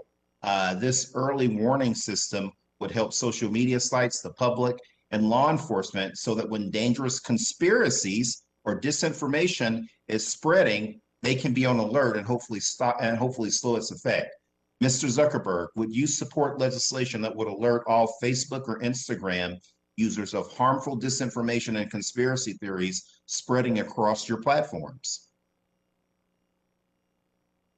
Congressman, I think we need to look into that in more detail to understand the nuances, but in general, I agree that it's our responsibility to build systems that can help slow the spread of this kind of misinformation. And that's why we've taken all the steps that I've outlined today, from building an unprecedented independent fact-checking program to taking down content that could cause imminent physical harm, to the work in the COVID Information Center and the Voting Information Center and the Climate Information Center to promote authoritative information across our services. So I certainly think that there's a lot to do here. Mr. Dorsey, would you support legislation for an early warning system across Twitter? I'd be open to reviewing the details. I just don't think it'll be effective. It'll be very much whack-a-mole. I think that the more important thing is to, as I said in my opening remarks, like get much more of an open standard and protocol that everyone can have access to and review. And Mr. Pichai, for Google and YouTube, and I have a 14-year-old at home that watches YouTube. What about you for those platforms? We already today in many of these areas, we show proactively information panels. So for example, on COVID, we showed a lot of information from CDC and other experts, and we had views of over 400 billion. And so, conceptually showing proactive information, including information panels, I think makes sense to me. Okay. Well, thank you. I appreciate the time, Mr. Chairman. I'm worried. I think that that we need to act quickly, and that we're running out of time, and that we need these companies to take affirmative action on addressing some of these issues. I yield back my time. Thank you. Thank the gentleman. Gentleman yields back. The chair now yields 5 minutes to Ms. Craig. Thank you so much, Mr. Chair. Mr. Zuckerberg, thank you so much for joining us today. As co-chair of the LGBTQ Equality Caucus in the U.S. Congress, I'd like to ask you a few questions about an incident that occurred several weeks ago now, and I would appreciate a simple yes or no answer. Most of these have absolutely no room for nuance. These aren't trick questions. I'd just like to clarify a few facts. So on February the 25th, Facebook took down a video posted by my colleague, Representative Marie Newman, in which she places the transgender flag outside her office. Is that correct to your knowledge? Yes or no? Congresswoman, I'm not aware of this. You're not aware of this? No. Well, the answer is yes. Facebook took her video down. According to Representative Newman, the reason Facebook gave for taking down the video was that it violated Facebook's community standards on hate speech and inferiority. Does that seem right to you, that if someone put up a trans flag and took a video of it and posted it on your platform, that it should be put down? Yes or no? Congresswoman, no, that doesn't seem right to me, but I would need to understand the specifics of the case in more details. Yeah, thank you. Yeah, the answer is no, it's absolutely not right. Meanwhile, across the hall, Representative Marjorie Taylor Greene from Georgia posted a video to Facebook. Her video showed her putting up a transphobic sign so that Representative Newman, the mother of a trans child, could, quote, look at it every time she opens her door, close quote. Facebook allowed Representative Greene's video to remain online. Is that right? Yes or no? Congresswoman, I'm not aware of the specifics, but as I've said a number of times today, we do make mistakes, unfortunately, in our content moderation, and we hope to fix them as quickly as possible. Reclaiming my time, the answer was yes. Representative Greene's video was allowed to remain online. Representative Newman reached out to Facebook, and a few hours later, her video was restored with a perfunctory apology. But Representative Greene's video was never taken down. I'm not even going to ask you if I'm getting that right, as I was, because you obviously don't know. Are you aware that Facebook has repeatedly flagged the transgender flag as hate speech, and that trans positive content ends up being taken down, while transphobic content like Representative Greene's video is not taken down and is often shared widely? Yes or no? Congresswoman, I'm not aware of that specifically, but this is an instance of a broader challenge in identifying hate speech, which is that there's often a very nuanced difference between someone saying something that's racist versus saying something to denounce something that someone else said that was racist. And we need to build systems that handle this content in more than 150 languages around the world, and we need to do it quickly. And unfortunately, there are some mistakes in trying to do this quickly and effectively. Mr. Zuckerberg, I'm going to give you your nuance this one time. As it exists today, do you think your company is going to get these content moderation decisions right on the first try eventually? Congresswoman, if what you're asking is, are we ever going to be perfect? The answer is no. I think that there will always be some mistakes, but I think we will get increasingly accurate over time. So, for example, a few years back, we identified about... I only have a couple of minutes or 1 minute left, so I'm going to continue here. As it's been mentioned repeatedly throughout today, we just don't have faith that your companies have the proper incentives to proactively contemplate and address basic human rights. With that in mind, would you support legislation requiring social media companies to have an Office of Civil Rights reporting to the CEO, and that would mean you would have to reconsider your corporate structure, including the civil rights and human rights of the trans community? Congresswoman, we took the unprecedented step of hiring a VP of civil rights, and I think we're one of the only companies that has actually done something similar to what you're saying. Well, I hope that that you do better then, because this example I'm giving you was completely unacceptable. This panel has done something truly rare in Washington these days. It's united Democrats and Republicans. Your industry cannot be trusted to regulate itself. And with that, I yield back. Gentlelady yields back. The chair now recognizes Ms. Trahan for 5 minutes. Thank you, Mr. Chairman. I'd like to turn the focus back to our children. You know, my husband and I have 5. Our oldest is 27, our youngest is 6, and over the years I've noticed how technology has been increasingly designed to capture their attention.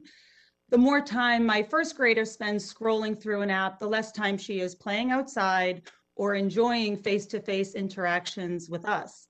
Google and Facebook are not only doing a poor job of keeping our children under 13 off of YouTube and Instagram, as my colleagues have already mentioned today, but you are actively onboarding our children onto your ecosystems with apps like YouTube Kids, Facebook Messenger Kids, and now we're hearing Instagram for Kids. These applications introduce our children to social media far too early and include manipulative design features intended to keep them hooked. Mr. Pichai, when a child finishes a video on YouTube or YouTube Kids, does the next video automatically play by default? And I think this one is a yes or no. Sorry, I was muted.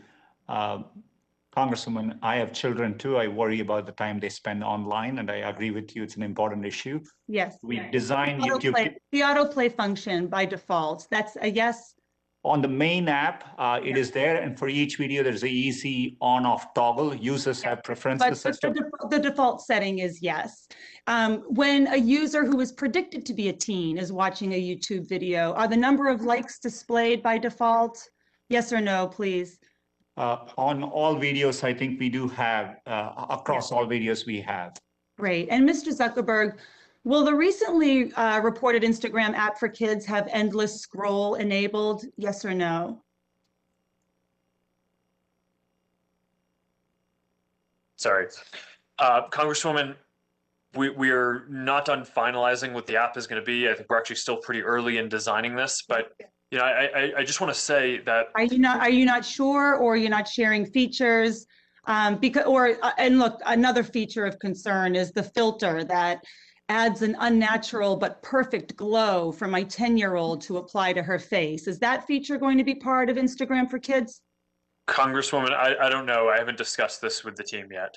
Well, you know, please expect my office and many others to follow up, given what we know about Instagram's impact on teen mental health. We're all very concerned about our younger children. And, you know, I just want to speak mother to father for a moment, fathers, because leading experts all acknowledge that social media sites pose risks to young people. Inappropriate content, oversharing of personal information, cyberbullying, deceptive advertising, the list goes on. And those risks are exacerbated with more time children spend in these apps. And Mr. Pichai, you mentioned that you have children and that I've also read you limit their screen time. What do you say when one of your children doesn't want to put their phone down? Congressman, the struggle is the same, particularly through COVID. It's been hard to moderate it, and I do take advantage of the parental controls and the digital well-being tools. We can limit the time on their apps, and so we have provisions in place. I don't mean to cut you off, Mr. Pichai, you know, but the last thing overworked parents need right now, especially right now, are more complex to-dos, which is what parental controls are. I mean, they need child-centric design by default. Mr. Zuckerberg, I understand your children are younger, but when they start using social media, what will you say when they're craving their tablet over spending time face-to-face with you or with friends? Well, Congresswoman, we haven't gotten to that point yet, but we're designing all of these tools. We designed Messenger Kids that the parents are in control. I think we've proven that that can be a good and safe experience. And I think that was one of the things that made us think that we should consider doing this for Instagram as well, by having it so that we have a parent-controlled experience. And as you say, Certainly. child-centric experience for people under the age of 13. I am going to reclaim my time only because connecting with others is one thing. Adding filters, no breaks for kids to take, and manipulating the design of these apps for our children is another. Look, this committee is ready to legislate to protect our children from your ambition. What we're having a hard time reconciling is that while you're publicly calling for regulation, which, by the way, comes off as incredibly decent and noble, you're plotting your next frontier of growth, which deviously targets our young children, and which you all take great strides with infinitely more resources in protecting your own children.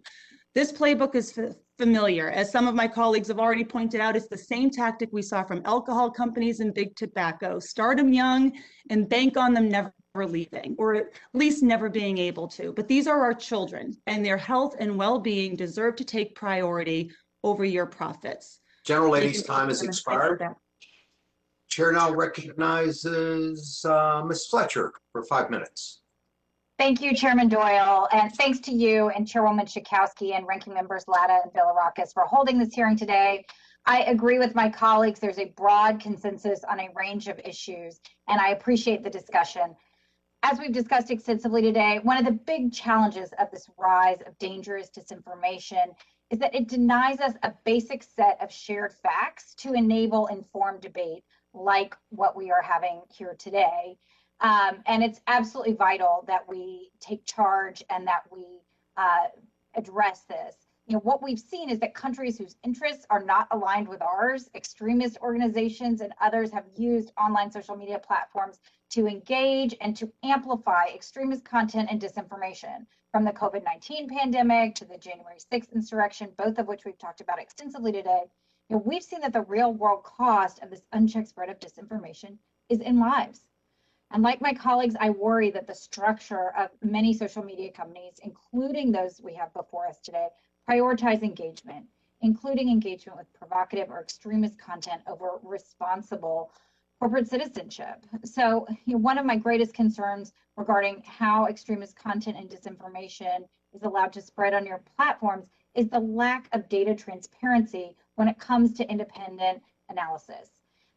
Everyone has claimed they have an internal system, that it's about the systems, that you need good systems to remove and delete disinformation and extremist content, but we have no way to verify how effective those systems are. And that's a huge part of the challenge before us.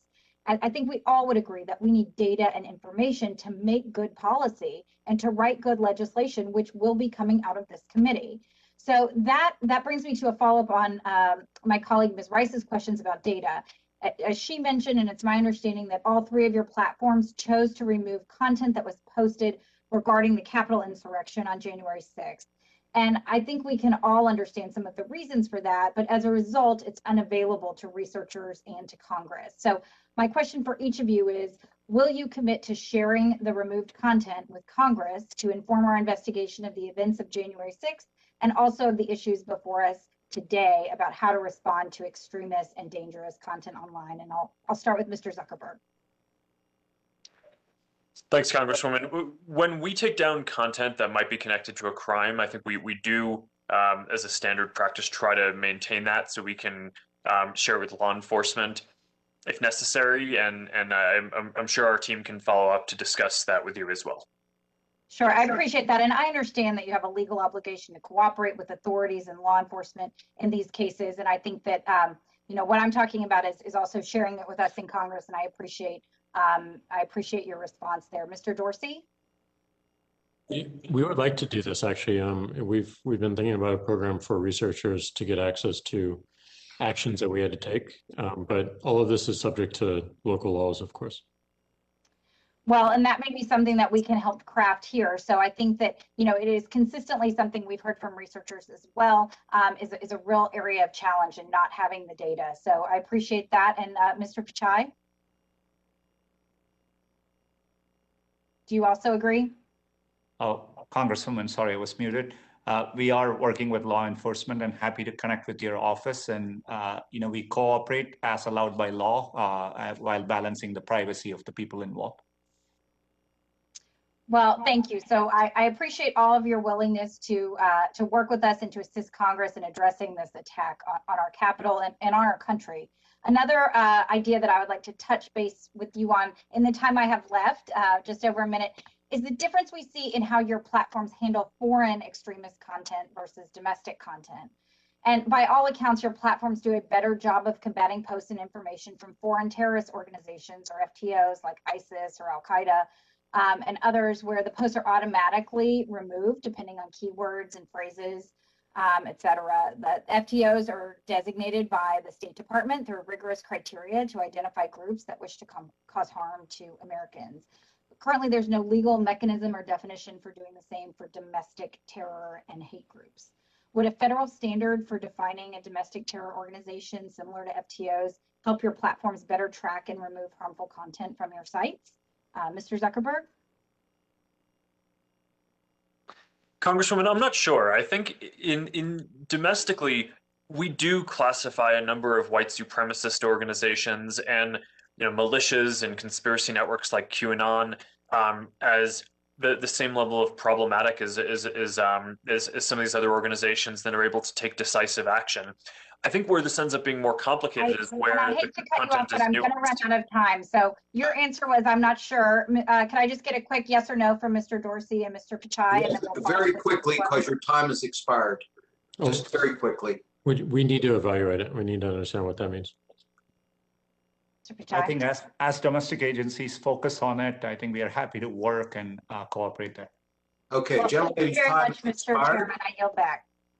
It's my understanding we have, let's see, 8 members who are requesting to waive on for the hearing. I believe we have given all members of the subcommittees their opportunity to speak. So we'll now start to recognize the members waiving on. And first on the list here, I see Mr. Burgess. Doc Burgess, are you with us? Yeah, I am. Good. Okay. You're Sorry, recognized. find my cursor. Thank you, Mr. Chairman, and thanks to our witnesses for spending so much time with us. And this is clearly a very important issue to every member of this committee, regardless of which political party they identify with. And I guess, Mr. Zuckerberg, let me just ask you a question, because it strikes me, listening to your answers to both our colleague Jeff Duncan and our colleague Angie Craig, both coming at the issue from different directions. But the concern is that there was the exercise of editorial authority over the postings that were made on your website. Is that a fair assessment? Congressman, I'm not sure what you mean, but I think content moderation and enforcing standards, I don't think that that's the same kind of editorial judgment that, for example, a newspaper makes when writing a post. Yeah, but maybe it is, because Mr. Duncan eloquently pointed out there was restriction of conservative speech, and our colleague Angie Craig eloquently pointed out how there was restriction of trans-affirming speech. So that strikes me that we're getting awfully close to the line of exercising editorial discretion. And forgive me for thinking that way, but if that is, and I'm sure I'm not alone in this, it does call into question then the immunity provided under Section 230. Maybe it is not the problem with the law itself, Section 230. Maybe the problem is that the mission has changed in your organization and other organizations.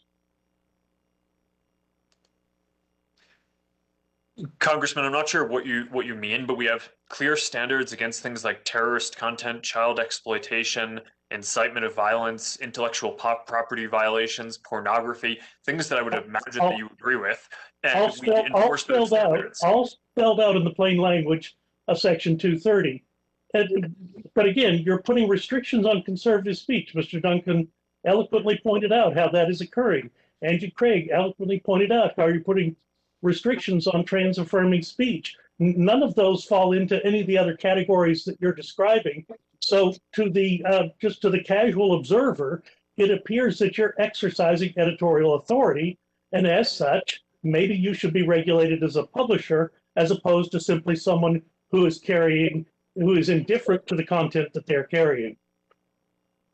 Congressman, I think one of the virtues of Section 230 is it allows companies to moderate things like bullying that are not always clearly illegal content, but that I think you and I would probably agree are harmful and bad. So I think it's important that companies have the ability to go beyond what is legally required. I do not think that that makes these internet platforms the same thing as a news publisher who is literally writing the content themselves. I do think we have more responsibility than maybe a telephone network where Let me interrupt you in the interest of time, because I want to pose the same question to Mr. Dorsey. Mr. Dorsey, every presidential tweet that I read following the election had an editorial disclaimer appended to it by you. How does that not make you someone who's exercising editorial discretion on the content that you're carrying? Our goal with our labels was simply to provide connection to other data and provide context. Yeah, but you don't do that routinely with other tweets. It seemed to be a singular assignment that someone had taken on to look at whatever the president is publishing. We're going to put our own spin on that. And that, again, that strikes me as an editorial exercise. And the only reason I bring this up, and we are going to have these discussions, I recognize that smaller companies just starting out, the protection of Section 230 may be invaluable to them. But you all are no longer just starting out. You're established, you're mature companies. You exercise enormous control over the thought processes of not just an entire country, but literally an entire world. You are exercising editorial discretion. I do think we need to revisit Section 230 in the terms of, have you now become actual publishers as opposed to simply carriers of information? Thank you, Mr. Chairman. I'll yield back. Gentleman yields back. The chair recognizes Mr. Tonko for 5 minutes. Hey, thank you, Mr. Chair. Thank you for allowing me to wave on. Gentlemen, thank you for being with us today. Well, there are many issues I would like to raise with you. My most pressing unresolved questions revolve around what I saw and experienced on January 6th when I had to dive for cover in the House gallery as violent insurrectionists attempted to break down the doors and take the chamber. The rioters who breached the Capitol building were propelled by at least one belief, that the election had been stolen from former President Donald Trump. They reached this false and dangerous conclusion without evidence, yet somehow in massive numbers. Their assault was not disorganized or isolated, and it was not coincidence. So, Mr. Zuckerberg, you and your colleagues have downplayed the role Facebook played in helping the rioters mobilize on January 6th. In light of growing evidence that suggests otherwise, including the fact that Facebook was the most cited social media site in charging documents the Department of Justice filed against insurrectionists, do you still deny that your platform was used as a significant megaphone for the lies that fueled the insurrection? Congressman, to be clear, I think part of the reason why our services are very cited in the charging docs is because we worked closely with law enforcement to help identify the people who were there. So I don't view that collaboration with law enforcement should be seen as a negative reflection on our services. And as I've said a number of times today, there was content on our services from some of these folks. I think that was problematic. But by and large, I also think that by putting in place policies banning QAnon, banning militias, banning other conspiracy networks, we generally made our services inhospitable to a lot of these folks, and that had the unfortunate consequence of having those folks not use Facebook and use other places as well. So there's certainly more for us to do, but I stand behind the work that we've done with law enforcement on this and the systems that we have in place.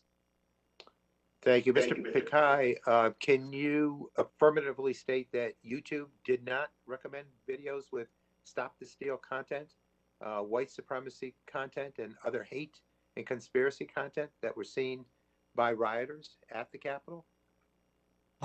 Congressman, we had clear policies and we were vigorously enforcing this area. Just leading up to the election, we had removed hundreds of thousands of videos and we had terminated 8,000 channels, and On the day of the riot, we were successfully able to take down inappropriate live streams.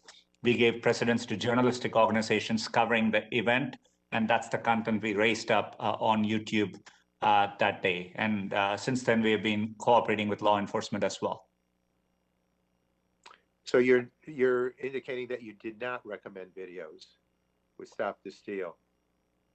We were rigorously enforcing. We had clear policies around content that undermined election integrity. Once the state certified the election on December 8th, we introduced a sensitive events policy, and we did take down videos which were violative. And so we've been monitoring it very closely.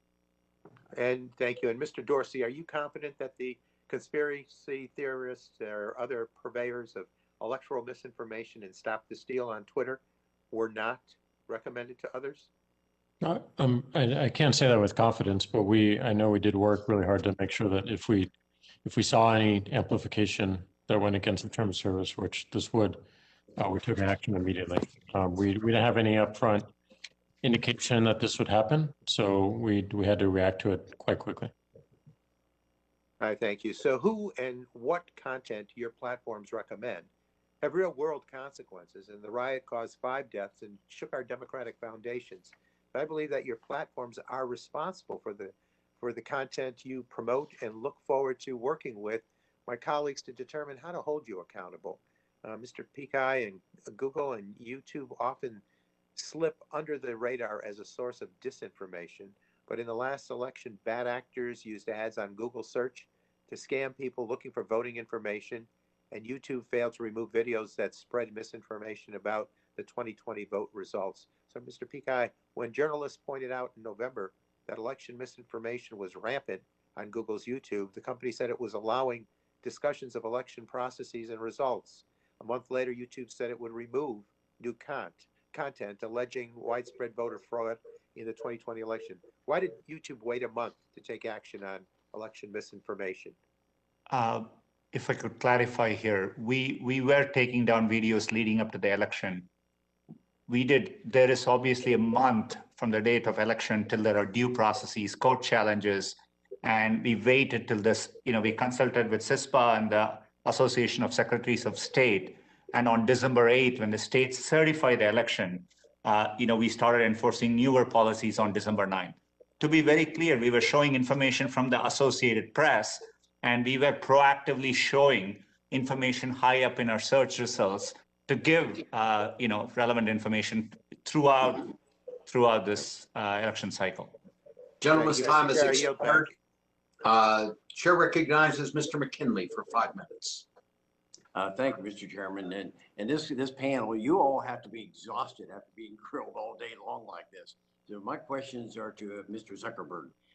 When you came before our committee in 2018, you acknowledged that Facebook had used what you just said, clear standards preventing the sale of illegal drugs on your site. But you were shown examples of active posts that traffickers were still using that platform unlawfully to sell prescription opioids. Now, you did apologize and confirm that, quote, social media companies need to do a better job of policing these posts, close quote. Now, 3 years later, it appears a shell game is emerging.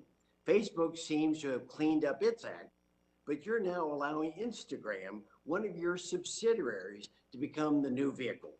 Even though Instagram has the same policies against the sale of illegal substances, you're still allowing bad actors to push pills on your site. Look, it didn't take long for our staff to find numerous examples. For example, here's oxycodone that is being sold on your site. Here's Ritalin that's being sold on your site. Here's Xanax, an Adderall that's being sold on your site. So these posts they're not new. They've been active since last fall. If we can find posts this easily, shame on you for not finding them for yourself. Apparently, you're not taking the warnings of Congress seriously. After drug manufacturers dump millions of pills into our community, killing thousands, ravaging families, and destroying livelihoods, Congress responded by passing laws to hold them liable. If a retail store is selling cigarettes or other to underage kids, that store is held liable. So why shouldn't you be held liable as well? Do you think you're above the law? You're knowingly allowing this poison to be sold on your platform into our communities, to our children, to our vulnerable adults. Look, I've read Scott Galloway's book, The Four. I encourage all the members on this committee to read it as well. It's a perfect depiction of the arrogance of big tech companies like Facebook, Google, Apple, and Amazon. He develops a very compelling argument as to why big tech companies should be broken into smaller companies, much like that occurred in AT&T in 1984. Maybe it's time for Congress to have an adult conversation about this loss of liability protection and the need to reform our antitrust laws. I don't think Congress wants to tell you how to run your company, but maybe it should. So, Mr. Zuckerberg, let me close with this one question. And so don't you think you'd find a way to stop these illegal sales on your platforms if you were held personally liable?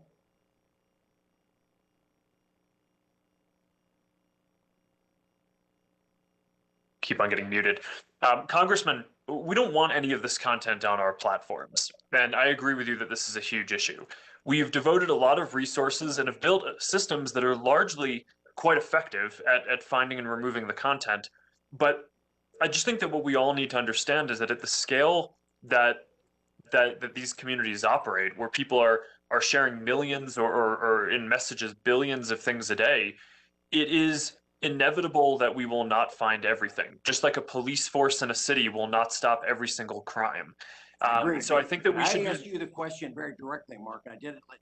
Should you not be held liable when people are dying because your people are allowing these sales to take place? We did it with manufacturers. We do it to the stores. Why aren't we doing it to the salesman that allows this to take place? Well, Congressman, I don't think we're allowing this to take place. We're building systems that take the vast majority of this content off our systems. And what I'm saying, 3 years, Mark. We've been doing 3 years. This has been going on, and you said you were going to take care of it last time. But all you do is switch from Facebook over to Instagram. They're still doing it now, and you're saying we need to do more. Well, how many more families are going to die? How many more children are going to be addicted while you still study the problem? I think you need to be held liable. Congressman, we're not sitting and studying the problem. We're building effective systems that work across both Facebook and Instagram. But what I'm saying is that I don't think that we can expect that any platform will find every instance of harmful content. I think we should hold the platforms to be responsible for building generally effective systems at moderating these kinds of content. Gentleman's time is expired. I'm not going to get an answer, Mike. Thank you. Gentleman yields back. The chair recognizes Ms. Blunt Rochester for 5 minutes. Thank you, Mr. Chairman, for allowing me to waive on to this important hearing, and thank you to the witnesses. I want to focus on 2 areas. First, a consumer protection and safety issue, and second, more broadly, manipulation and privacy of our data. On consumer protection and safety, earlier this year, 2 infants from 2 different families ended up in the intensive care unit in Wilmington, Delaware, after being fed homemade baby formula based on instructional videos viewed on YouTube. 1 infant suffered from cardiac arrest that resulted in brain damage. For years, the American Academy of Pediatrics has warned parents against homemade baby formulas because it puts infants at risk of serious illness and even death. And since at least 2018, the FDA has recommended against the use of homemade formula. Even as recent as 29 days ago, the FDA issued an advisory against homemade formula. In February, my office informed your team, Mr. Pichai, and as a follow-up, I've sent a letter requesting information and action on this issue and in the hopes of a response by April 1st. Mr. Pichai, this is just a yes or no question. Can I count on a response to my letter by the deadline of April 1st? Congresswoman, definitely yes. Heartbreaking to hear the stories. We have clear policies. Thanks for your highlighting this area. I think the videos have been taken down, and we are happy to follow up and update with you. We checked today. For years, these videos have clearly violated your own stated policy of banning the videos that endanger the, as you say, quote, physical well-being of minors. And so I'm pleased to hear that we will be hearing back from you. And while we're considering Section 230, what's clear from this hearing is that we should all be concerned by all of your abilities to adequately and, just as importantly, rapidly moderate content. In some of these cases, we're talking life and death. Second, as many of my colleagues have noted, your companies profit when users fall down the rabbit hole of disinformation. The spread of disinformation is an issue all of us grapple with from all across the political spectrum. Disinformation often finds its way to the people most susceptible to it because the profiles that you create through massive data collection suggest what they would be receptive to. I introduced the Detour Act to address common tactics that are used to get such personal data as possible. And these tactics are often called dark patterns, and they are intentionally deceptive user interfaces that trick people into handing over their data. For the people at home, many of you may know this as when you go on an app, it doesn't allow you to have a no option, or it will insinuate that you need to do something else, install another program like Facebook Messenger app to get on Facebook. You all collect and use this information. Mr. Pichai, yes or no, would you oppose legislation that banned the use of intentionally manipulative design techniques that trick users into giving up their personal information? We definitely are happy to have oversight on these areas and explain Thank what you. I have to go to Mr. Dorsey. Mr. Dorsey, yes or no? Open to it. Mr. Zuckerberg. Congresswoman, I think the principle makes sense and the details matter. Okay. Mr. Zuckerberg, your company recently conducted this massive ad campaign on how far the internet has come in the last 25 years. Great ad. You ended with the statement, we support updated internet regulations to address today's challenges. Unfortunately, the proposal that you direct your viewers to fails to address dark patterns, user manipulation, or deceptive design choices. Mr. Zuckerberg, will you commit now to include deceptive design choices as part of your platform for better internet regulations? Congresswoman, I'll think about it. My initial response is that I think that there are other areas that I think might be more urgently in need. That might be your, if you say this is a desire of yours to address the issues that we face today, dark patterns goes back to, 2010, this whole issue of deceptive practices. And I hope that you will look into it. I will say, Ms. Trahan and others have mentioned, she mentioned our children, others have mentioned seniors, veterans, people of color, even our very democracy is at stake here. We must act and we will assure you we will act. Thank you so much. And Mr. Chairman, I yield back 6 seconds.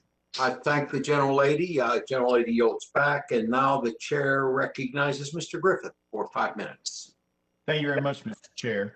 According to new data from the National Center for Missing and Exploited Children, Cyber Tipline found that the vast majority of child exploitation reports were on big tech sites.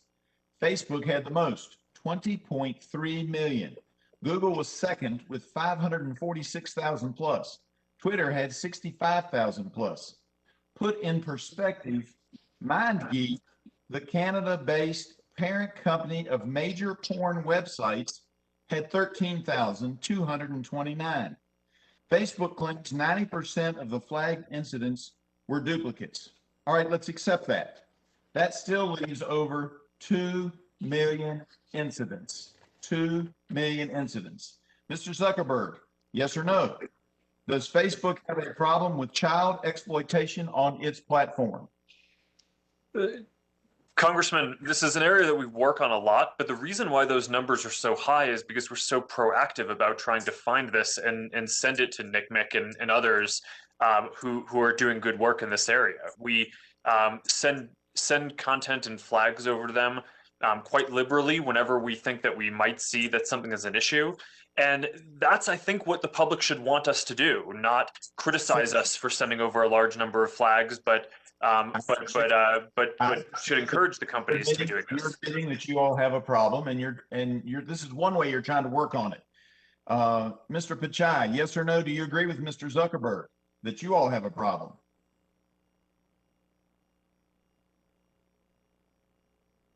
Are you there?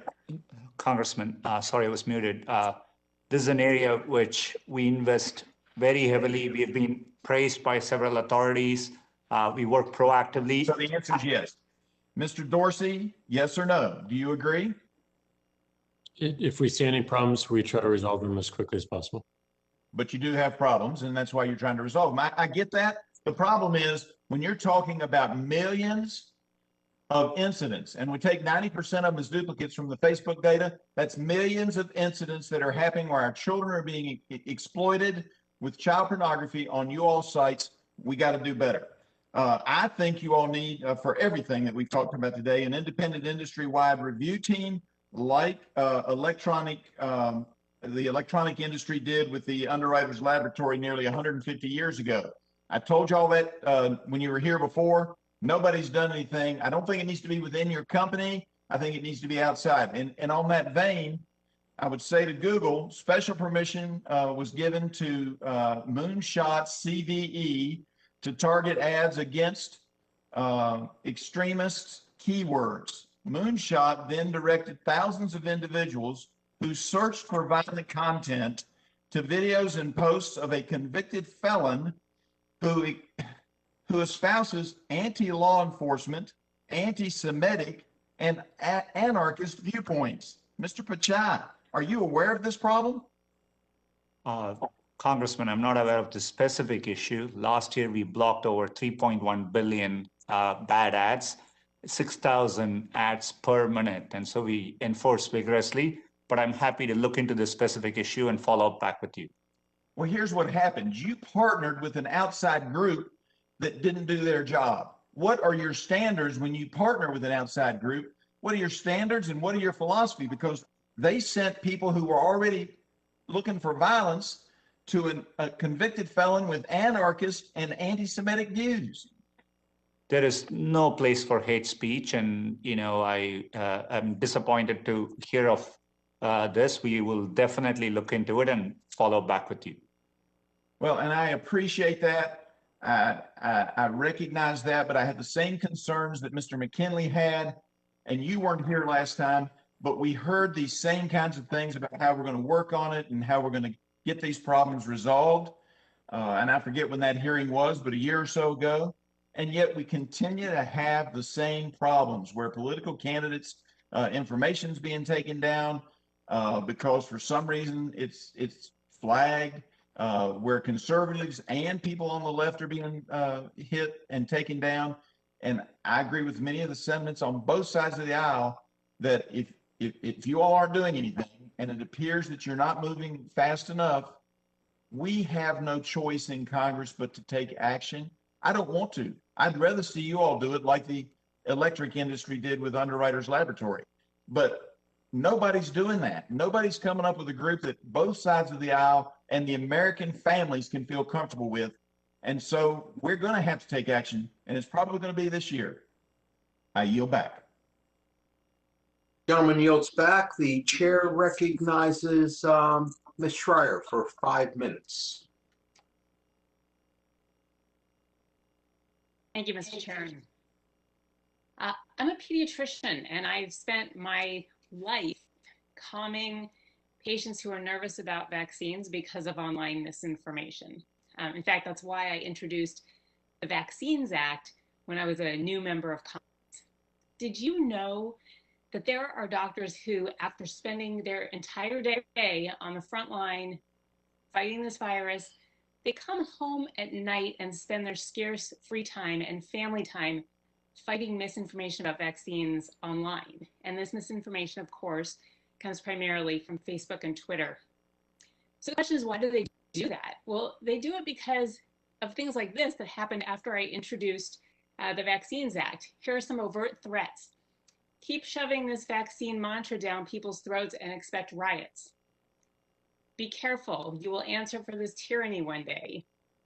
She needs to just disappear. Can we vote her out of office? I'm enraged over these poison pushers. We have weapons and are trained to fight off possible forced vaccinations. I will die protecting my family. And then there's just the misinformation. It says safe and effective many times, yet no vaccine has been studied in a double-blind study. False. Who's going to take this vaccine? I heard rumors that it changes a person's DNA. False. You do not give, excuse my language, you do not give a shit about the health and welfare of our children. This horrid vaccine has already killed 600 people. You're deplorable. And of course, that again is false. So while the overt threats are unsettling, particularly after January 6th, I think about this whole ecosystem, your ecosystem, that directs a hostile sliver of society en masse to my official Facebook page. And these are not my constituents. In fact, most came from two specific groups that directed their members to my page. Mr. Zuckerberg, I have some questions for you. I know you understand these issues are important, and sometimes misinformation can be very hard to spot. Would you agree? Congresswoman, I agree with both of those. This is important, and the enforcement processes can be difficult. Thank you. And I heard your answer earlier to Representative Upton's question that there are 35,000 people doing content review of posts that have been flagged by users in AI. Can you tell me what content review means and how many of those 35,000 are dedicated to topics regarding health? Congresswoman, yes, what the people are doing overall is, content gets flagged either by the AI systems or by another person in the community. And if the AI can't by itself determine that something either violates or doesn't, then it gets flagged for human review and human judgment. And the 35,000 people go through all those different cues, focused on all the different types of harms that we've discussed today. I don't have the number off the top of my head about how many of them are focused on vaccine misinformation. But as you know, we have a policy that doesn't allow vaccine misinformation, and we work with the WHO and CDC to take down false claims around COVID and the vaccines around that could cause harm. That's where it really gets tricky, because you have to have experts and healthcare professionals who really understand. Are your people trained in healthcare to really even be able to discern what's real, what's fake, and what to take down? Congresswoman, the people who set the policies either are experts in these areas or engage in a consultative process where they talk to a lot of these different folks. In this case, we largely defer to the CDC and WHO on which claims they think are going to be harmful. And then we try to break that down into kind of very simple protocols that the 35,000 people can follow and that we can build into AI systems to go find as much of that content proactively as possible without requiring all those people to be medical experts. So with my short time remaining, I would love to jump to that part about the CDC, because I want to turn my attention to the COVID Resource Center that you describe as a central part of your efforts to fight misinformation. You directed over 2 billion people to the COVID-19 Information Center. But on that information page, almost all of the content links to additional Facebook pages. It looks to me like an extension of Facebook's walled garden that just keeps users on the site instead of linking directly to authoritative trusted sources like the CDC. So knowing that your platform is a large source of misinformation, did you consider just referring people directly to sites like the CDC rather than keeping them within your platform? Congresswoman, I think we have considered both, and I think we have done both in different cases. The team is very focused on building this in the way that's going to be most effective at getting people to actually see the content. And I believe that they've concluded that showing content from people who within a person's community that they're going to trust on the service is one of the most effective things that we can do. Gentlelady's time has expired. Thank you. I yield back. The chair now recognizes Mr. Crenshaw for 5 minutes. Thank you, Mr. Chairman, and thank you all for being here. It's been a long one. Look, I've been on social media longer than anyone in Congress, I think. I was one of the first schools to have Facebook back in 2004. And it seemed to me that the goal of social media was simply to connect people. Now, the reason we're here today is because over time, the role of social media has expanded in an extraordinary way, and your power to sway opinions and control narratives is far greater than the US government's power ever has been. And so I noticed a trend today. There's a growing desire from many of my colleagues to make you the arbiters of truth. See, they know you have this power, and they want to direct that power for their own political gain. Mr. Zuckerberg, since Facebook was my first love, I'm going to direct questions at you, and this isn't a trick question, I promise. Do you believe in the spirit of the First Amendment, free speech, robust debate, basic liberal values? Yes, absolutely. See, my colleagues can't infringe on the First Amendment. The American people in their speech are protected from government, as they should be. My colleagues, this administration, they can't silence people they disagree with, no matter how much they want to. But I do think they want to. Just in this hearing, I've heard Democrats complain about misinformation, by which they clearly mean political speech they disagree with. They've complained today that Prager University content is still up. I've heard them accuse conservative veterans of being tinfoil hat-wearing extremists, and that opinions on climate change that they disagree with should be taken down. This is quite different from the Republican complaint that illegal content needs to be addressed. There's a growing number of people in this country that don't believe in the liberal values of free speech and free debate. I promise you, the death of the First Amendment will come when the culture no longer believes in it. When that happens, then it becomes okay to jail or investigate citizens for speech, like has happened in Canada and throughout Europe. Their culture turned against free speech. You all sitting here today as witnesses are part of the culture. You can stand up for the spirit of open debate and free speech, or you can be the enemy of it. Your stance is important because it's clear that many want to weaponize your platforms to get you to do their bidding for them. Mr. Zuckerberg, do you think it's your place to be the judge of what is true when it comes to political opinions? Congressman, no, I don't believe that we should be the arbiter of truth. Thank you. And look, I promise you this, as long as you resist these increasing calls from politicians to do their political bidding for them, I will have your back. When you don't, you become an enemy of liberty and longstanding American tradition. You might all agree in principle with what I just said. Mr. Zuckerberg, you clearly do, and I have a feeling the others would answer it as well. I just don't have time to ask everybody. But the fact remains that community standards on social media platforms are perceived to be applied unequally and with blatant bias. Mr. Dorsey, in just one example, I saw a video of that from Project Veritas that was taken down because they confronted a Facebook executive on his front lawn. But here's the thing, I can show you a video of CNN doing the exact same thing to an old woman who was a Trump supporter in her front yard. I've looked at both videos. It's an apples to apples comparison. CNN remains up. Project Veritas was taken down. I'll give you a chance to respond to that. I have a feeling you're going to tell me you have to look into it. I don't have an understanding of the case, but I would imagine if we were to take a video like that down, it would be due to a doxing concern, private address. The address was blurred out. You don't have it. You don't have the case in front of you. I get that. The point is there's countless examples like this. I just found that one today. There's countless examples like this. So even if we agree in principle and everything I just went over, you guys have lost trust. And you've lost trust because this bias is seeping through. We need more transparency. We need better appeals process, more equitable application of your community guidelines, because we have to root out political bias in these platforms. I think, and I've talked with a lot of you offline, or at least your staff, and I think there's some agreement there. And I haven't heard in this hearing anybody ask you what you're doing to achieve these goals. So I will allow you to do that now. Maybe Mr. Zuckerberg will start with you. Sorry, to achieve which goals? More transparency, more feeling that the better appeals process for content taken down, more equitable application of community guidelines. So for transparency, we issue quarterly community standards enforcement reports on what prevalence of harmful content of each category, from terrorism to incitement of violence to child exploitation, all the things that we've talked about, how much of it there is and how effective we are at finding that, and stats around that.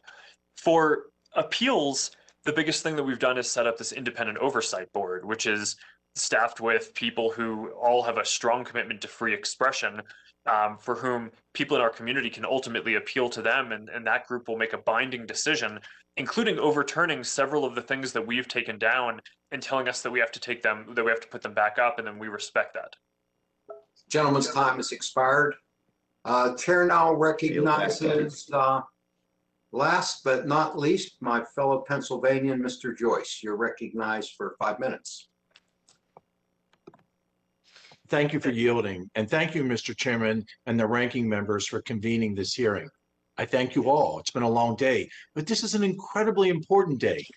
We have heard consistently during this hearing about alarming accounts of content policing, censorship, and even permanent deplatforming of individuals. I've also been concerned about the lack of transparency and consistency in Facebook's application of Facebook's own standards. As you mentioned, I'm a representative from Pennsylvania, and in my district, Facebook shut down the personal pages of Walt Tucholsky and Charlotte Schaefer, as well as the Adams County Republican Committee Facebook page that they administered in historic Gettysburg, Pennsylvania. And this all occurred without warning. Since the pages were taken down in December, these Pennsylvanians haven't received an acceptable answer from Facebook about why they were banned, nor have they been given the opportunity to appeal this decision. Mr. Zuckerberg, could you please explain how something like this could happen?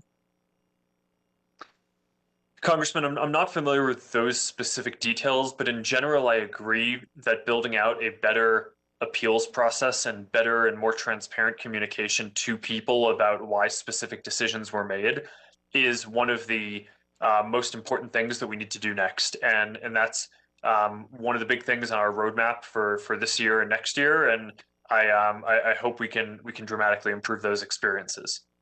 Mr. Zuckerberg, may I get from you a commitment that a more concise and transparent appeals process will be developed? Congressman, yes, we're working on a more transparent communication to people and more of an appeals process as part of our product roadmap now, like I just said. And will you commit to getting my constituents answers as to why they were banned? Congressman, I can certainly have my team follow up with them and make sure that we can do that. Thank you for that. I am also concerned by potential partisan bias in Facebook's enforcement of its content policies. Shutting down the Adams County Republican Committee Facebook page strikes me as an infringement on speech, and that is normally protected in the public domain. Mr. Zuckerberg, does Facebook maintain data on how many Democrat and Republican county committee pages that you have banned from your platform? No, Congressman, we don't. We don't generally keep any data on whether the people who use our platform are Democrats or Republicans, so it's hard for us to. Then let me, I know time is running short here and it's a long day, but Mr. Zuckerberg, you say you have not maintained that data. Would you consider gathering such data to verify that there is no political bias in your enforcement algorithms? Congressman, I'm not sure that that's a great idea, and that I don't know that most people would want us to collect data on whether they're a Democrat or a Republican and have that be a part of our I think there's a huge disparity as I represent Pennsylvania, and I think that data would be appreciated if shared with us in a fair manner. My next question is to Mr. Dorsey. Does Twitter maintain data on the political affiliations of accounts that you block? No. Have you determined that any political bias is necessary for your enforcement? I'm not sure what you mean, but no. I think that these discussions today are so important. I think that you all recognize that the platforms that you represent have developed an incredible ability for Americans to connect and contact. But these free speech that we hold so dear to us must be maintained. Again, I thank the chairman, I thank the ranking member for bringing us together and allowing us to present what I feel are sincere concerns to you. Thank you, Mr. Chairman, and I yield. I thank the gentleman. The gentleman yields back. Everyone who wanted to ask a question has asked one. And I want to thank all of you for your patience today. I request unanimous consent to enter the following records, testimony, and other information into the record. A letter from Asian Americans Advancing Justice, a letter from the Leadership Conference on Civil and Human Rights, a letter from New America's Open Technology Institute, a letter from New York Small Pharma Limited, a statement from the Alphabet Workers Union, letters from National Black Justice Coalition, a letter from Sikhs for Justice, a letter from state AGs, a letter from the Computer and Communications Industry Association, a letter from AVAAZ, opening statement from Anna Eshu, a blog from Neil Freed of Digital Frontiers Advocacy, a letter from the music community, a letter from the Disinfo Defense League, a letter from Consumer Reports, a report from the Center for Countering Digital Hate called the Disinformation Dozen, letter from the Coalition for a Secure and Transparent Internet, letter from the Sikh American Legal Defense and Education Fund, letter from Gun Violence Survivors, Faces of Tech Harm Congress, letter to YouTube from Rep Eshu, letter to Facebook from Rep Eshu, letter to Twitter from Rep Eshu, a longitudinal analysis of YouTube's promotion of conspiracy videos, a letter from the Alliance for Safe Online Pharmacies, a CCIA statement, a comment by Donovan et al. From the Technology and Social Change Team, a Wall Street Journal article titled Facebook Executives Shut Down Efforts to Make Site Less Divisive, a Voice of America article titled FBI Surge in Internet Crime Cost Americans $4.2 billion, a Global Research Project report, an opinion article titled Google is Not Cracking Down on the Most Dangerous Drug in America, an MIT Technology Review article titled How Facebook Got Addicted to Spreading Misinformation, an article from The Independent, an article from The New Yorker, a letter from the Coalition of Safer Web, a New York Times article titled Tech Companies Detect the Surge in Online Videos of Child Sex Abuse, an MIT Review article titled Thank You for Posting Smokers' Lessons for Regulating Social Media, an article from Imprimis, an article from The Atlantic, a New York Times article titled Square, Jack Dorsey's pay service is withholding money merchants say they need, a response letter from Twitter to Rep Rogers, a response letter from Google to Rep Rogers, a response letter from Facebook to Rep Rogers, an article from Engadget, a letter regarding Spanish language misinformation, data from the Centers for Disease Control, the National Survey on Drug Use and Health, and the Mercado, Holland, Lemus, Stone, and Wang regarding teen mental health, a report from the House Committee on Veterans Affairs. Without objection, so ordered. I want to thank our witnesses today for appearing. We appreciate it. We appreciate your patience while you answer these questions from all members. I hope you can take away from this hearing how serious we are on both sides of the aisle to see many of these issues that trouble Americans addressed. But thank you for being here today. I want to remind all members that pursuant to committee rules, they have 10 business days to submit additional questions for the record to be answered by the witnesses who have appeared.